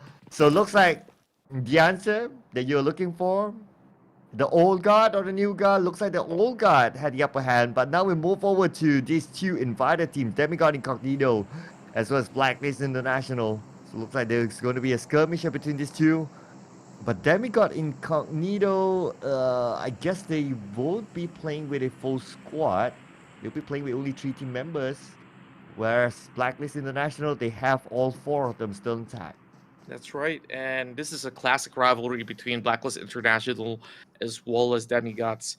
In the previous Southeast Asia uh, fight, we have seen Demigods represent the Philippines on a few occasions already. Blacklist International, honestly, I've went through some slump in terms of performances compared to the past few years, and I guess their hopes and dreams to qualify to the C Championship, it's going to be pretty bleak for this season, not going to lie. But there's always another season to go, right? And this organization definitely has all the support staff that they need to propel themselves forward. But, bad games can happen any day, including inside of competition. And I think that Blacklist International is still a very formidable team, but they really have to prove themselves time and time again. Yeah, I mean, they used to be the representatives in the Southeast Asia Pro League, but as time goes by, there's newer talent, competition just grows, and it's just the way it is. Metas change and so on. So it's about adapting to the new metas, adapting to the new environment, even the new rules when it comes to like weapon damage changes or recall changes and stuff like that. So they need to find a way or a system if they want to get back on track to just try to adapt. Basically, adaptability is basically the key, and That's that's right. where Key Esports is doing well. I guess so. And I guess that, they also do have sharp firepower to prove themselves to be the very best. Here comes the spray down coming from Raimon as Bray knocks out new BYT. Well, that clip's not going to YouTube anytime soon. But Shazam, though, is getting flanked, and it's going to be Pickles from the lower ground that's going to be able to find those shots. Nero only having so little health left. And on this other Cove of the Oasis, it's a little bit of long lob coming in from Pickles as he tries to slowly reposition. And Zap Esports coming so close to that #1 spot. But currently standing at second, it's going to be Nero there, running out in the open. And Opti will take every chance he could get. Oh yeah. They might as well go for it. I mean, even though the gap is that far, but well, if we can go home with another chicken dinner, why not? Like, collect them, like make them your souvenir, cause this is the official, and this is part of the journey you want to Pro League, and of course these are some of the best teams in Philippines that we're talking about. Pickles now, center someone, he does see him. Shots fired out by Pickles. Almost getting it, then yes, Pickles will get Shazam. Well, my goodness me. Pickles have always been on the roll, and every single time we go into Sanok, there's something special about how Pickles actually go in to pick people on, and he just keeps getting frags. And I just feel like he feels absolutely comfortable to just navigate his way around. Doesn't matter if it's a one-man show or so, he'll always get things done. Now, Proxy, already soaking a little bit more of damage from that earlier bout. And Zap Esports, they really want to full commit to this, and Reborn Deos will be taken out on 14. Okay, so teams are starting to drop fairly quickly as well in this round. Just like the previous round, like, okay, now we're down to 13 teams and we are only in the second circle. But now here's our star team here, Key Esports against Elevate. Fear no one. Yes, they don't fear anyone, but they need to fear Key Esports. Well, with that sort of firepower, I'm pretty sure they do respect it at the very least, but the damage being done, Raimon now only have so little health left. Tyro tries to go in for the push, and only 11 bullets, he has to reload. It reloads in the middle of nowhere!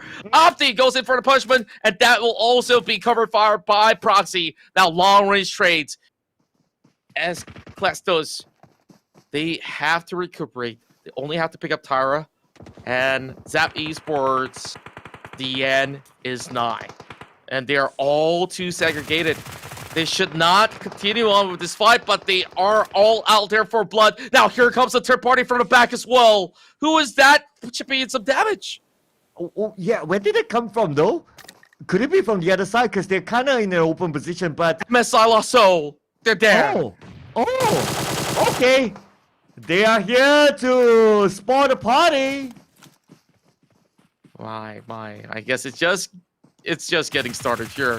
Proxy tries to create some noise and straight away with the snap onto Opti. That will secure the kill. This time with a little bit of shift of the scene, it will go back into the areas of Paradise Resort as well as Tatmo. So Key Esports, they have to cross the bridge. More shots being fired. It's gonna be PPS on Too Easy. Come on, switch over to the AR, brother. And that's where Hive Esports comes in for the back. Tries to take them all out. They're all inside of the same hut. Too Easy goes in for a jump shot. X-Pro gets taken down, and they're still hiding inside. And look at the swarm. Look at the moves. It's Adam and Adam have almost taken it. Crazy Troll, but Crazy Troll saves the day. Oh man, Crazy Troll saves the day, and he's trolling right now with the DBS. My goodness, that DBS game. Guys, DBS, never take them on head on.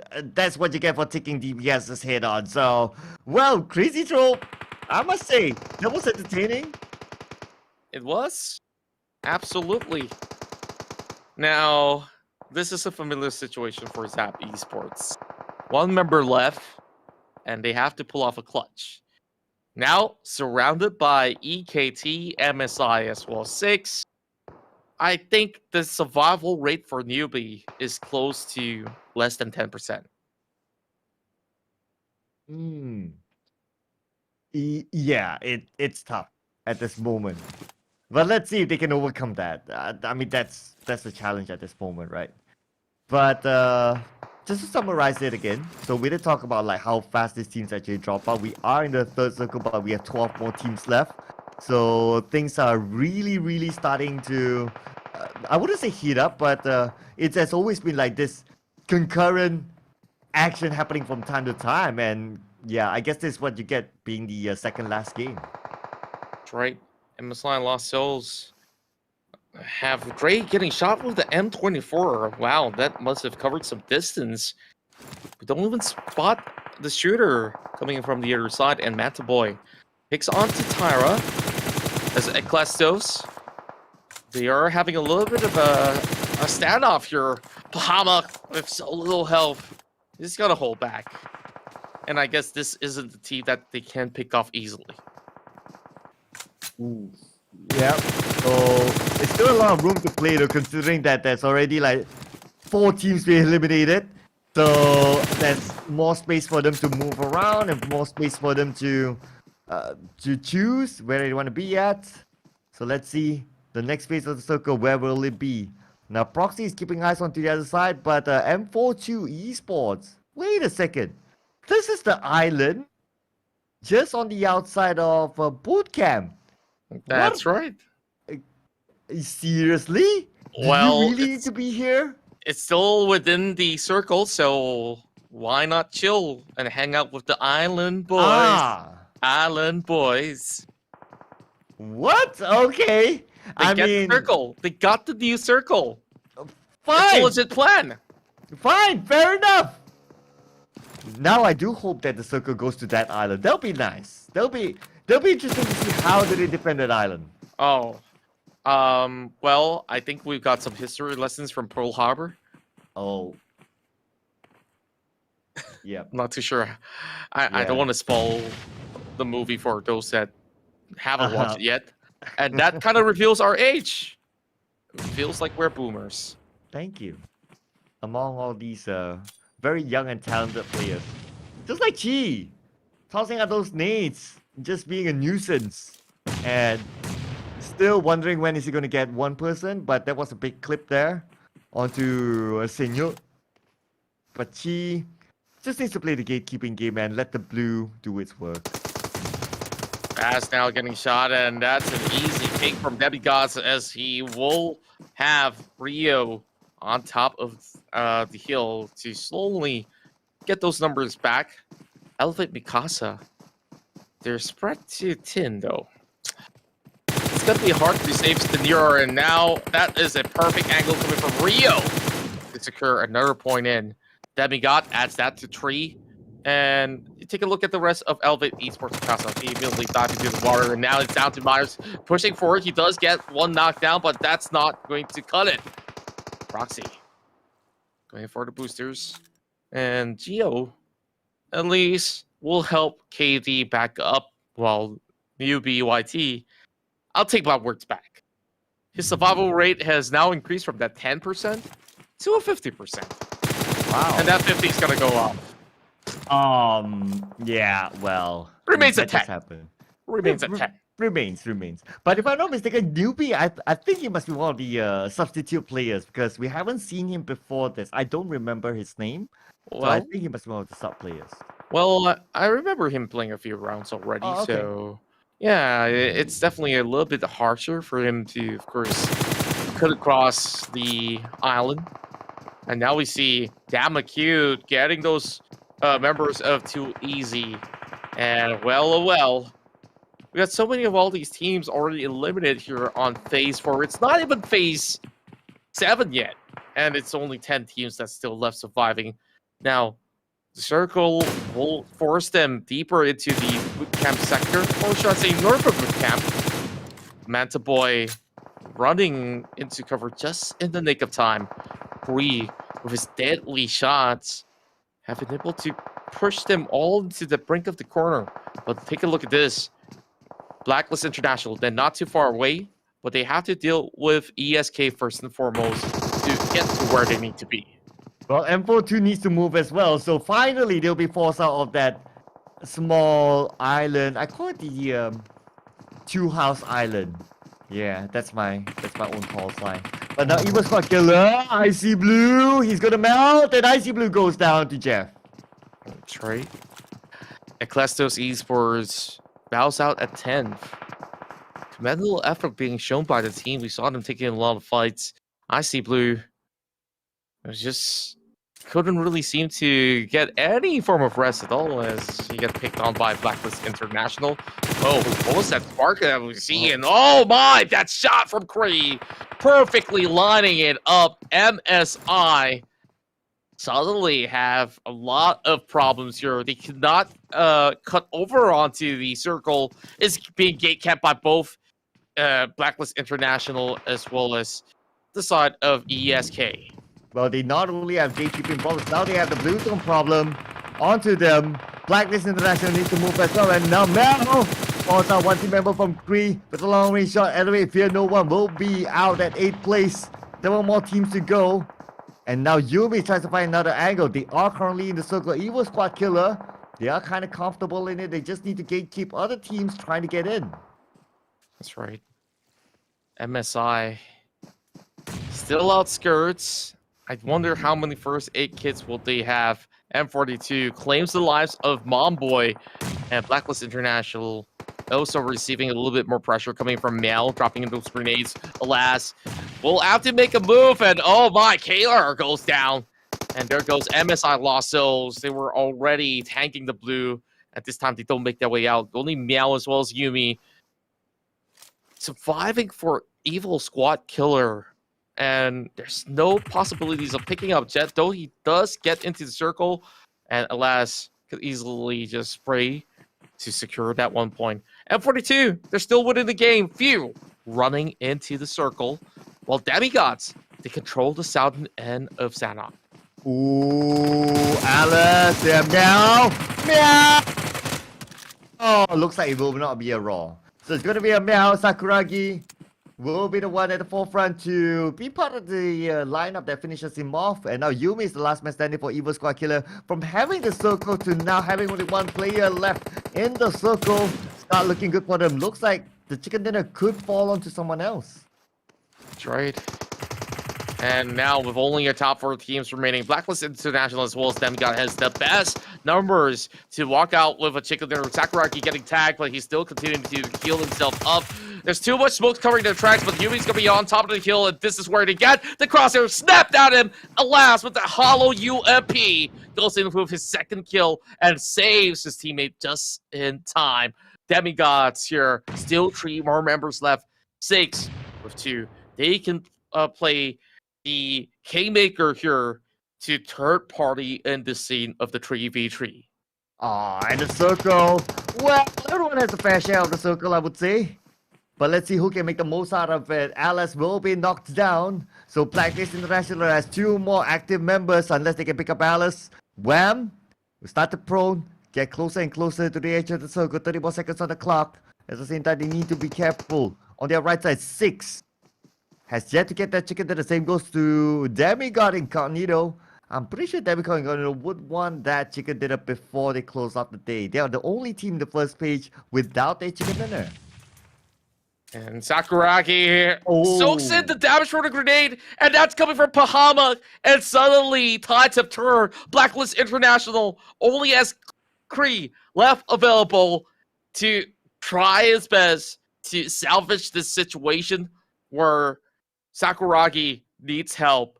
But look at Demigod. They're slowly approaching as well.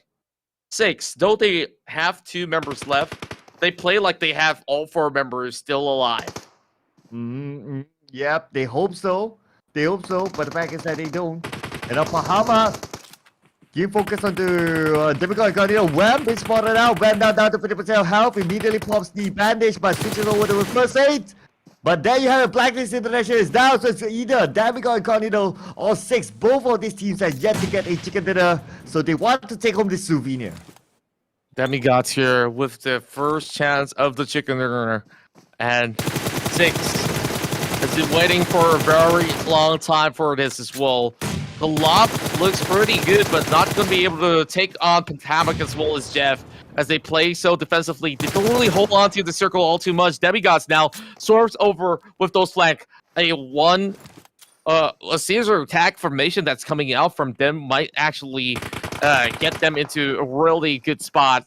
And Pahama got to find those angles. And here comes Kyo, pushing it from the left. Smoke's all being thrown out. He spots the leg, and that should be good enough damage to drop Jeff, and it's a 1-for-1. Now 1 versus 2, and make that 1 versus 1 eventually if Chi goes down. But here comes Wham and Chi, and Wham is the last hope. And now with the forward push, it will be Demigods here. Demigod Incognito to take the penultimate round. And this is it, the very first chicken dinner for the team. Finally. The team on the first page to get the chicken. The last team, in fact, without a chicken dinner on the first page. Finally, they got it in our second last game for the day. Demigod Incognito, no stranger to the PUBG Mobile scene of Philippines. And finally, they got it. That completes page number 1. Everyone got their own chicken dinner as of last we saw them. And that is Demigod Incognito. Well, oh well. Quite the fantastic way to end the penultimate round, but we still have 1 more to go. As for now, check out the highlights that we have here, because we had this fight between Demon Gun Pro, who started off with UTG, and I believe that throughout the feed they see a lot of things going on, and after Demon Gun Pro was taken out, took us huge joy into the fray. Ex-members of UTG International and its hive to try to flush their way in, but this was one of the most hilarious ways to go out. Yeah, it was. I mean, there were a couple of highlight moments that was kind of interesting, like the one with the DBS. Yeah, again, a shotgun in Sano, especially when into DBS. Lethal. Yeah, it's lethal, exactly. And as we had a little bit of a fight going on the northern end, it's MSI Lost Souls that came out as big victors, taking out 3 members of Zap Esports eventually. Hive definitely gotten themselves a huge surprise, and it was down to Crazy Troll that have been able to bring it all the way back, and that's what you mentioned early on. Until Demigod Incognito, they got that free pass from the south side. They cleared out boot camp, and they just have to slowly proceed all the way from south into the final few zones. And well, I thought that Blacklist would have actually won some of all the trades, but making it to the top 3, definitely commendable. Yeah, exactly. But talking about commending, there's one more team I'm waiting to commend though. Yes, you heard it right. That one more team. So I am still waiting for Demon Gun Pro to be commended, hopefully in the final round. But before that, let's go through the numbers. So Debica Incognito, obviously with a ticket to the 10 elimination points for them, 25 points in total. Blacklist International, 17 points. 6 Anira, 15 points. Evil Squad Killer, 10 points. M4 to Esports, 9 points. Same goes to MSI Lotto, 9 points as well. TV Esports, 7 points. And Elevate Mikasa, 5 points. We've got UTG International on 9th placement with 4 points, shared with Hive International. So I guess even with different placements, they have ended with the same point. So it's pretty much the same thing if you gotta ask me. While too easy and pick it out, Hive International, but they have lesser amount of elevation points, so they walk away with 3 points with Eclastos Esports, Elevate FNO, and also Zap Esports. Demon Gun Pro walked away with that 1 point, and it was Reborn Diaz, the one that didn't receive anything at all in this match. Well, let's check out the overall. Of course, finally we'll get everyone on page number 1 with their own ticket dinners, but GE Sports obviously with number 1, 227 points, and Zap Esports number 2, 152 points. Let's see, that's a gap of 74 points at this moment. So Debica Incognito number 2, 142 points. M4 Esports number 4, 132 points. Number 5 goes to Evil Squad Killer, 116 points. Number 6, Blacklist International, 114 points. MSI Lost Souls number 7, 107 points. Hive International number 8 with 101 points. Everyone on page number 1 happened to get 3 digits. That's right, they worked really hard to secure that triple digit. And heading into the second page, we got Elevate Casa with 93 points, 92 for Elevate FNO, and UTG International unmoved with 85 points in Eclastos Esports with 76, and 75 will be the score lines for 6 Anira, Reborn Diaz. They didn't receive any points in Sausana, and they stay over 68. So Too Easy as well as Demon Gun Pro will be 15 as well as 16 respectively. And well, we have to do the map for everybody back at home. You guys can just get on the screen. K Esports in that prime position with only 1 game left. They are setting a record for the Philippines, and I believe that undoubtedly they should be the ones representing the Philippines here in the PMPL MY SGPH battle.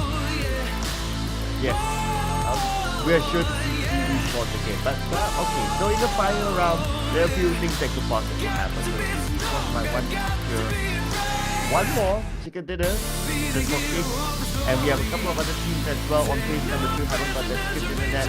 I mean, everyone wants to. It's always nice to take home a souvenir at this stage of the tournament that comes out on the live stream with your posters, your pictures on it, and to basically get that chicken dinner as a souvenir. So there's still some motivation, I would say, for moving towards the final game. That's right, and of course, the final game's going to be inside of Aragel, so is it going to be a big party inside of Pachinki? We'll have to find out later on because, you know, a majority of them have came a long way, but we want to see those fighting spirits, so we'll probably be back to the usual, but with that one final game, I want to see special things to happen in the map. You want to see special things that happen in the map? I want to see special things happen to a team. And I'm looking at Demon Gun Pro getting that chicken dinner. Basically, it could be a redemption for them at least from whatever happened yesterday. If they can get that final chicken dinner, the last game, I would say I'm sure it will mean a lot to the team as well. But ladies and gentlemen, do stay tuned with us. Don't forget to give the Facebook page, wherever you're watching this live stream, a like, a share, because we're coming to the last game for the Philippine qualifiers for the PMPL MY SGPH Season 5 And just to remind everyone as well that we will have this last game in the record, so do stay tuned. That's right. So, in a short moment's time, of course, we will continue on our very final round of the PMPL MY PH Season 5. Yeah. So, yeah. So we'll be taking, as usual, a very short break before we move on to the final round. And the final round will be the final of the fun. And there you have it. Ladies and gentlemen, we'll be taking the short break and we'll be seeing you after this.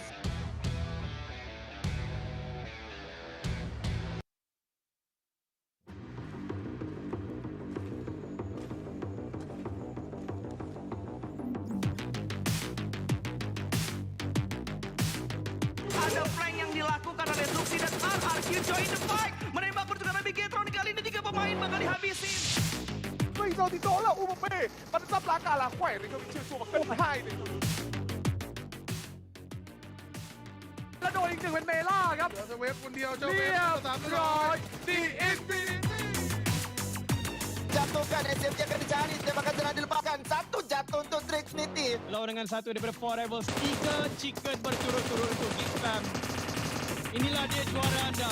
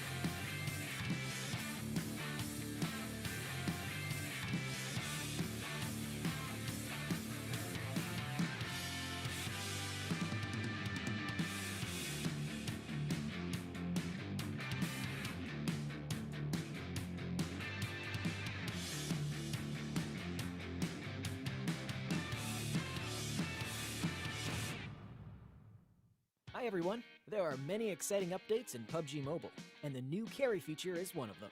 When a teammate or enemy has been knocked down, besides reviving or eliminating them, you have another option.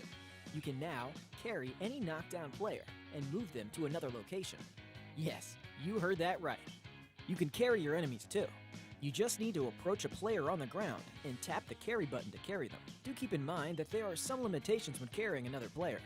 First, you will move slower when carrying a player, and you can't crouch or go prone. You also can't fire any weapons, enter combat, collect supplies, enter vehicles, or use consumables. Yes, you will basically be defenseless. Your ability to read the situation on the battlefield will be put to the test. After conducting much research and consulting with experts, we've made the carry feature extremely realistic. Are you ready for a realistic and exciting battlefield?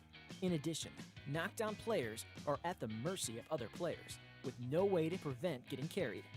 When being carried, health won't drop as fast, but you can still be shot and hurt by enemies. So remember to be very careful when using this feature. This feature brings greater strategic depth to the game. You no longer have to be a sitting duck to save your teammates. You might even be able to take knockdown enemies hostage. Doesn't that sound interesting? There are still plenty more interesting ways to use this feature, and we can't wait to see what you come up with. Of course, there's even more fun and exciting content lined up for release, so keep following us on our channels and stay tuned. Happy gaming! See you next time!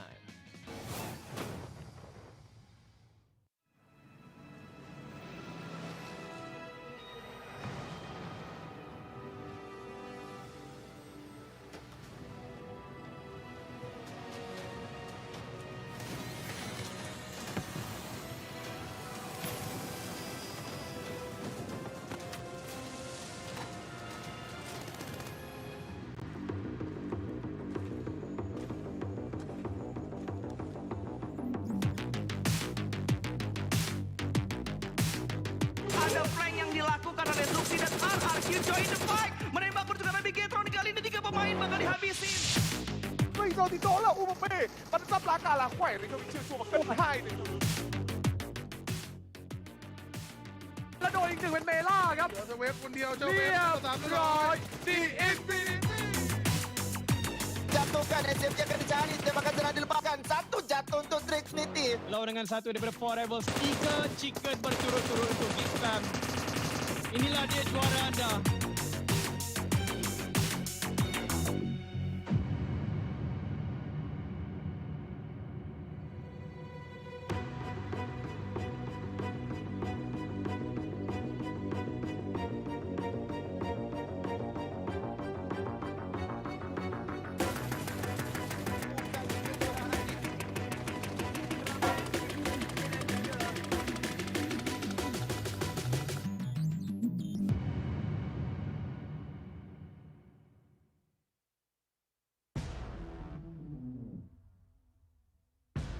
A marathon of 15 games, more like 14 games. Now we're down to the last game. Number 15 is our last game for the PMPL MY Season 5 Qualifier Finals for the Philippine region. And of course, we're still here with you. My name is Sir Cloud, together with Contra.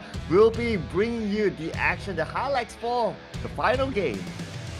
That's right, and you know, Sir Cloud, we've been waiting for this moment to crown the victors of the Philippine qualifiers, and not only that, the best teams that have make it to the top 4 have the chance to represent the Philippines here to join Team Sibol to compete in international waters in upcoming events here in 2022. So I'm definitely excited to see what goes on after the qualifiers, because they're going to play in the big leagues from here on. So that number 1 team of the Philippines will join in the ranks of some of the legendary teams that have been churned out from back then known as the NYSGC. Now, of course, we become a melting pot of cultures all together. So they will be meeting up with teams such as Team Secret and many more to come. Yeah, I know, right? It's going to be like super exciting. And of course, when you talk about many more to come, meaning that we still have other qualifiers that's going to happen next week as well. So I will tell you a little bit more about that later on. But right now we're going to focus on this last game. Pretty much we we all know who's going to be the representative for Philippines, but I'm still waiting for my team, Team and Gun Pro, to walk home with a chicken dinner, to have their posters up, to have pride in whatever they did over the past 2 days. So, all the best for the last game in the Rango. Well, no pressure, of course, coming from Sir Cloud. So, out of the 16 teams, of course, many of them have been able to impress all the audience here, with all of you fans that are currently watching. You all are the MVP. Here we are, the final game of the Philippines qualifier for the PMPL Season 5. We're going in to match 15, back to Classic Arangel, and this flight comes in from the south all the way to the north, and let the games begin. So we started off our journey in Irango. Now we're going to end our journey in Irango as well. So it's going to begin from military base up all the way to Severny. I believe this is the first time we get this kind of a flight path from the bottom to the top. But it's cut somewhat across. So a lot of opportunity for our teams to drop to pretty much wherever they want. School hasn't been a popular spot today. Let's see if that changes with this kind of flight path. Oh, I see a lot of teams disperse over on the central zone. So we got them got moving into the left-hand side of the map, and ESK is doing exactly the same. So what's going to happen here? So it feels like there's going to be a lot of changes. UTG all the way down south. Not going to be worried all too much. Key Esports returns back to Milta Power this time around, having Hive to look over the farm section. Well, this is going to be that neutral circle straight up into the middle, but there's also a little chance of the Southern Island to be included as well later stages of the game. Blacklist going back to Severny as per usual. Well, is there going to be another fight inside of Yasnaya Pollyanna, I wonder? Yeah, Yasnaya. Okay, not this time. Not this time. So everyone learns their lesson. School. So we got a team inside school. So it's MSI dropping back to school. I think the last time we saw them drop into school was yesterday. Yeah, they kickstart off this campaign yesterday in school. Looking onto the left side, on the outskirts of Ferry Pier, two teams kind of close to each other, but I think that they should have enough space unless they deliberately choose to find each other, but it should be okay. So, looks like it's going to be a harmonious start to the final round. Indeed it is. And as we currently see most of the teams moving around, it's going to be Meow that gets chased, and that's Rio that gets dropped. Evil Squad Killers Meow with the first blood, and who would have thought that he had a micro Uzi with him? Okay, I spoke too soon there. So we already got our first blood, and it's given to Evil Squad Killer, and Demigod Incognito was the victim. Now, well, at least they already got their chicken dinner early on, so I guess that's kind of okay. But who knows? Maybe they can create something interesting, like playing with only 3 team members and getting that chicken dinner. That'll be pretty nice as well. That is definitely a tough feat to accomplish. Excuse me. And Demigod Incognito, they're moving further into the quarry, I believe. They could have looted from Gatka. It's absolutely empty, but I guess that they're more familiar with quarry, so they'll go right into that section.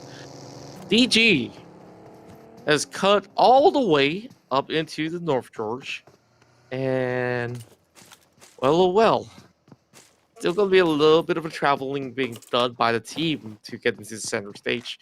As you root for them, well, they do have 3 members left, so I mean 4 members altogether. Just see a little bit of damage being done, but out of 4 members, who's your favorite? Out of DG? Yeah. It's a tough one.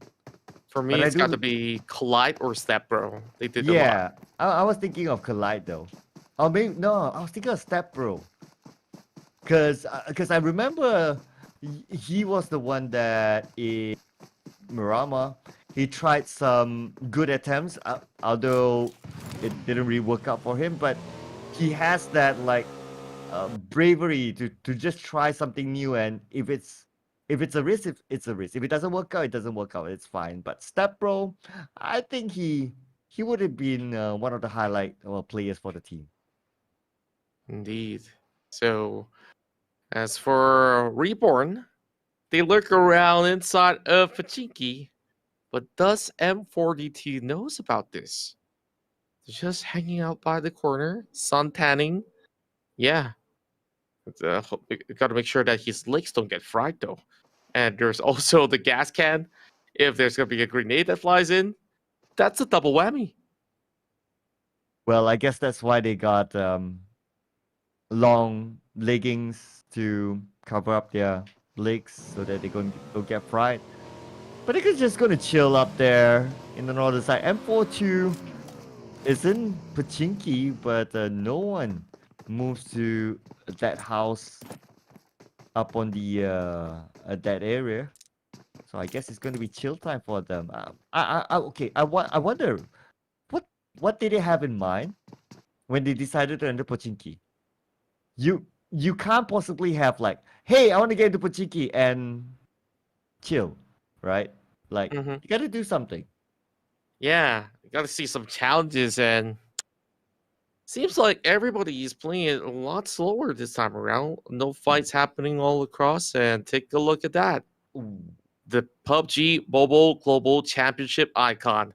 Just to remind all of you guys who are tuning in, after the Philippines qualifiers, you guys will have a chance to, of course, witness the battle for glory, the best teams in the world competing throughout this entire week. And all you have to do is tune in to PUBG Mobile esports. You can even search it on YouTube. It's live exclusively from there. So make sure you guys join the party. Yeah, I did watch it yesterday and it was an amazing show. I'm not going to spoil anything. You guys got to watch it today because today is the last day of the PMGC as well. So it's going to happen not right after this show, but it's going to be in the evening. If you're anywhere in +2 GMT, it's going to be at 7.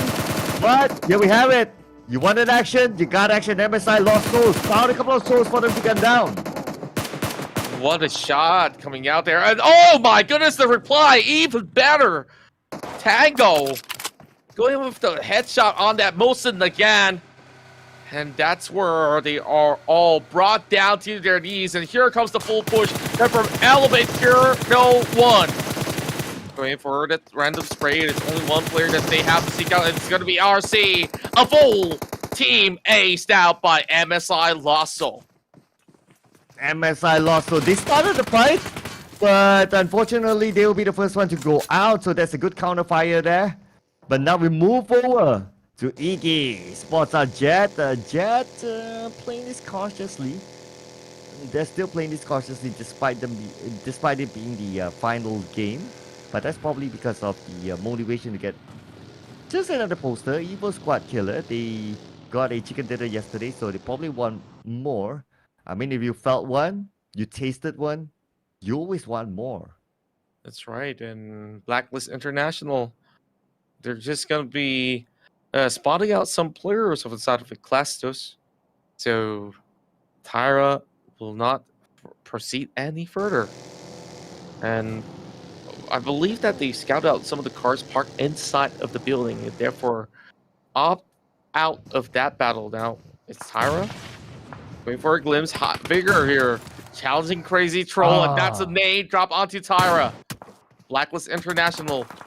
Trying to trade it. Sakuragi going down on his knees as well. 4-Pro coming in with a push. And this is Hive also getting one on the other side of the skirmish. But Blacklist International, they dropped the Molotov and they chipped some health away from Yue. And last, getting a little bit of smokes to cover the tracks, so Myers won't be able to snap him off angle. Tara now getting the resuscitations out, but alas, is going to be moving in for the push, charging up a grenade. Knows where he's at. That grenade will catch one, but both of these members with the Molotov as well. Jump shot coming from Cool, and that's just about enough. And Eclestos Esports have Myers pushing in all alone. The last hope, and it and a bang, and there goes a Musk taking on blanks as well. Myers with so little health left. This grenade locked Nate? onto the corner, Ah. and that's the end for Eclestos Esports 15th place finish. We thank them for joining the PMPL PH qualifiers. And that's a 3-pointer there as well. Wow, that's a long nade. It landed behind, but it's okay. It chipped up enough to take him out. But now action's happening somewhere else. So we have Too Easy. We have Urmas with a jump shot onto Urmas. And we'll also thank Too Easy for playing in the PMPL MY PH qualifiers for Season 5. And hope to see you guys next time in future tournaments. And here goes your favorite team, DG. Here we go. He's coming into the rooftops. Mikey! Did seem like he was reacting from the roof. Or he's a little too slow on that straw hat. Goes to take one down, but he is being cornered up. So Collide will eventually win out this trade. And Demon Gun Pro defies to tell the tale and continues to spray on. Whoa, chill, guys, chill. It's over, guys. Chill. I mean, they're trying to live up to the name of a Demon Gun Pro, but I'm not too sure how much ammunition do you need to actually break that box. But you guys did great. Okay, that's cool. Now just loot and chill. That's right. And if they continue on to spray, demigods will have their attention turned against them. That could backfire anytime. So, that battle in Pachinki, I guess it did happen. Not the way that we expected, though. Fourth row with the Car 98. Spots up Icy Blue. Somebody lost their helmet. Yeah. Okay. Well, but Demon Gun Pro, they lost Envy, so I guess they are no longer envious. But we move over to Evil Squad Killer. Yumi. It's the last man standing here. And now Plank has spot out Jet. Jet is on the other side. And now Jet has a risk of headshotting. And now Jet will be taken out by Edo10. Edo10 finding some really good catches there. And Meow, the only member left surviving for Evil Squad Killer, will bail out. Driving that buggy all across. Demigods Incognito is not too far away as well. He might still have a few bullets that will be sent his way. And while fourth row this time, we'll have some instant response coming from MSI. So fourth row needing some backup, but the circle kind of moves slightly slower than we thought it would. It felt like it was phase 4 already, but MKS elevate.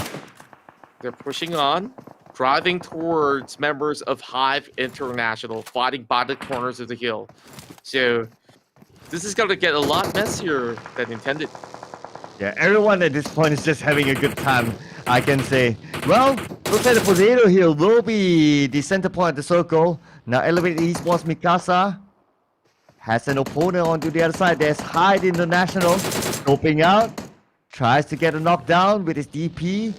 Senor will prioritize the rotation. Right, Scotty moving out as well. Oh, that's some dangerous taps. He lost a tire. It's going to go out of control, and this is going to be pretty bad. Vigor forces him to hide by the corner of a rock. Has to go prone as well. Scotty can reply this. Okay, let's see. Senor, cooking out the nade. Sending it on to the Senorita. I don't think it's a Senorita though, but it doesn't matter. Senor has another nade. Demigod 1 will be knocked down by Cool. Vigo will be knocked down by Scotty. One will finish up, but now Edo10 gets one for himself, and he needs to recover quickly on the lower ground. But there is Elevate Mikasa who's pushing right in, and here he goes. Snaps right back at him. And Spaz, he was just sitting by that buggy, and that is one mistake that he would have regretted, but Senor has got his back though. So Hype, they still have a few members left, and they have to rely on Edo10, but that's a shot to the back. Senor does it all. Elevate Esports Mikasa eliminated Hive International. And of course, thank you for the great run, Hive International. That was entertaining. And of course, this final round we'll have 10 more teams remaining by phase 3. Here we go, here we go, here we go. Gigi has the high ground, and Iggy gets one for himself, and he will secure that elimination point. And now UTG International, they still have a full squad. We're down to the 10 more teams. Collide, having collided into the containers, and now can't seem to move his buggy, I think. Yeah, it's pretty much stuck on the corner, but maybe you could use another vehicle to adjust it. So UTG International draws everyone else's attention to this hill. M42 is the next challenger here, as M42, they've been keeping silent for a long time, so just checking out their loadout. Got the M4 in hand for Dragon. Phew. It's getting pretty close to the rest of UTG. Well, we take about a minute before the circle closes. Blacklist International is in the forest, as this is gonna move into the southeastern side of school. There is a crate that Zap Esports can take. So just taking a look at our current leaders of the standings, Key Esports, they're all the way on the southern corner, southeast. It's been a long day, yeah. So I think that definitely gives them a solid chance. And remember this, Key Esports have won multiple games in Erangel, and they might just do it again. Okay. I'm looking at this scene right now. M42 Esports having all 4 team members inside one single vehicle. Well, you don't normally see this in a tournament, but I guess everyone's just having a good time and seeing what they can get out of this final game. Now, M42 Esports immediately moves into the middle of the circle. Blacklist International has the high ground advantage. Still has a full-man squad. And will depend on whether they still have the circle after this. There is still a possibility that the circle may move away from them. But everyone's holding on to their ground for now. That's right. UTG International. Just by the rim of the circle. So they will have to travel a little bit further. Now they do have that convoy going on.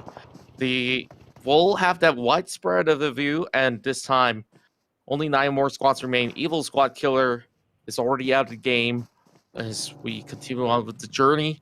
UTG will land those taps and instead gets turned back by Elevate Mikasa. So Iggy, he's not gonna hang around for too long. Luigi trying to find an entry into the circle for his teammates. It should be okay for them. Elevate Esports, Mikasa playing with 3. And now Blacklist International making good use of their high ground advantage. They already got 6 elimination points. But now, they want more. They want more. They want to do it for the fans. They have the highest elimination points so far. Let's go. 20 elimination points for Key Esports. It's in the house. That's right. Key Esports going only for the fans. And there we go. Pressure is on. Our top dog of the tournament now going out for the hunt, challenging DG, OJ Nav. Slowly that moves across, but he's getting spotted out early on, gets tagged. So he's just going to hang around with Collide. So on the south end, it seemed to be Demon Gun Pro that gets gate kept. And if they really need that chicken dinner, they have to take out the Esports first and foremost. OJ Nav, he does land a shot though. Red Big on the ground. That's big. That could give them that momentum. But OJ Nav will need to recover quickly. Oh no, Collide has been taken out by Senor, and the zone has arrived. Where is he gonna go from here? He doesn't have any first aids. Tossing out the nail onto the side of Key, but looks like he ain't budging. He doesn't have any room to play with. He'll be taken out by the zone if he doesn't move. He will eventually go down, but that grenade connects onto Randbake yet again. No first aid kit, no problem, but he's just by the edge. Oh, This guy, he's making my heart pump fast. So, I don't know, bitter powder. Well, thank goodness. I'm definitely no lady. I think people will think otherwise. But hey, I'm pretty sure that he's got a whole lot of fans. OJ Nav. Now, puts a trail of smoke, but where's the next circle going? Because this guy is only down to bandages, and Mom Boy is not giving him an easy time at all. So, Mom Boy, they think that they're pretty much done and dusted here, so we don't need that one Porter. We got 70 over points! Yeah, we got ahead 70 of everybody else. Exactly, right? Exactly. Yeah. But they're still playing like they still need points. That's how try hard they are, like focusing on rotations and stuff like that. But now looks like his position has been compromised. He's trying to get into the circle. He doesn't have a vehicle, and the zone is starting to close in, scoping out. Trying to find the rest of the team members from Key Sports, and there you have it. Demon Gun Pro will be out. And my wish is not fulfilled. What a shot that was. I'm not complaining, man. I'm not complaining. That was a long-range tap, and Key Esports definitely have claimed that one convincingly. Raimon could break that to see it open. Manta Boy's hiding right behind. So they should apply a little bit more pressure if they really want to get those numbers in. Newbie coming off with another snipe, this time onto the head of Dabaku. Prime one now trying to find a way to get a different angle. I ran big. Now with a long range sprays, like he's not in the circle just yet though. Putting pressure on the Tango. Tango will be forced to dance. And Tango, who's playing by the edge of the circle as well. Just look at the number of teams still on the outside of the circle. We have at least 2 teams with UTG, one of them being taken out. Oh my, that's a little bit of Molotov action going on. Blacklist is joining this party over the top side as well. And they're taking the center stage. It's going to be Rambik here that finds Tango getting back at Elevate Mikasa while Newbie kept on bringing out that most in the gadget. Goes in for the tap. It's not going to be able to catch him with that sniper, but that AR will do. Newbie will add one more point in. 4 frags already, and you're going to make that 5. K Esports now outside of the zone as well. Ran big. He's got nowhere to run, nowhere to hide, but he gets a shot in, though. But this will be K Esports surviving with 1 slither HP. And he's still hanging on for a top 5 position. He still survived that. Oh, wow. Okay. Okay, that was interesting. And up a hammock. Still playing by the edge of the circle. Looks like the circle is Blacklist International. And not only they have the circle, they have that high ground with a compound. This is a very, very good spot. That's right. That's the only compound left in this wide circle. 6 is charging in from the north. More players on the east side as well. While the Zap Esports, they hope to at least win this game off. They do have the numbers, but Blacklist have already had some eyeballs on the other side. And 42, also another formidable squad that's already by the sector of the upcoming circle. So I'm not too sure if 6 Zitra could actually do much from this point onwards. They did get 1 frag, Key Esports this time. 6th place finish, and they are just waiting for the results of the end game. Yeah, they're just waiting. They're just waiting. But let's see if we do get a new chicken dinner winner, or will it be a repeat for someone else? Now, Pahama, oh, that was a flying vehicle there. What just happened? And the nail on the side of Pahama, 50% of health being shredded out. Manta Boy with 60% of health, trying to recover himself. He needs to do that quickly. No more time as the zone starts to close up. Indeed, it does. And looks like we lost their clout for a bit, but don't worry, we will carry on. Here comes a little bit of his stunning grenades as well, some smokes into the foliage of grass. And my oh my, welcome back, Sir Cloud. Yes, I am happy to be back here. And the moment I'm back, 6, they are still on the outside, and they need to find a way into the circle though. So Manta Boy, together with Jeff as well as Pahamak, still sliding in, still crawling, trying to find a good angle, but just look at the number of teams around them. They need to win a fight at least, but it's going to be tough as Kyler spots one out. Taylor now getting shot from the other side as well. It's going to be few that will bring out Manta Boy as he slowly crawls towards Pahamak. 6, they're in trouble. They cannot hold on for too long, and that is all that they could get. A 5th place finish on the very final game. And incredible round that they've put in so far with those frags. And now it's down to Blacklist International. Zap Esports going in with DOB, going for the spray as well. Range is getting tagged, but the rest of Zap Esports try to hop onto this attack. And Opti brings out the Scar L. That's going to catch onto the head of Kaler and MY. M42 has only 1 member remaining.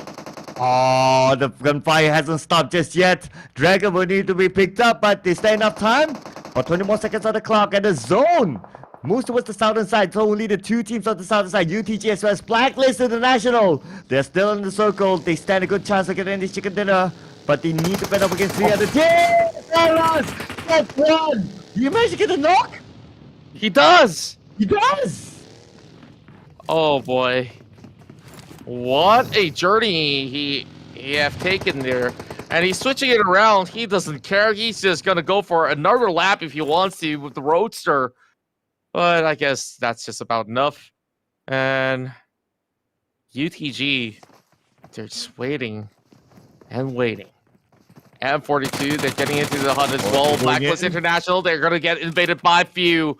And they are going to come in to say hello. 35 bullets and a clip. So little health left. Can they do the trades here? M42 are doing a little bit more damage, but there is so much for them to hop right in. Three goes down. Few currently seeking them out. Bring out the M4, but he gets shot as well. And Sakuragi turning round and round. This is getting a little bit more confusing, but cool.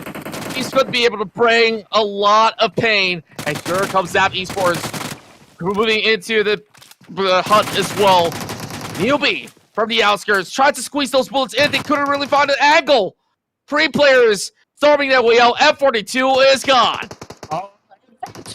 They started the fight, but then again, Zap Esports, they just had to come in at the right timing. But behind them, UTG International won't make it easy. Now, out of these teams, UTG International is the only team that hasn't got a chicken dinner just yet. So they'll want the chicken dinner. They can smell that chicken dinner. And we can see that cool will be knocked down. Takes one for himself. And here comes Iggy God. He's going to be moving on to the outskirts as well. Getting tagged, Iggy! He can break down Zap Esports.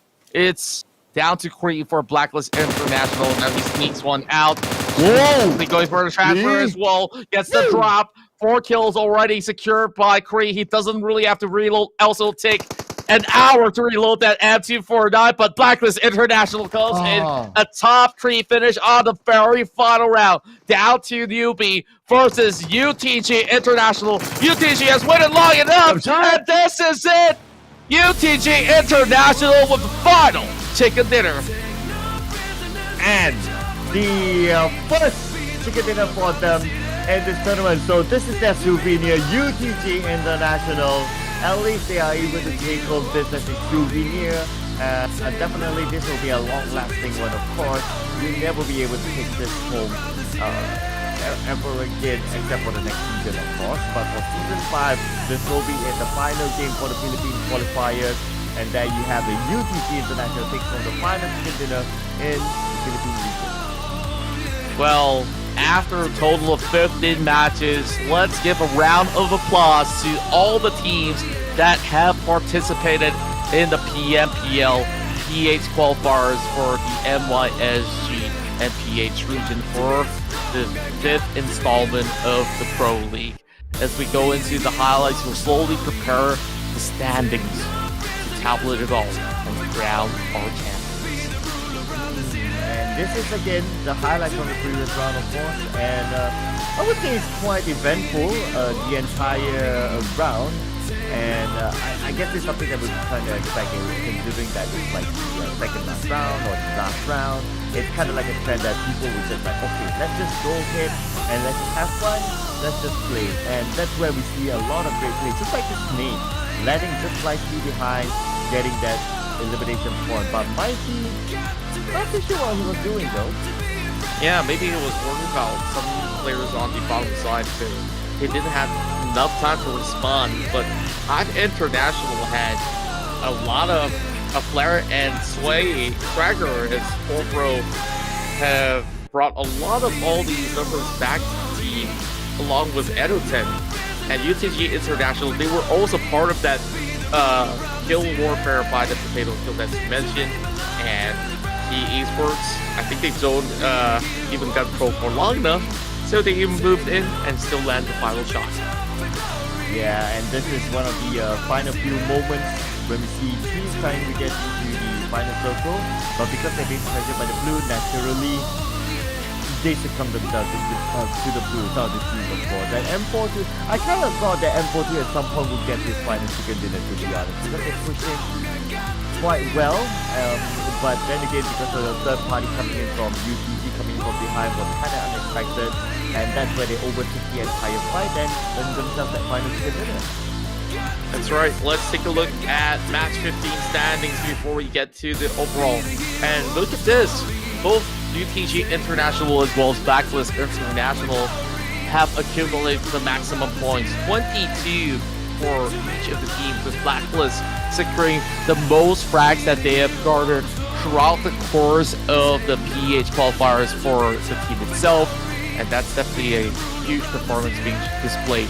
Zap Esports top 3 with 15 points, 11 for M42 Esports, Hive International with 9, Zingus will elevate F and O, now with 9 pointers in, 7 points both for 6 Andira and also Key Esports. Yeah, followed by Elevate Mikasa with 7 points, Demon Gun Pro 5 points, 2 points for Full Squad Killer, as well as MSI Lost Souls, 1 point for Demigod Incognito and Reborn Dios, and in this round no points for 2 Easy as well as Ecclesiastes 4, and that is the final standing for match number 15. And the final standings I present to you, ladies and gentlemen, this is it, the official final standing for our qualifier.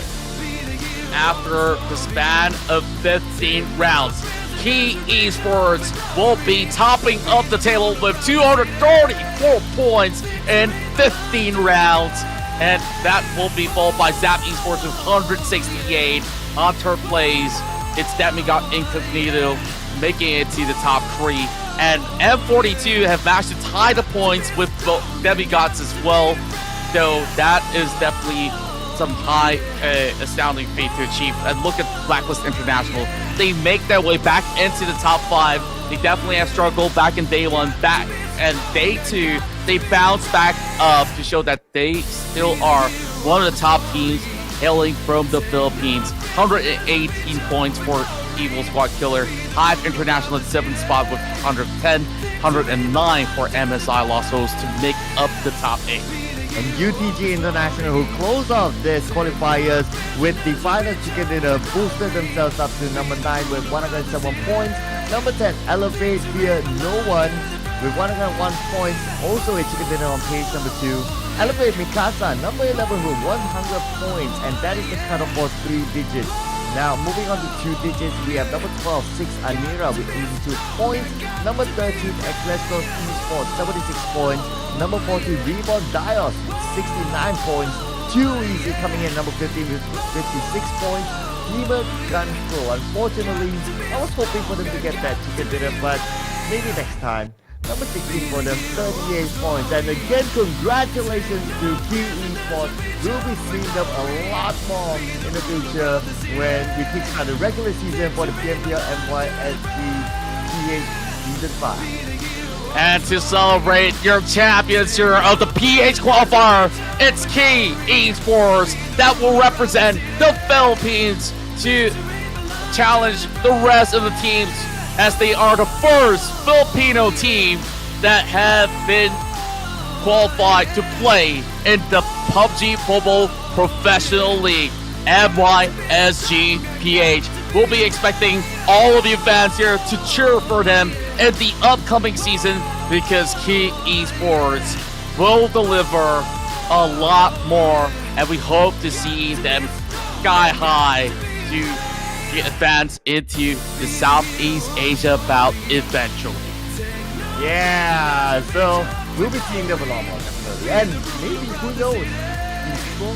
I don't know, but of course that's up to Peso, which is also the esports committee in the Philippines as well, to decide later on. But they're definitely in the running. Looking at their skill, we might see them in the future. But that has been a good show here, Contra. I mean, it has been an exciting 2 days, 15 rounds that we have gone through, and what can I say? I look forward to seeing them in the PMPL in the future.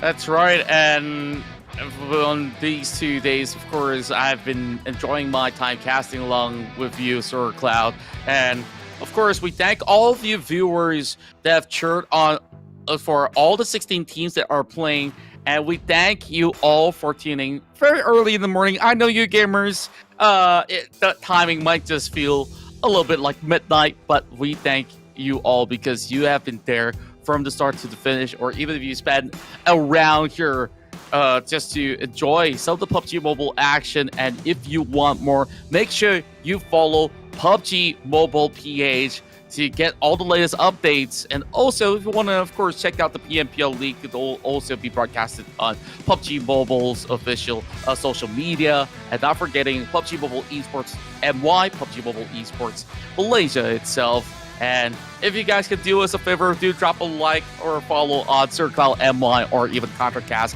on both Facebook as well as Instagram.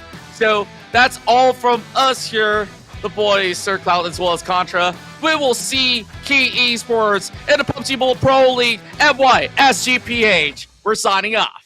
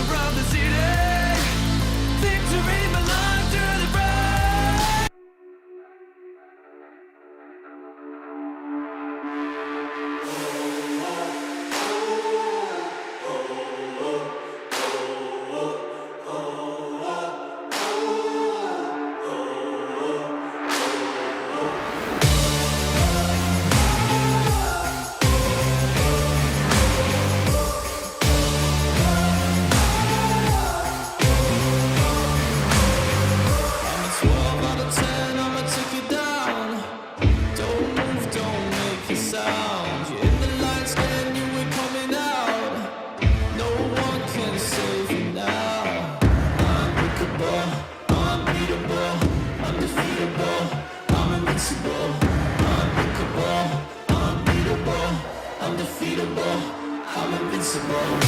I'm bulletproof, don't ever lose. Put the evil in the devil and I'm letting loose. I'm an earthquake, make your bones shake. There's no question I'm the king, I always dominate. A force to be reckoned with, better remember it. Look at what I can do, walking all over you. Incredible, it's criminal, I never lose. I'm bulletproof.